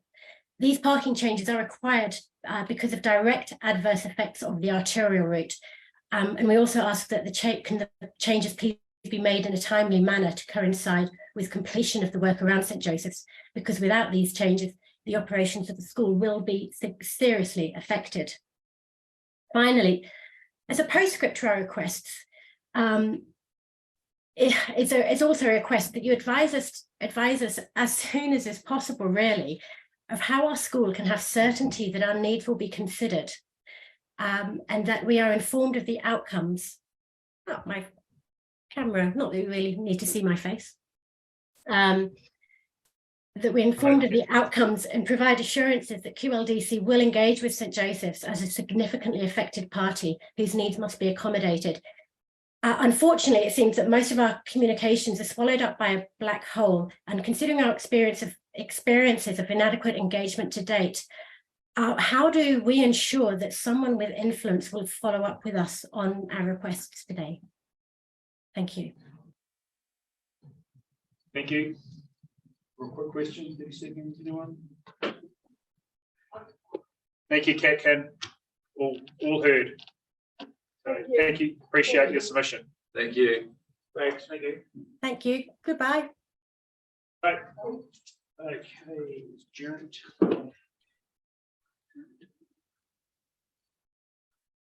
Geraint, is it? Geraint, a Welsh name. Great. Well, you have 5 minutes. The floor is yours. Okay, thank you. I'll just find the right screen again. I wish to speak in support of Pisa Alpine Charitable Trust submission to the annual plan 23-24. Open right meeting. They are asking for support at the Snow Farm facilities for public toilet, shelter, utility building and new water supply, as well as car parking and earthworks. The reason I support this submission is as Snow Farm provides really affordable alternative on snow recreation for thousands of local residents and visitors, as well as school groups, sports clubs. And I also can't help but notice when I visit, but also a lot of intellectually and physically disabled children and adults also attend. And I suspect because it's much more accessible than the main downhill ski facilities. It also offers outstanding access to alpine trails, both in summer and winter. I understand that winter trails are acknowledged as the best in the Southern Hemisphere and in the top 10% of the world's dedicated cross-country skiing facilities. Personally, I noticed that national teams, overseas national teams, practice in a snow farm, and I've met overseas people who say they've come from overseas, America in particular, because the trails are truly world-class. I also understand that it's the only facility in New Zealand for biathlon. I myself moved to the district 4 years ago and almost every day pinch myself at the splendor and accessibility of the mountains and the great community vibe. And I would suggest the Snow Farm is a jewel in that it makes the district truly special. No other district can compare with that facility. And importantly, it's affordable access for the community. I noticed the trust appear to run the facility exceptionally well. They have very clear and well thought out near and longer term planning regarding new facilities. And that's despite the unexpected end of their lease. I think shows true professionalism, and so a great partner for QLDC to support. I feel their submission appears sound and very reasonable, and it aligns very well with the long-term plan strategy, which I quote, achieving great outcomes for the community, focus on sense of community and pride, and helps keep the pulse of a district strong. That's what I wish to say. Thank you. Any questions? No questions. So thank you very much for taking the time to submit and be with us today. So Thank you for your time. Enjoy the rest of your afternoon and evening. Thank I will. you. I'll head out of the mountains. Yes, thank you. So next up, disconnected. Richard, you with us?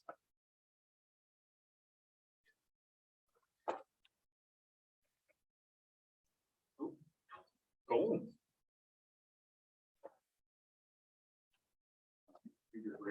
Just left.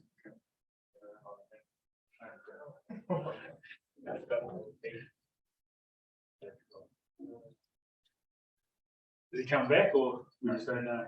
We're gonna give him a minute and we got a 10-minute break. Okay. 10 minutes? Unscheduled 10-minute break. Yeah.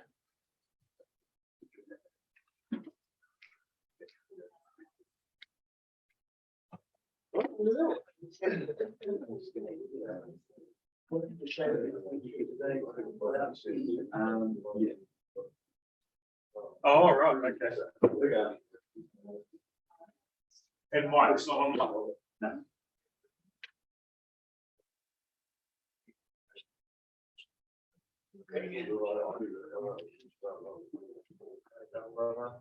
He hasn't rejoined, so I just, do we want to mute and take the break now? Sorry? Do we want to mute and take the extended break now? He hasn't rejoined.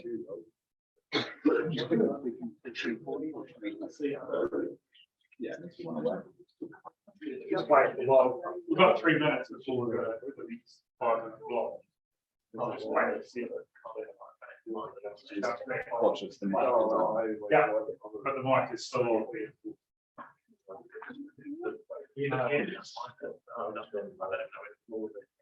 Oh, no, I'm sorry. On there. It's not there.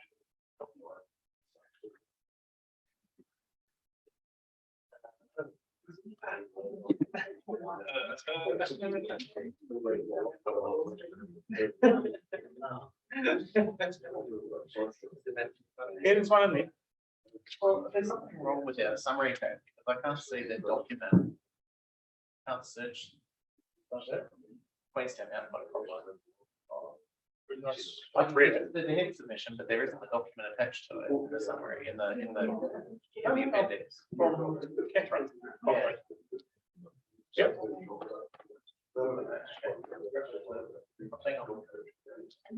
Everyone have a go. Here we go. Okay, councillors.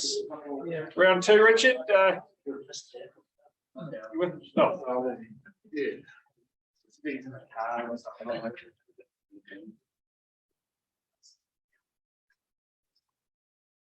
So who have we got up this morning? Oh. Okay.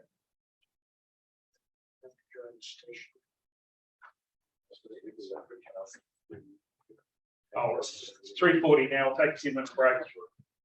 Yeah. I'll just text him in. I've asked him if he's like to connect. He says yes, but.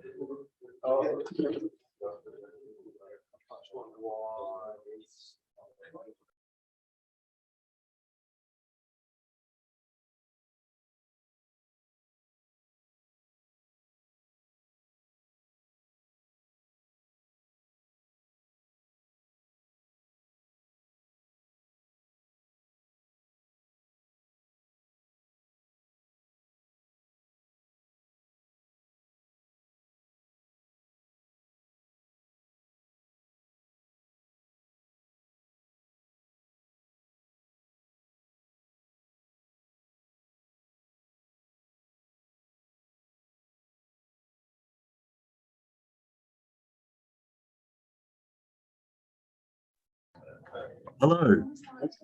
Hey, Richard. Having some connection issues. Got there. Can you hear me now?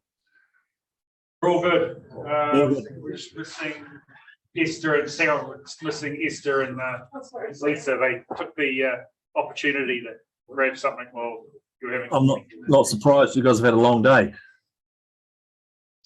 Well, we'll let you start. Yeah, you've got 5 minutes. I'll wave my hand like this when you've got a minute left. So, Excellent. Okay. over to you. Fairly short and snappy anyway. Good afternoon, Mayor Lewis, fellow councillors. Thanks for the opportunity to speak to the Destination Queenstown annual plan submission. I'm Richard Thomas, the chair of Destination Queenstown. You've all received the submission from DQ and our annual business plan in advance. A couple of points I'd just like to highlight and then happy to take questions if there's time. In April 2020, DQ agreed to a one-off reduction in funding of 7.5% to support council's endeavours to limit the impact on rates in the COVID operating environment. DQ was able to sustain that reduced level of funding for the last 2 financial years thanks to 1, the stat funding provided from central government, and 2, prudent financial management. This year we're seeking to have the full funding reinstated to support the delivery of new initiatives in the Destination Management Plan. I'd emphasise the point that this isn't an increase in funding for Destination Queenstown. This is a reinstatement of funding, and this is supported by both the DQ board, our members, and the Strategic Review Board. I'd also make the point that, and you'll be well aware, that the DMP was unanimously endorsed by the council in February. So the need to reinstate the funding is for us to be able to implement work streams within that Destination Management Plan. There's no more stat funding, as I've alluded to. And then DQ is looking at trying to, in this current annual plan, in part trying to stand up 13 projects within the DMP. One of those that we've started to establish is the Destination Management Organisation for the region, and we're in the process of actually starting the governance recruitment process for that as we speak. The stakeholders, to my mind, have never actually been more aligned as they are now. That's the 2 RTOs, the QLDC, our members and operators, and actually more importantly, the community. So I think now is a really good opportunity for us to implement and start to deliver on the Destination Management Plan.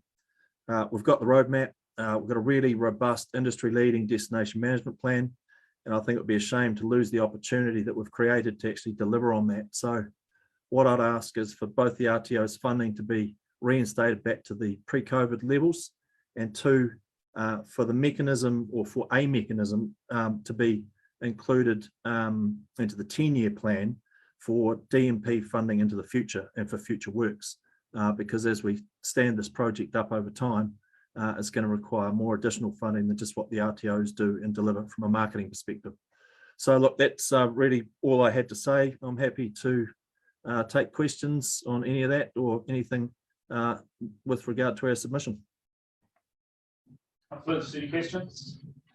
Got one from Nikki. Hi Richard, thanks for the submission. I'm just wondering if you could detail how the marketing, which is obviously what this money is for, most of it, will be geared towards the Destination Management Plan outcomes. Yeah, look, if you look at our submission, I think you'll find traditional RTO funding is for marketing. That's our mandate. What we've outlined in the current annual plan is I think there's around $500,000 worth of budget we've put aside for initiatives within the DMP that DQ as an RTO can start to deliver on. So what we're trying to do is stand up a destination management plan and start to deliver on projects with the current resource and team that we've got where it makes sense and where it's appropriate. We're aware that there's projects within the DMP that fall well outside the mandate of just the RTOs, and that's where we need to partner with the likes of council, ORC and central government to probably establish some of those. So we are looking at some additional funding streams from MB. We've got an application into MB for the Project 9 Carbon Zero initiative, and we're hoping to hear back around whether we secure that funding to stand that project up sort of within the near future.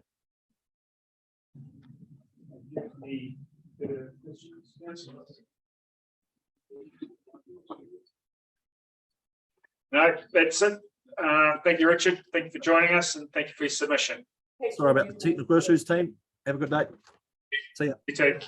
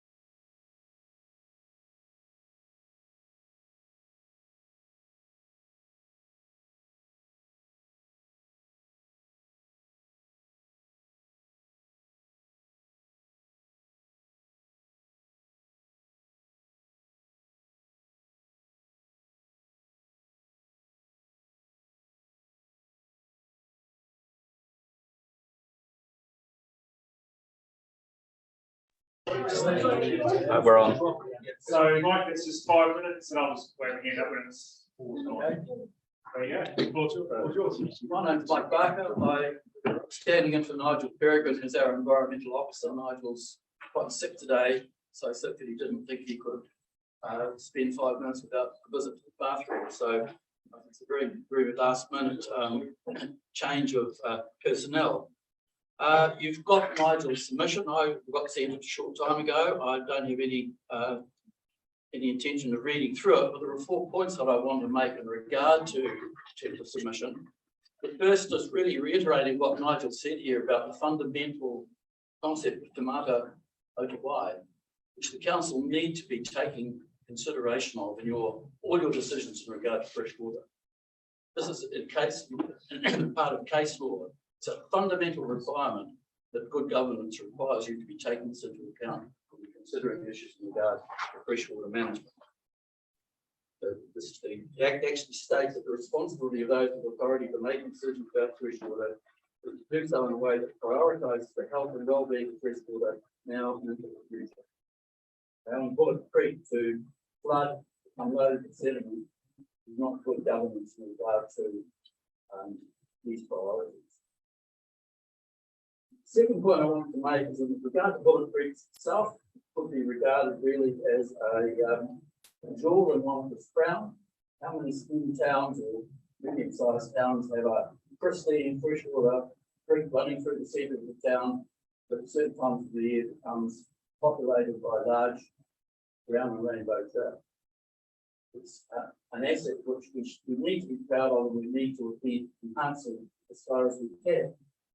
And that as the Friends of Bullock Creek will have already told you, it is a public asset which has been enhanced and improved by the efforts of a lot of people. Fish and Game, obviously the Friends of Bullock Creek, and a lot of volunteers, a large number of volunteers that have made the asset what it is now and improved it so markedly.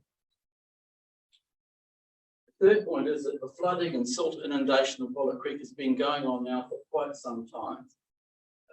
It's been an issue which should have been recognised before the development was approved. For the development to apparently have modelled it and said that the amount of fresh water coming off the Alpha series was not going to change before and after the development. Well, we contend that that's just not correct. How could you ever have a development with iron roofs, whatever the roof's made of, car sealed roads, which absorbs just as much water as it did before that green area was turned into a subdivision? It just makes no sense to believe that that would be true. And there's a lot of anecdotal evidence from Wānaka residents who've been here a long time that Bullock Creek never flooded to this extent before that subdivision was approved. And the final point I will just make to you, and you may or may not be aware of this, and just in the last few days, QLDC has been issued with yet another infringement notice in regard to the abatement of floodwater into Bullock Creek. Maybe council is happy to continue paying $750 fines ongoing into the future, but surely it makes a lot more sense to actually fix the problem, spend the money now to do the work that required to at least have some impact on those floodwater and silt events that seem to be happening with increasing frequency, and how much do we know that climate change is not going to increase those events even more than they have been over the last few years. I'm happy to answer questions as far as I'm able in regard to Nigel's submission. Questions, councillors? Yes, sir. So can you, I'm not aware of the abatement notice, was it Both. And it's been in place, I understand, for quite some time, but members of council are probably more familiar with when that was issued than I am. Yeah, thanks. What do you know? What the solution of that support in terms of treatment? They can't do it, and we've been hearing that it's very difficult because people aren't agreeing to solutions and so on and so forth. And The proposal that we understand was going to be put in place was that pipeline was going to be taken up to an area above the showgrounds or close to the edge of the showgrounds. Small wetland was going to develop into there to absorb some of the water that comes into Bullock Creek from the subdivision. And if that there was overflow from that, then it would go back down into the lake. That's fine. We support that, yes, totally support it. Thank you, Mike. Okay. Brilliant. Thank you. Thank you. Man. We're in the speech now. Hold up. Floor's yours. Right, good afternoon. Thanks for having me. Matt Collier is my name. I sent in a personal submission just to be part of the process essentially. But over the last 3 years, I've morphed from being in the tourism industry to basically working in the conservation space. And I don't know this gentleman here, but I'm sure you've heard from many other conservation-related organisations today. And just observing it and working within it. This is a direly underfunded sector of our community. And it's just embarrassing, to be perfectly honest, that you've got groups coming here every year asking for $5,000 or $25,000 or whatever it is. Look, the world needs these people. They are awesome. They need to be able to scale up. They're generally volunteer-based. They are overstretched, cannot get the outcomes that the community needs. And I just think the council needs to look at it in a completely different way. I just forwarded to Glenn and a submission I made to ORC last week. And basically it says, look, business as usual is completely bollocks. It needs a rethink. And I think it needs to come from a rate that actually is very good towards a single entity that coordinates, allows these groups to collaborate and be really efficient and effective in what they do. Wow. That's a pretty good speech. Questions? Yeah, thank you. Point well made. The question about your involvement in conservation and your experience with dogs in recent times. So I've heard from a number of parties where, and these are reasonably strong words, dogs are effectively abandoning their support of the sector in this district, right from tracks and trails through to trapping and planting. What's your experience with that? I don't know enough about. I've got the history to judge as to whether I've got better or worse than they have, but they're stretched. They have got massive resources, and they just go where the needs are greatest. And the needs are far greater than what they can achieve. And I think the community, the country looks at Department of Conservation, right? Well, you're in charge of it. It's not up to them. It's our community. It's our place where we live. They look after their land and priority. They don't own all the land around here. But presumably there are stakeholders. I don't deny that at all, but I think for too long we've looked at somebody else to solve our problems.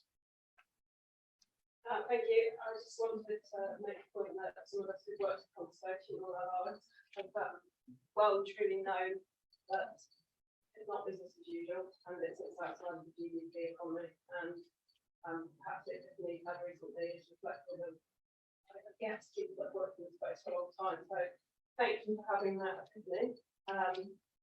And I wasn't trying to say business as usual was inadequate. I was saying that the approach of others towards funding it is inadequate. but it's outside of the GDP model, I guess is my point. Yeah. But yeah, so thank you for sharing your thoughts, and also I guess just socialising that idea with others in the usual business networks that you. Just to make a point on resilient on the South Face, the issue of the way we fund it, and it will come to fund rates, which have no relation to income. So most people like fund stuff, it's really government job, it's from government. So it's not sort of an on job.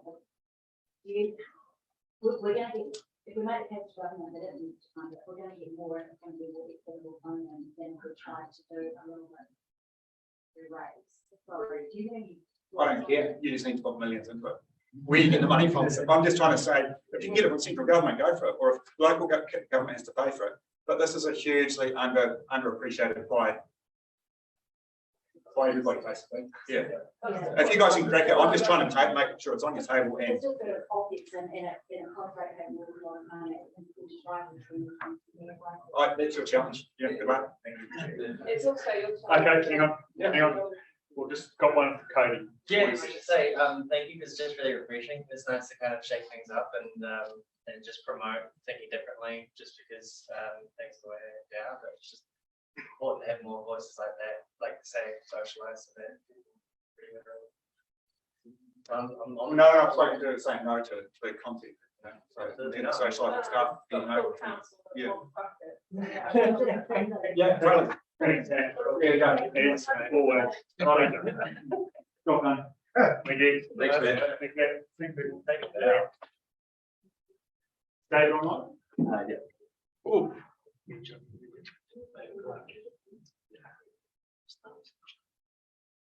G'day, David. Can you hear us?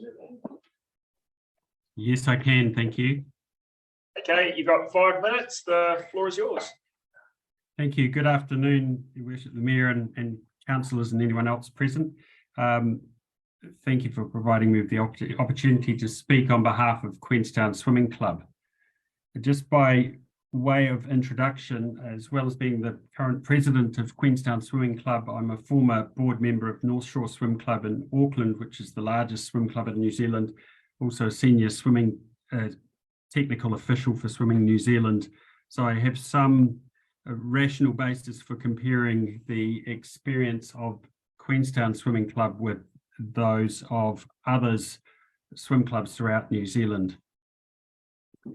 You have my written submissions, and I don't intend to restate or read those, and I'm also happy to be interrupted if anybody has any questions. I'd prefer to answer those or address those directly. So just please do interrupt if you want to. I do want to highlight one thing at the outset though, and that is that the effect of the proposed increases on the Queenstown Swimming Club has caused great alarm.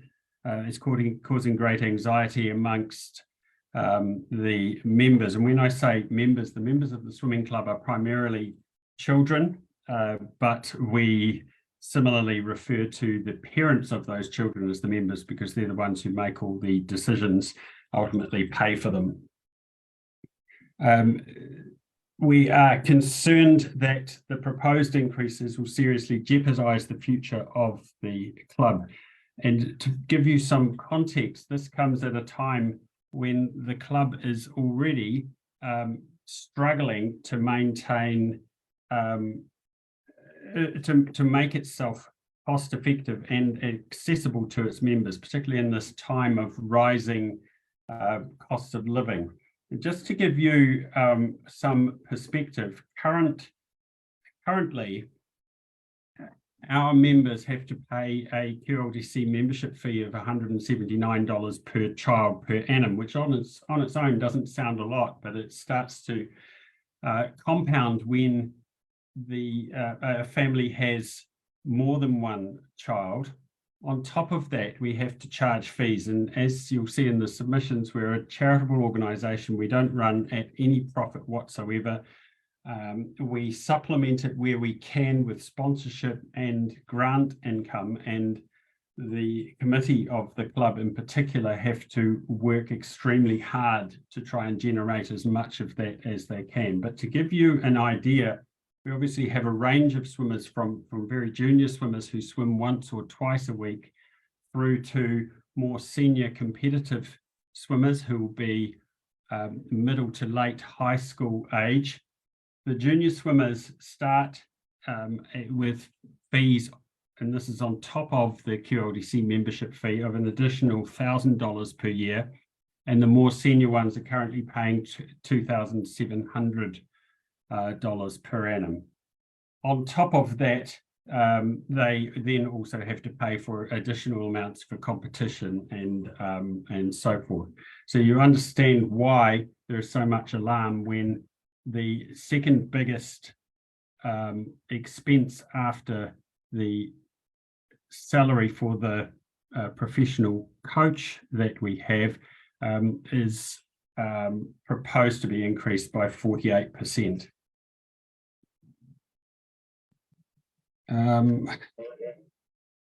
Sorry, did someone have a question? No, keep going. Oh, You got 1 minute. thank you. Yes, it's causing consternation among the parents of the club's swimmers that when the children are swimming in these lanes, in adjoining lanes, there might be adults who have jobs who are effectively swimming for a fraction of that price because they don't pay to hire the lanes on top of their membership fee. Other users of the pool pay only a membership fee. The club understands that it's getting special treatment by having certain lanes sequestered across for their sole use at certain times. What we would like to see ideally in the future is more of a partnership rather than the club being regarded as a customer of the facility, being regarded as a partner. And we believe that, as you'll see, the coach in particular of the club contributes significantly to the community, doing things like... I'll get you to wrap up, David. Yeah, up to your 5 minutes. Okay, well, I'm happy to stop there because the rest is covered anyway. Okay, thank you for your submission. Yeah, and thank you for your time. Thank you very much. Thank you. Thank you. Okay. Phil. Are you there, Phil?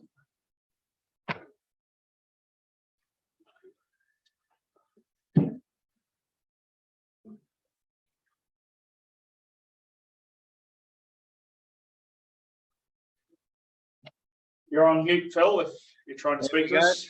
Oh, there we go. It took 2 clicks. 2 clicks. There we go. There we Right, go. you got 5 minutes. Thank you. It's yours. Thank you, Mayor Lewis and councillors. Before I begin the submission, I'd just like to thank you all for the sterling job you do for our community. Great work. The Wakatipu Rugby Club annual plan submission.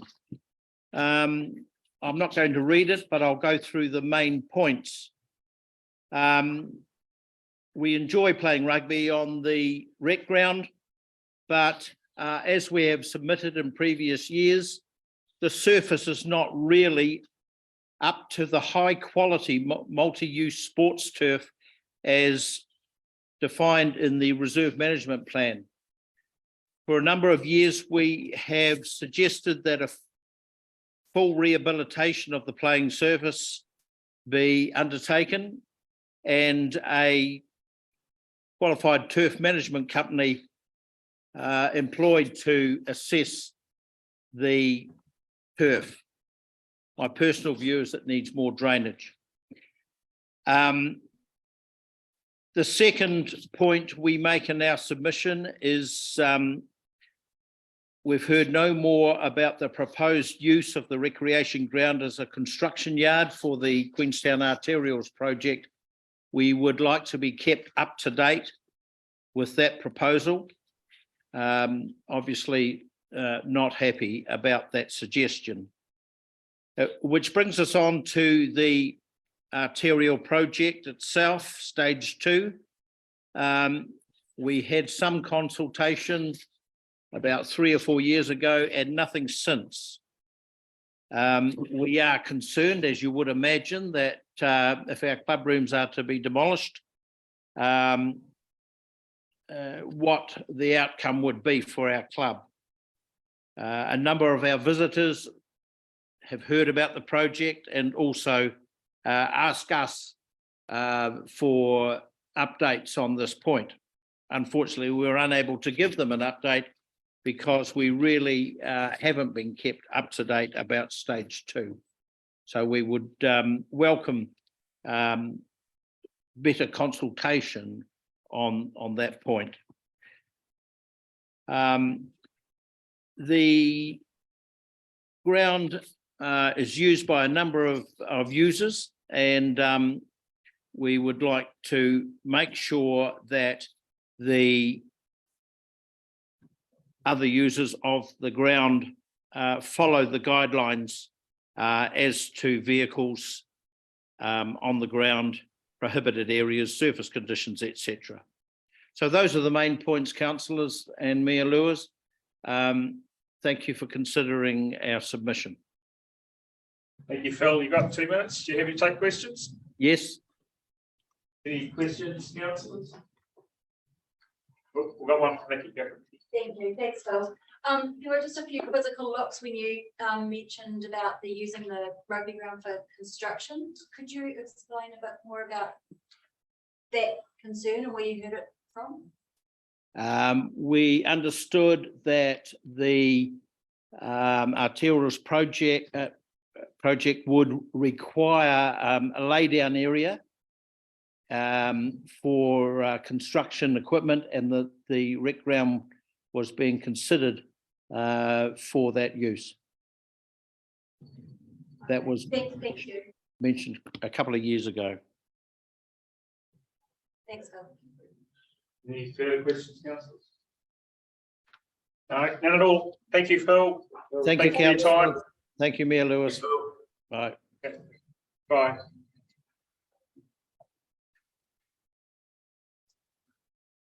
Okay, I'll just check with, is David online or? I have Amanda there. He might be with Amanda. Oh, Lee, would you be happy to jump ahead? Yes, I'm happy to. Thank you.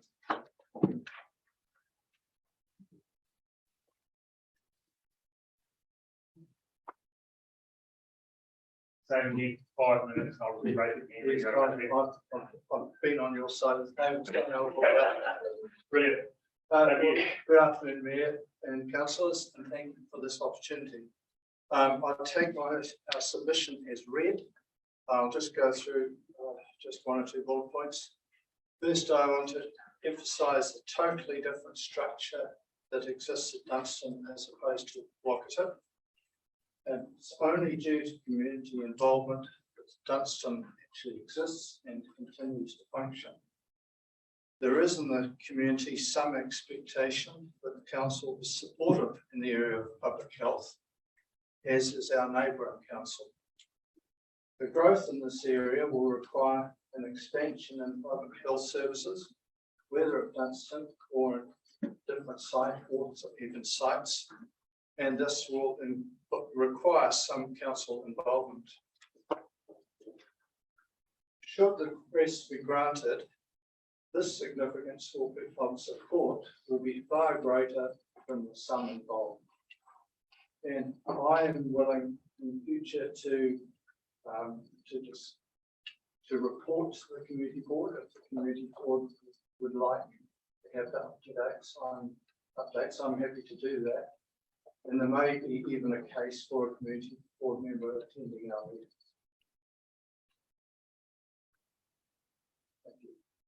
Brilliant. Questions, councillors? I know that perfectly is I don't want to get any arguments with me.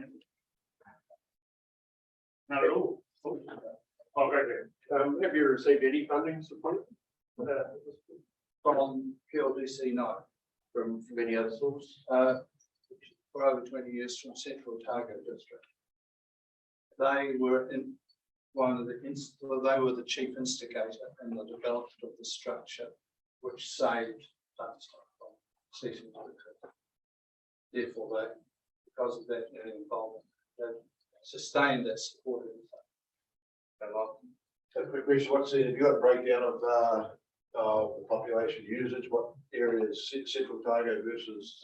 It's about the Wānaka ward now is approximately 50% of the area that Dunstan served. So that's a complete change from when I came to the district over 20 years ago. That Dunstan didn't feature nearly as well. They didn't have many people going from Wānaka because there simply weren't many. Now that's quite a different picture. We are now on equal footing with those in Central Otago. And your position is specified for Wānaka? Yes, I'm the Wānaka representative. There is in the submission that lists where the rest of our representation comes from.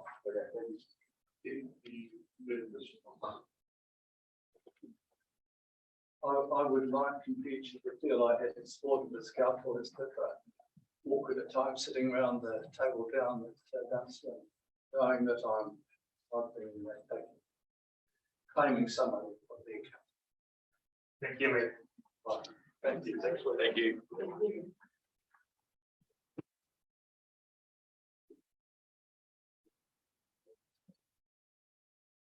So the Andrew is I think it's David using Amanda's device. Oh, we'll see.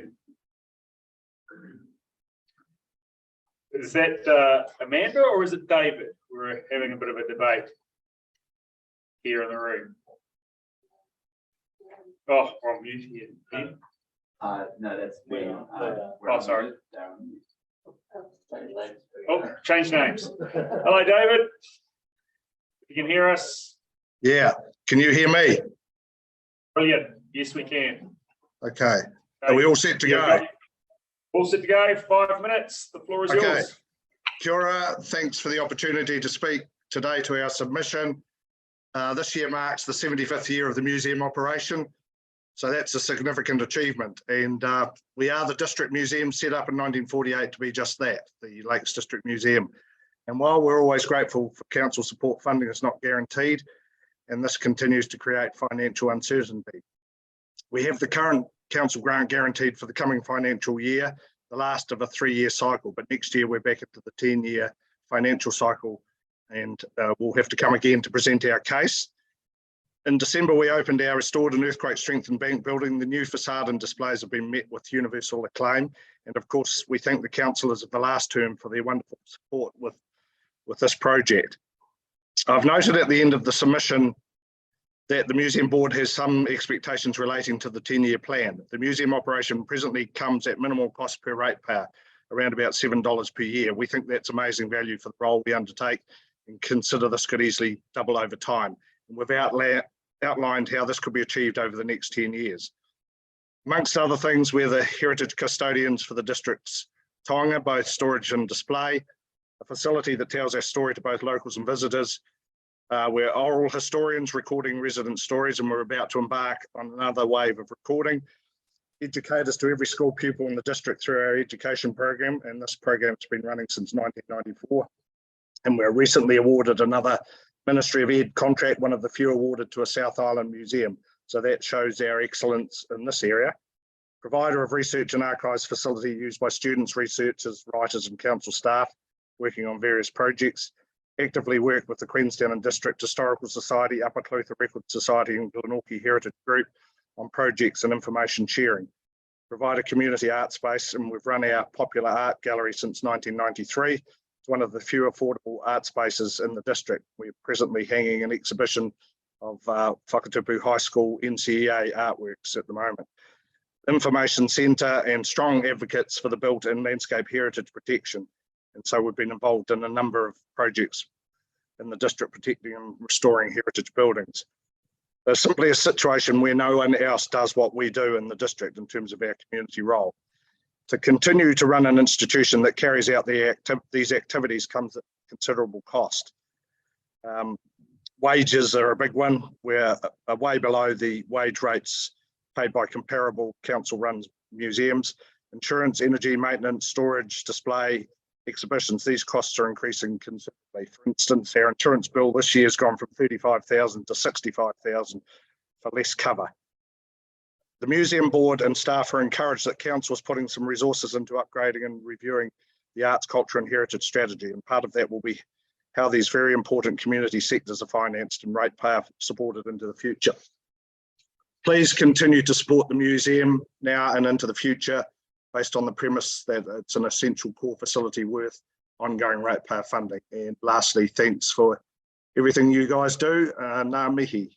Cheers. Any questions? David, okay, Lyle, and then Clinton. Yeah, David, thanks for that. Just interested to hear what you're saying, that you're the only one doing it. We've got other groups applying for funding also, up into the Record Society that do oral history and a whole lot of digitising of records. You know, Glenorchy asking for money. So how do you fund some of those things too? These outlying, are they all coordinated through you, or are we all talking separate here?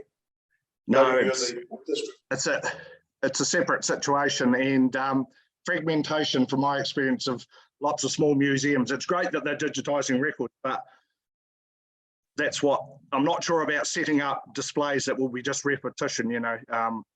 So if we've certainly helped them. They haven't got the facilities as displays, it's actually doing the. Digitization is a big important part of any museum's operation, and all we've done in that sphere is support them with the different programs and have them over here for workshops on the programs that we use, and that's as far as it's gone in our support.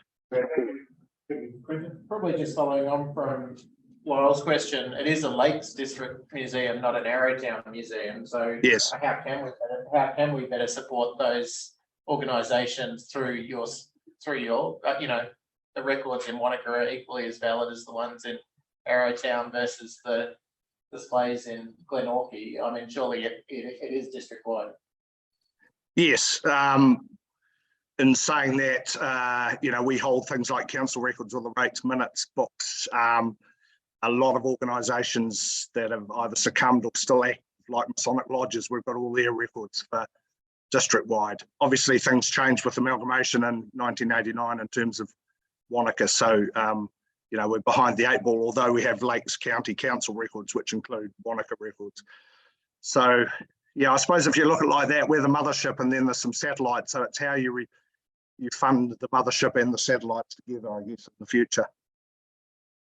Okay. Thank you, David. 5 minutes is up. Appreciate your time and appreciate the submission. Pleasure. Thank you. Thank you, David. Thank you, David. That is it. So we are at 4:26. Deliberating on Wednesday. Reviewed for deliberation.